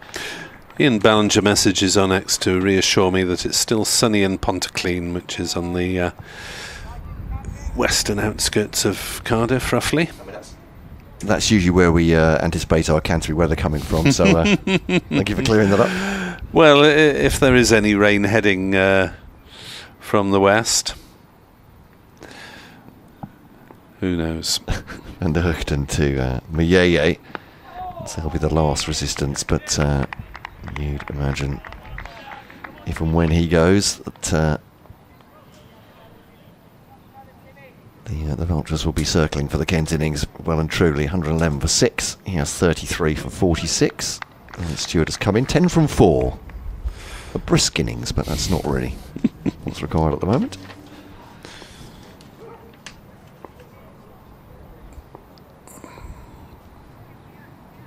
Van der Hoogten then too. Mier in the block hole, but actually well dealt with by Mier. He drived it out towards deep mid-wicket, fielded by James Harris on the run. And 2 taken, 113 for 6. In terms of resources for the next match, you said Gilchrist back in the reckoning. Should be, yeah. Back from the younger Denley, possibly. Yeah, I mean, played. Fred was saying, wasn't it? I didn't realise that, but scored a ton for his club side and scored a ton for the Seconds last week. So as recently as last week. Van der Hoekten to Mieye, and drives back at Van der Hoekten. Maybe takes the sting off that, and it's fielded at mid-on. So mid-off rather. So yeah, those certainly Jaden Denley will be a candidate for coming into the team, and there'll be an argument certainly. I'm sure fans will argue that with a batting collapse, it would be good to see him in the team sooner rather than later. Not sure about Joey Everson. He's got a side strain, and as a bowler, they don't tend to risk those, do they, for a few weeks? It takes a while. In fact, I was surprised to see Grant Stewart come back so quickly for this match. It's driven back, and Van der Hoekten good fielding off his own bowling. No run, 113 for 6. But I do slightly wonder, and this is not at all to lessen the extent of Glamorgan's victory here, that Grant Stewart and maybe even George Garrett would have come back slightly later if they'd had the opportunity, Ken. So they had a side strain, and Garrett hadn't played this season before this match. So, before the Middlesex match. But anyway, it has been a cluster of injuries. I think we can agree that is probably more than you'd expect at any given time. As Harris in bowls appeal for LBW, although it looked as though Mieye had worked that one successfully off his legs. The ball went a long way down past the umpire at square leg. Harris obviously thought there was a possibility it was pad first before bat. Umpire Redfern was not hugely interested. 114 for 6. Glamorgan with their tails up. Stewart's collected that for a single, and there's a bit of cloud cover now, but it's high cloud, I'd have to say. I don't think we're in any danger of getting anything like a shower. Driven firmly by Mieye to mid-off, no run. Yes, maybe Kent's best hope is to capture that swarm of bees and send them heading to the middle. It was such a bizarre sight, wasn't it? Yeah. You usually think with players dropping to the ground, lightning, I suppose, would be your first thought normally. But there's no danger of that today, you wouldn't think. As Harris bowls to Mieye, who's getting runs here, backward of square on the offside. Made that singular, actually, because he hasn't hit it quite as hard as I thought. And Galloway has come motoring in off the boundary. I believe bees swarm when a colony gets so successful, it's big enough, and one of the queens will go off with a swarm and try and form a hive somewhere else. But it's a declaration of independence, is it? So it is, yeah.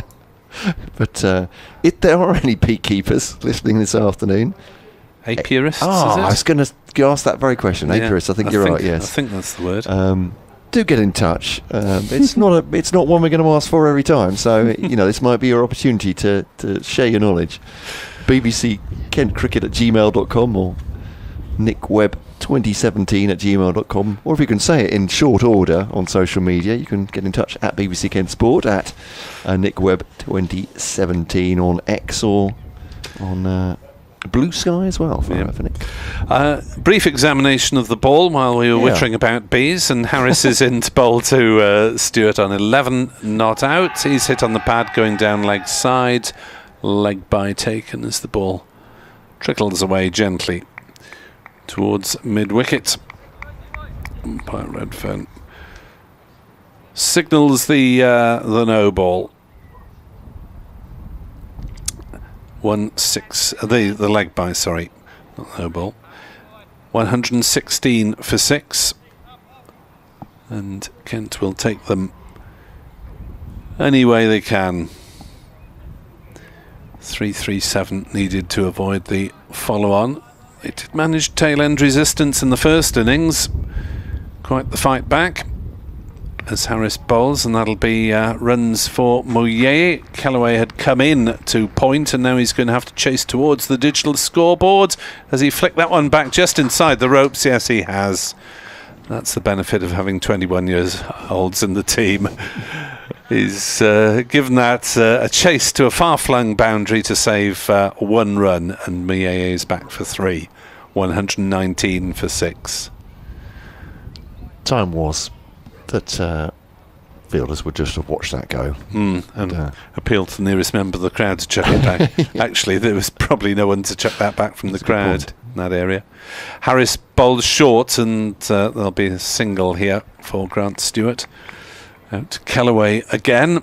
That little area by the digital scoreboard where there aren't any formal seats there. Just whatever you care to bring along yourself. 120 for 6 then, Kent, and we've got 9 overs to go till tea. John Geraint assures weather watchers that this is a beautiful day in Ballycastle, County Antrim. Thank you very much for that picturesque photo of the scenery in Ballycastle, County Antrim. It's not particularly relevant to affairs here today, but it's good for the soul anyway to see the sun out wherever it is. I've been to County Antrim. All right. One day.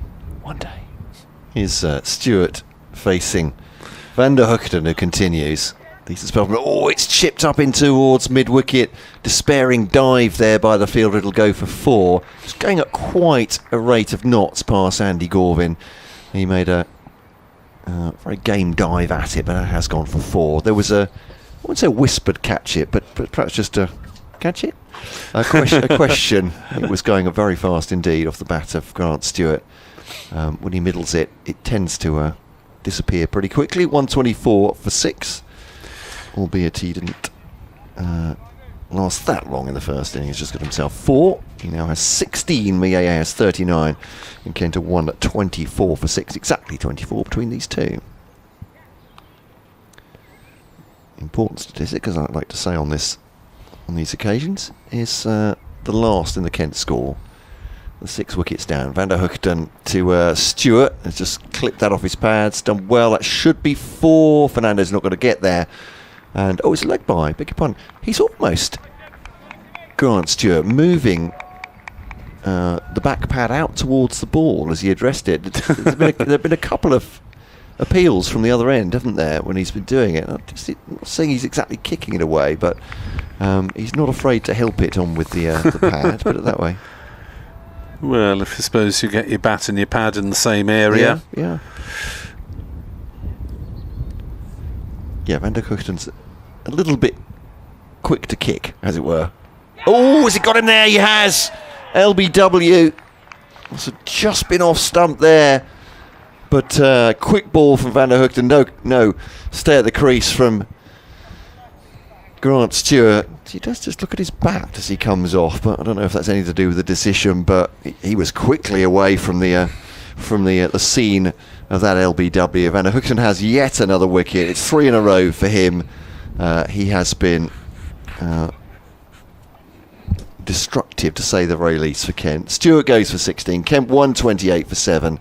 And as you said, Nick, there is a question whether Kent will survive this session now. They have lost 7 since lunch.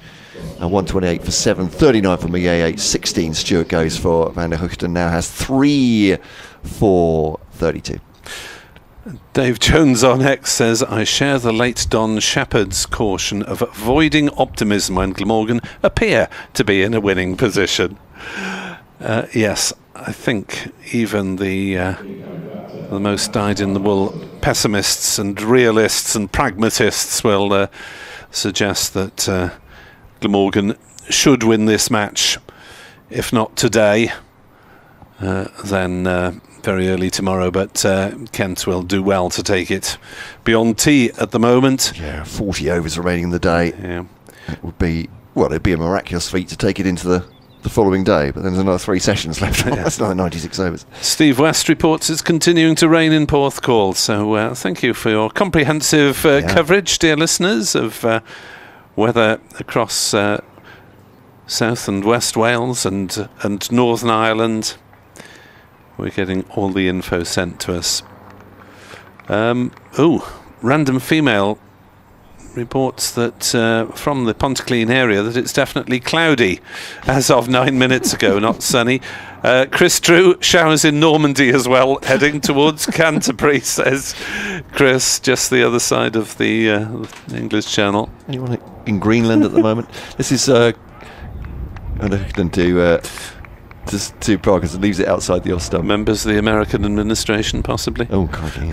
Oh, no. Oh. Bit political there. Crikey. Thank you to Sarah in the Pontyclean area as well. So, yes, it has been a day to enjoy for Welsh listeners and viewers. 7 wickets in a session. And Kent still need 209 to make Glamorgan bat again. Yeah. As Parkinson faces Van der Hoogten, and then that's edged, but hits the ground, and then hits Colin Ingram in the chest at first slip. So a definite edge, that's for sure. I can tell you that in Nuuk in Greenland, it's currently -4 and cloudy. So if the weather's coming from there, you need to batten down the hatches. Is there any particular reason you've got the weather in Nuuk as one of your... I was just merely making a joke dabbling. Of people of going all around the world to look for poor weather that might be heading on here. I thought, well, Greenland's pretty inclement. It's usually a bit chilly. Yeah, it's the wind, a northerly wind. Who knows? But Parkinson once more faces Van der Hoogten and into the onside. Galvin Fields, end of the over, 128 for 7, and Harris will continue from this pavilion end. Just giving his cap to umpire Redfern. No wickets for him in this second innings, though. He's done a pretty good job in the first. Yes, it was Harris who got the bowl rolling, as it were, with the first couple of Kent wickets yesterday. And it's been Van der Hoogten and Fernando who have caused the damage this time round. Harris is running away from us and bowling to Muyeye, who turns one away on the leg side. We'll take a single out to square leg, deep square leg fielder Galvin. Glamorgan, well, he chucked that directly towards the fielder. I don't know whether Glamorgan have got a minus next to their name on the board, on the grounds that it's very small at the bottom of the board. I think it says -2. Oh dear. So maybe they do need have to run round a bit and especially at 7 down, make a visible effort and maybe get a bit of spin on. Yeah. This was a much scenario I was talking to you about yesterday that Kent had a couple of seasons ago. Harris bowls, played on the leg side by the new man Parkinson, no run. Where in a bizarre way you may not be unhappy if wickets don't fall, get your spinners on and get the overs bowled and then take the remaining. Yes, it's might almost pay to chuck a few wide from the spinners. Well, not wide enough to be called wide, but wide enough not to be played at. Driven through the offside by Parkinson to get him off the mark. That one will run down the slope towards the cafe for 4. And these two, well, just giving the spectators something to watch in the evening session is probably the limit of their ambition at the moment. Kent 212 out, all out in the first innings after 16 overs and 1 ball today. So decent tail end resistance in the first innings, but as in the second innings, the top order has fallen apart like a pack of cards. Muyeye 40, top scorer in this innings, as Glamorgan bring in catchers on the leg side and Harris bowls on the offside, and Parkinson puts 1 foot forward and then ignores it. So Glamorgan have now got a short leg and a leg gully, as well as 3 slips as the sun comes back out here in Canterbury. No, not raining in my stake. I'm glad to hear that. G. Evans. May the sun shine on my stake. Harris bowls. Oh, that's fended away, but not as far as leg gully. On the bounce by Parkinson, who just about dealt with the Harris short ball, but not entirely convincingly, and Gorvin might be forgiven for creeping a couple of metres closer there. It's actually quite fine not to be a leg gully. It's a short, fine leg in a catching position, if that makes sense. Wide-ish leg slip. Anyway, catching as Harris bowls and Parkinson defends on the leg side. 133 for 7, Parkinson 4, Muyeye 40. And if you're a Kent listener or viewer just joining us for the first time in the match, I'm afraid this is your second innings, having followed on 337 behind. Yeah, you wouldn't necessarily be expecting that on day 3, that Kent are 3 wickets from defeat here. But that's what the statistics tell us. The scoreboard very much shows all the destruction this has been of Kent, as Van Hoekden bowls to Muyeye. It'll certainly be an innings defeat, and at the moment it'll be an innings and 200 plus.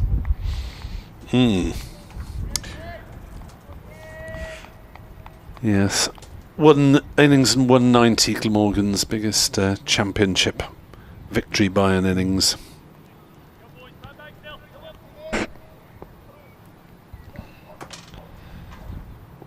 So Van Hoekden looking for his 4th wicket here, and pulled away that one by Tawanda Muyeye from outside off stump. He'll just get himself a single, so Parkinson will go back on strike. Muyeye has 41 now from 55 balls.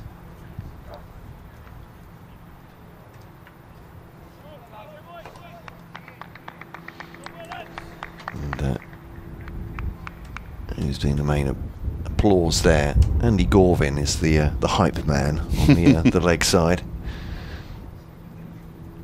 All of them in good spirits at the moment, looking for this victory. It's just clipped off the inside edge onto his pads by Parkinson. It rebounds out towards point. Ben Kellaway fields. And, we don't get a man of the match award, but he'd be pretty high on the list, I'd imagine, if not the top of the list for that award. The bowlers will always say it's a batter's game in that respect, I'm sure. Yeah, I think it would be Callaway, wouldn't it, surely, for that. That's Van Hoekden bowls to Parkinson, sees that off into the leg side. One bounce and caught neatly by Asa Tribe. That short leg. Though, you have to say from Glamorgan's point of view, they bowled really well as a unit. They bowled very, very few wayward deliveries and kept an now demoralised Kent side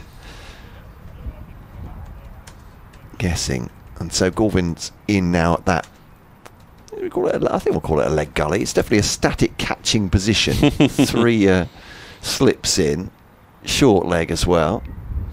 As Van Hoekden bowls to Parkinson. Gets well organised there into the offside.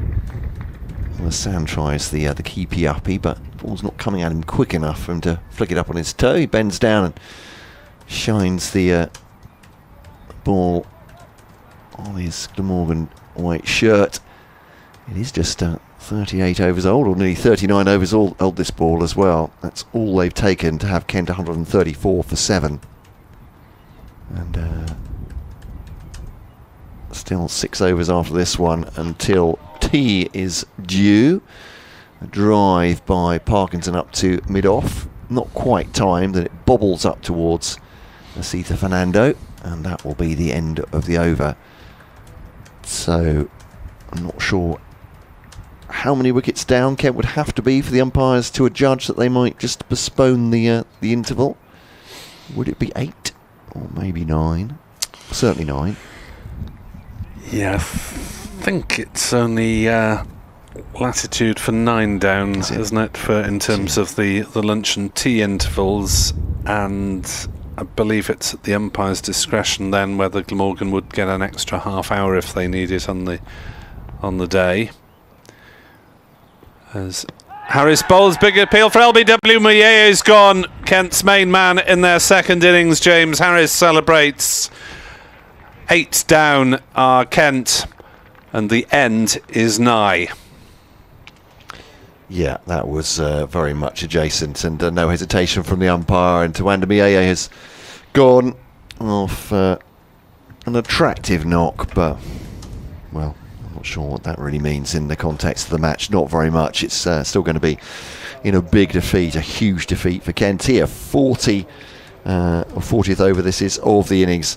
Muyeye goes for 41. Parkinson would be joined by either Kashi Valley or George Garrett, and well, having had a conversation about when an extension might be given, we might be about to find out very soon.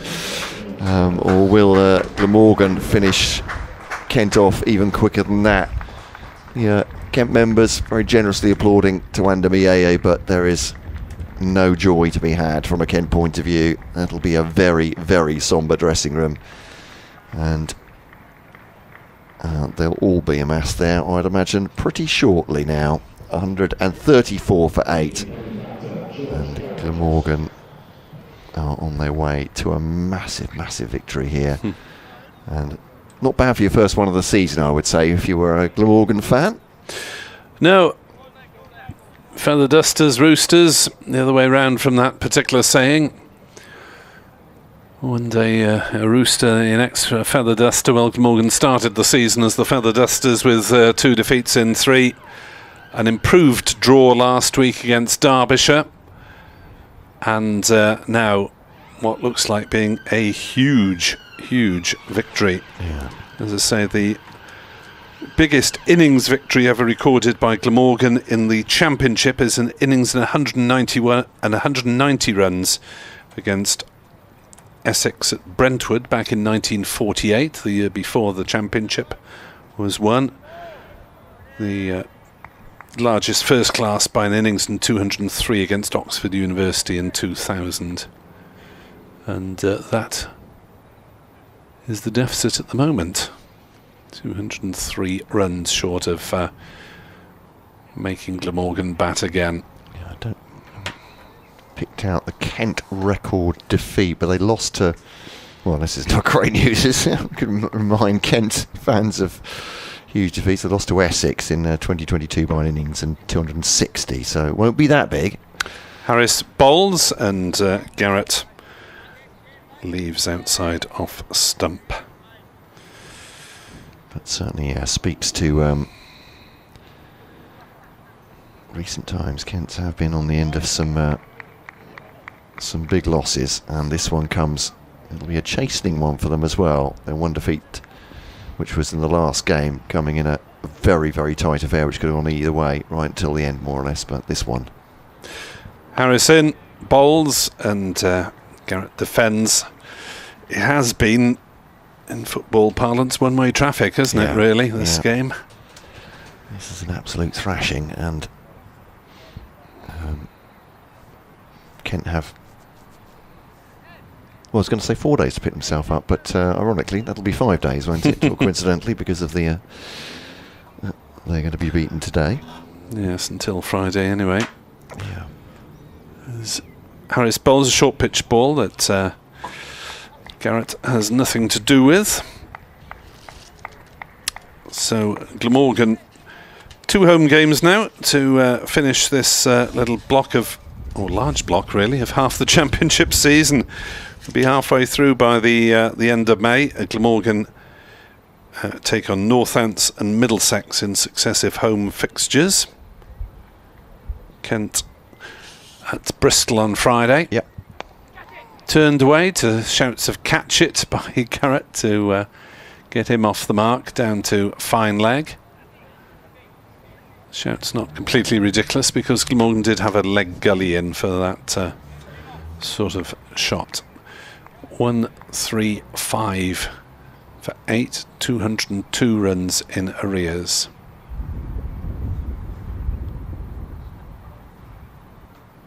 The vultures gather for Glamorgan. A leg gully, a short leg and 3 slips as Harris is in, and that's deflected down by Parkinson. 2 short leg, there is no run, and really it shows you Glamorgan's dominance, that I think that they've had 3 slips in attendance all day today, haven't they? I think you're right. Yeah.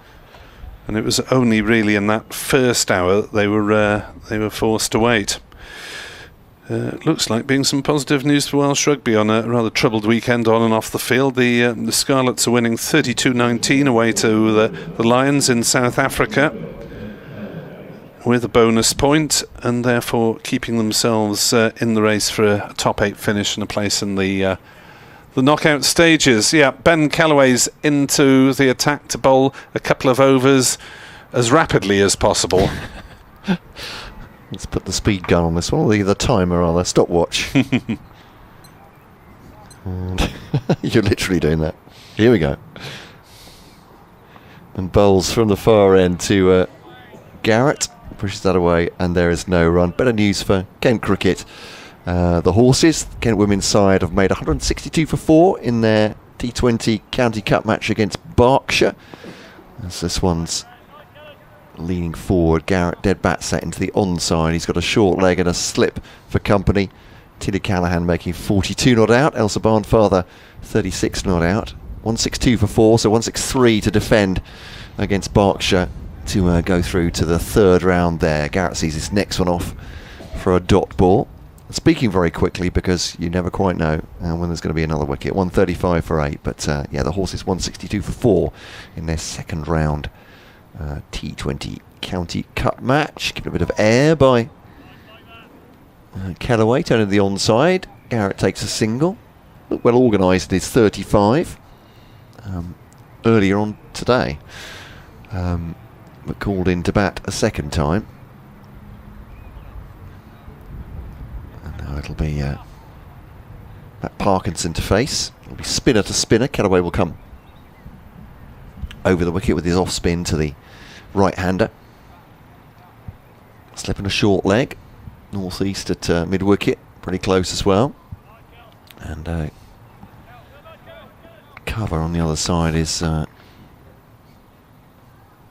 James Harris? I think it is.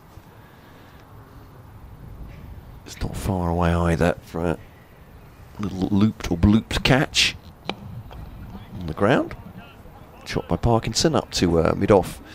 And there is no run. End of the over. So how quickly was that? Minute and 50 really? at most. That really is good going. Yeah, just a single taken off it. I'll have to depart in a moment to update BBC Radio Wales listeners with the glad tidings from the Welsh point of view. Indeed so, and they'll be very, very happy, those Welsh listeners, to hear about this, I'm sure. Kent just clinging on at the end here. 4 more overs until tea is scheduled, and I think, as Nick said, unless there's another wicket before then, that's when the the interval will be.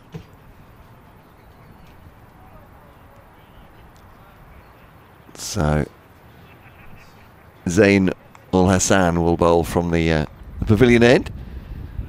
A bit of a hip swivel there to warm himself up. George Garrett faces the left-hander. 3 slips still in, and gets bat on that. No run. Elsewhere in the County Championship, might be our last scoreboard roundup.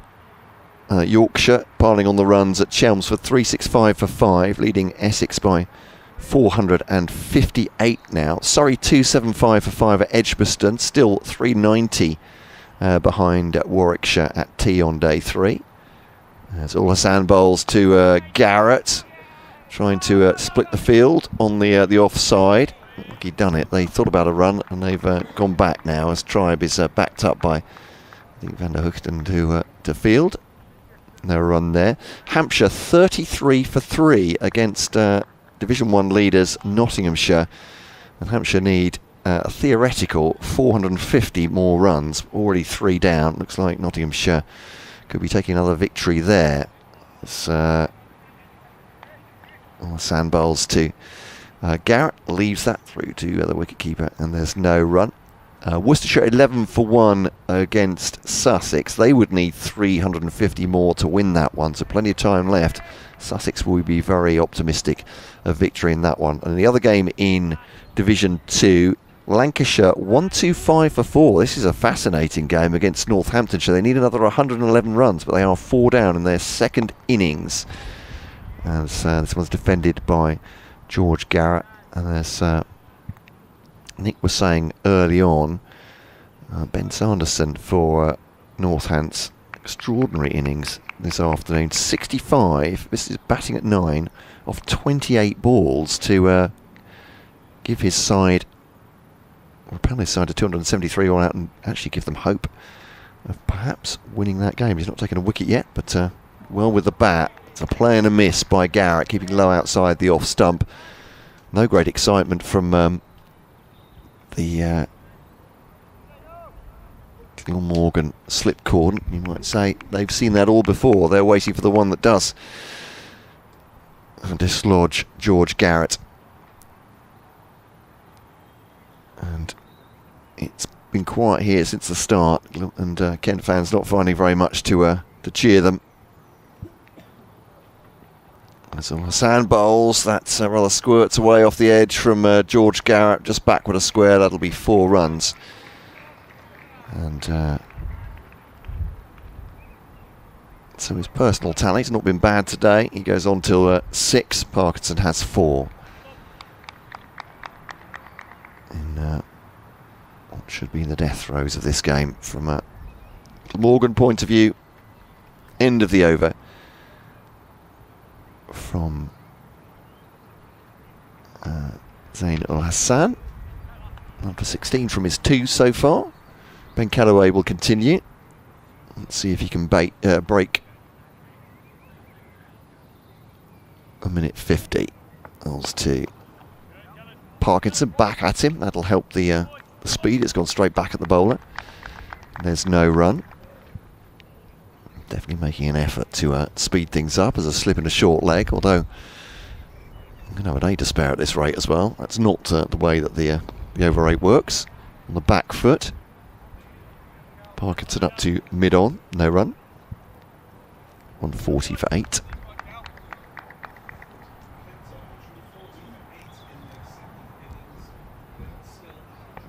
And this one, Parkinson into the onside. Certainly a bit of pad involved in that, but no run.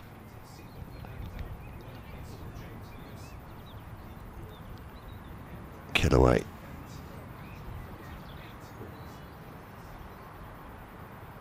Now to Parkinson. Plenty of air, straight back at the bowler. Bump ball, straight back to him. Or was it?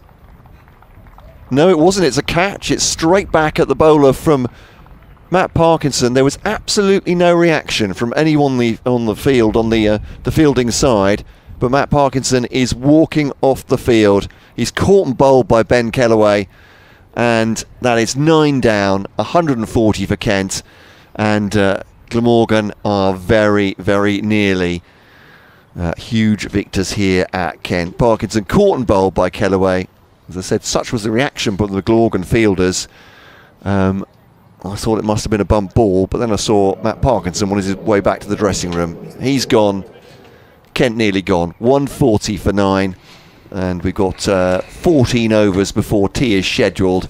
I think they'll probably let them have a little bit of extra time at this point, and it may well be that Kent lose all 10 wickets in a session. 140 for 9.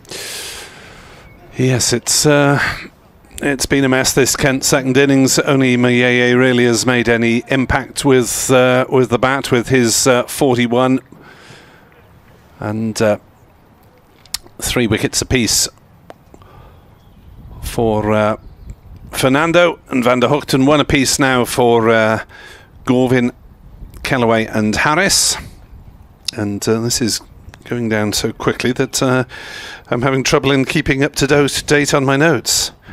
You don't have to send us any more weather updates about where it's raining, I don't think. I think this game will probably reach a conclusion before the inevitable tornadoes, snow flurries, and... Yeah. The Scarlets have won 32-19 away to the Lions, by the way, in Rugby's URC. As last man Kashif Ali takes guard for Kent. I don't know if you want to call the possible victory here, or... Here we go then with Callaway. 2 balls left in this, his 4th over, into bowl to Kashif Ali, who pushes forward rather tentatively. And there's no run. 140 for 9. Muyeye, the top scorer, with 41. Finch made 28. Compton 17. Stewart 16. But very slim pickings indeed for the home supporters as Kashif plays out again on the offside, and there's no run. Glamorgan need to be running round, I suspect. I wonder whether they might sneak another over of spin from somewhere. Is Kieran Carlson about to bowl? Yes. He is. There we are. That's the tactics. Don't get them out too quickly. We're in a bizarre situation, aren't we? Where Glamorgan actually need to bowl some more overs. Yeah. I'd rather keep them in than get them out at this point. It's a bizarre idea. Yes, yeah. I mean, really needs to bowl wide of the stumps, so there's no danger of hitting them or getting LBWs. But not conceding runs in the meantime. Yeah, if Chris Cook can make sure he's wide of the stumps himself, so everything goes very quickly, that'll work for Glamorgan. But just delaying the inevitable, a few balls for Kent. So it's Garrett on strike, and Carlson to bowl down leg side. Chris Cook takes it neatly and doesn't take off the bails. You don't want him out yet. Slipping a short leg. Carlson bowls again down leg side, and Cook takes it and hurls it back to the bowler. This is going to be a weird scenario as Glamorgan look to wrap up the victory, but not too quickly. Turned away on the leg side by Garrett, who will go through for a single. He moves to 7. 141 for 9. 196 runs in arrears. So I suspect we will see spin on until the end now, whenever that might be. A big slog by Kashif Ali back over Carlson's head, and that one will go for 4 up to long on. Is it mind the windows Kashif maybe here?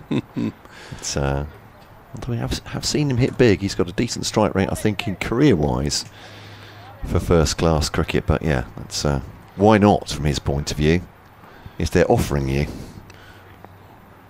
Carlson bowls another big swing by Kashif, and that one's gone a long distance as well. Or has it? There's a fielder out on the ropes actually that we didn't see at mid-wicket. All Hassan. Yeah. In fact, there's 2 out. Van der Hoogten's out here somewhere as well. Now they're going in. They got a single from that. It's extraordinary. Carlson bowls round the corner, noodled away by Garrett, down to fine leg. This won't help Glamorgan's rate for this over. It'll be picked up and returned as soon as possible. And into the gloves of Cook, and Glamorgan run round. If you're just joining us, it is such a strange scenario in that Glamorgan are just 1 wicket away from victory, but they need to get their over rate improved in the process, otherwise they'll be docked points for the second time this season. They were docked at Lord's 2 weeks ago, or 3 weeks ago, 2 matches ago. The anomaly in this is that they are going to win with a day to spare at least, so that's hurried the game, but yeah, while they're on the field they need to get on with it. There's Callaway bowls, hoiked away on the leg side. More runs down towards fine leg for Kashif Ali. 150 up for Kent. Again, this is not helping, is it? It's just No. taking as long as the seamer's delivery, frankly, but They want the ball patted back to them, thank you very much. if you wouldn't mind awfully.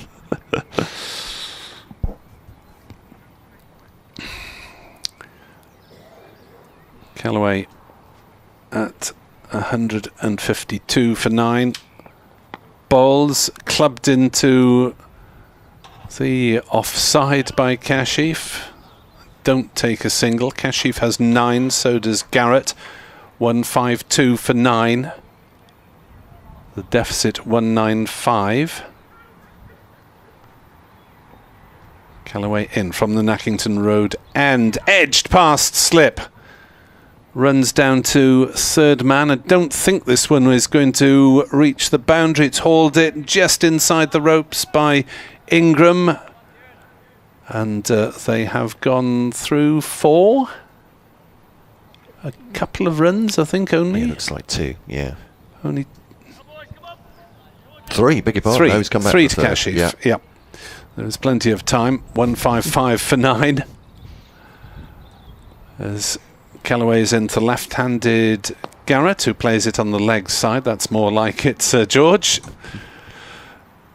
Glamorgan trying to hurry their over rate up, and it doesn't really matter if they concede a few runs in the process. Callaway bowls. Garrett forward defensively. Back to the bowler. There we are. Back to your mark, Ben. Previous over took just 1 minute 50. And Callaway floats this one up, turned away on the leg side by Garrett, straight to mid wickets. Throw fizzes in, round we go, boys. 155 for 9. So that is 32 overs remaining in the day, but the umpires are extending that because Kent are 9 down. So half an hour possible, in which Glamorgan want to bowl as many overs as possible, but Kieran Carlson is ready to bowl. Sets his, well, the only setting his field he's done was just waving Asita Fernando backwards. There we go, at mid-off. Just back a bit. Carlson bowls, Kashif defends.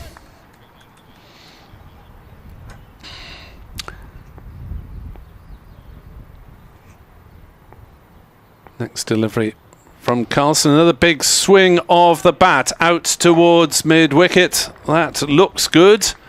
It sounded good. Is it 4 or 6? It's 6. Umpire Redfern waiting for confirmation from the fielders. This will do Kashif Ali's average no harm. It won't now be Glamorgan's biggest innings victory in the championship. Fernando is doing a few kicks as if he wants to bowl, but I don't know if Glamorgan can afford for that to happen. There should be a bit of time allowed them by they're having to fetch the ball now. I think maybe Kieran Carlson may just have asked umpire Redfern, where do we stand? Looked a bit frustrated there, but in the grand scheme of things, this is a very good position to be in, I think it's fair to say. So I would urge him not to be too tense at this point. Oh, has someone found the ball? A box of balls has come on anyway.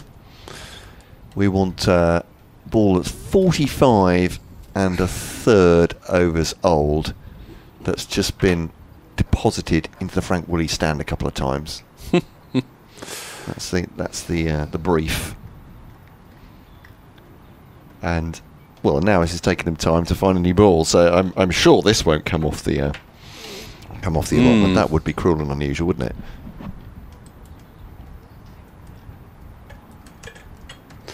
Yeah, so it's turning into a long afternoon session here at Canterbury. An enjoyable one for Glamorgan, very much one to forget for Kent. So what happens if he loops a catch up here, Cashy? Do they drop it deliberately? Could be tempting, couldn't it? Might have a speck of dust in the eye. It's now 3 saving the single. Kashif has a big swing. The ball bounces off the pad down towards short fine leg. Chris Cook retrieves it and hastily throws it back to Tribe, who throws it back to Carlson. This is slightly farcical cricket, but it doesn't really matter in the context of the 3 days. Another hammered down the ground by Kashif. This one produces just a single. There's a long on somewhere. Come back nice and quickly. There we go. Yeah. 162 for 9. Fernando is warming up quite seriously now. Carlson bowls, driven gently on the offside by Garrett, no run. Bit more sunshine illuminates the Spitfire Ground as Carlson bowls, hammered away on the offside, but only as far as Ul Hassan at cover, who wonders where to throw it because they're already changing round for the next over, which I presume will be bowled by Callaway. Yes, he's marching up the Nackington Road end. I think, Matt, I'd better let you do half the commentary from now on. I want to save your voice apart from anything else. I've got to try and get some writing duties done at the same time. No, I wanted you to have the honour, certainly, but at this point it's less of an honour and more of a chore, I would say. Just the next couple of overs. Callaway round the wickets to Garrett. Garrett back at the bowler. That's good for the speed. This slightly farcical end to this game where Glamorgan are trying to make up their over rate by bowling overs of spin and trying to get to them as quickly as possible, so they are not fine. It's down to -1 now, the over rate. I'm not sure they're counting it live. It was at -2, so they're getting closer. Yeah, Glamorgan want to get through overs quickly so they're not penalised for their over rate before they win. So at 9 down, they put the spinners on. They are rushing between the overs. And again, the umpires are actually giving them an extra half hour to finish the game. And the situation before tea, the situation is they're using it at the moment to better their over rate. And people will tell you cricket's a complicated game. Of course not. 163 for 9. Callaway back at his mark to Garrett. Garrett pushes forward, no run. Fielded at short leg. Yeah, the umpires usually allow teams a bit of latitude if they're -1, and they're obviously trying to improve things. They really are. Callaway now bowling in his 6th over. Carlson's already bowled 2. This one's out towards mid-wicket at the end of the over. It's a maiden 2. 6 overs, 2 maidens. 1 for 18 for Ben Callaway. So the runs on the wickets, 181 at the moment. 18 runs, 1 wicket, spelling out 181, which was his not-out score in the first innings, by way of some sort of rather tortured symmetry. Apologies. Round the wicket comes Kieran Carlson. That's a good ball, just outside the off stump, and Kashif almost found it clipping the off timber back. There's a slip in there, just in case anything exciting happens, and that's, I think, Sam Northeast there.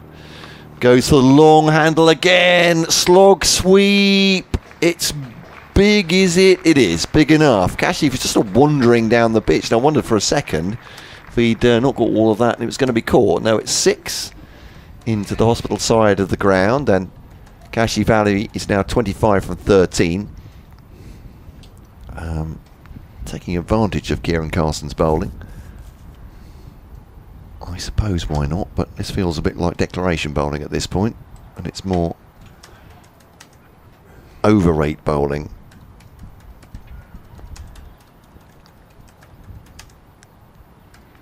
Carlson round the wicket with his off spin. Kashif goes for that one. That's gone up in the air. Has it got enough carry to go for a 6? It has. 6 more for Kashif, who's on to 31 now. And, well, it's just range hitting for him at the moment. I'd like to say he's played a different shot to that. It's a mow to Carlson's bowling. That's a good ball. That's in the block hole from Carlson. And it'll come back at the bowler quicker. So a single from Kashif goes on to 32. Garrett has 10. And Kent are 176 for 9. Still 161 in deficit. As Garrett faces, Carlson's in. Has he edged that? No, it's spun away from him. There we go. Got some good turn there, Kieran Carlson. And one to come of this over. Carlson bowls to Garrett, gives it a bit of air, driven up to mid-off. And that will come back to them nice and quickly as well from a Glamorgan point of view as they rush between the overs. 176 for 9. Kent in deficit by 161. If you're just joining us, we're in a phony war as Glamorgan try and get through their overs as quickly as possible, even though they've got Kent 9 down and all but beaten by an innings with a day to spare. They want to avoid any possible penalty for a slow over 8 by getting on with it. Yeah, still -1 on the board, but it should be improving almost by the delivery. 176 for 9. Callaway is in to bowl, defended by Kashif. Getting things through things so quickly, the manual scoreboard is getting confused as to who's on strike. It is Kashif, the right-hander, and he goes for another big hoik on the leg side. He could be caught at mid-wicket. He is. That's the end of the match, as Glamorgan dismiss Kent for 176, all 10 wickets falling within a single session. And Glamorgan are victors by an innings and 161 runs. As Kashif is gone, caught by Gorvin off the bowling of Callaway for 32. And Glamorgan have won this match inside 2 sessions on the 3rd day. Yeah, an absolute thrashing for Kent. A margin of victory not flattering Glamorgan at all. Absolutely dominated Kent through all the sessions of the game so far. An emphatic 10 wickets in the afternoon session on the 3rd day have steamrollered Kent. And, well, a very chastening defeat for them. Fantastic win for Glamorgan. First time in this season. 2 defeats now in a row for Kent. And Glamorgan are on the roll in the... on the board as well for a victory in County Championship Division 2, and what a way, what morale to take them into their next game against Northamptonshire, is that right? Yes, I think so. Northants and Middlesex. Yeah. I can't quite, never quite remember which order those come in. Northants first. Yeah, Northamptonshire on Friday, and for Kent down at Bristol for their game against Gloucestershire. So as the players come off here, and disappointed Kent pair, but absolutely delighted Glamorgan fielders. Obviously, we say thank you so much for listening on BBC Radio Kent and BBC Wales via the live stream from Kent County Cricket Club, and for all your messages as well during the 3 days. It's been great to have your company. Kent fans listening from behind the sofa in a darkened room, I'd imagine Glamorgan fans maybe doing laps of the garden by now. Like it's your side. Have one big here. Congratulations to them. And any further words, Nick? Well, you've got to enjoy these wins when they happen. There are swings and roundabouts in cricket. Kent enjoying the heights in the first few weeks. I'm sure Kent's time will come again, possibly when they've got more players available and not on the treatment table. But Glamorgan have hit their straps at last. They have followed up last week's improved performance with a very comprehensive win in a game that they've dominated from start to finish. So thank you very much indeed for hosting, Matt. Thanks to Fred and our various guests as well for joining us on the BBC Sport Commentary here from Canterbury. Glamorgan win by an innings and 161 runs. Enjoy it while you can.